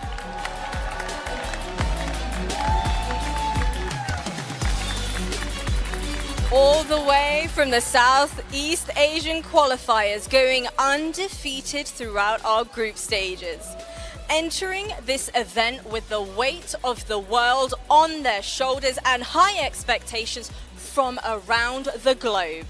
These women have remained undefeated all the way up until today, the very final day of the World Esports Championship. With a bond and synergy like no other, they have shown us on the big stage and to the world what it means to have true vitality. They have shown us what it takes to be crowned the IESF World Esports Champion. Put your hands together for them.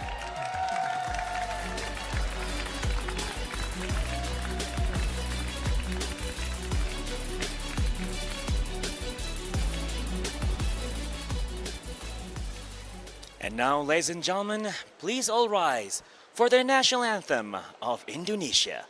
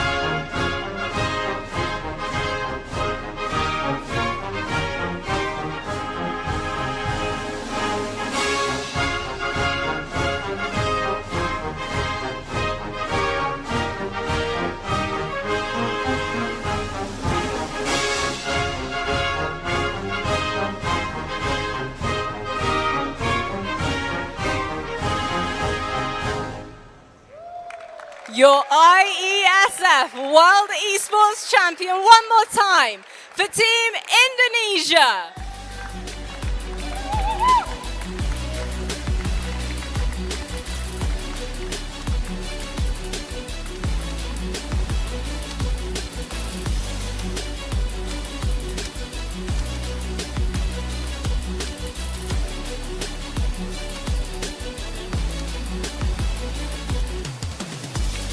Surrounded by friends, family, everybody from across the globe, but this has been an event, an occasion to remember, one to go down in history. I want to give my sincerest of thanks to every single one of our teams that have taken part throughout the women's MLBB tournament, because my oh my, have every single one of you delivered. You got that right, ladies and gentlemen, taking place right here with all our teams. Well, one more time, ladies and gentlemen, right here in Riyadh, and for everybody around the world, let's hear it for all our champions on stage one more time.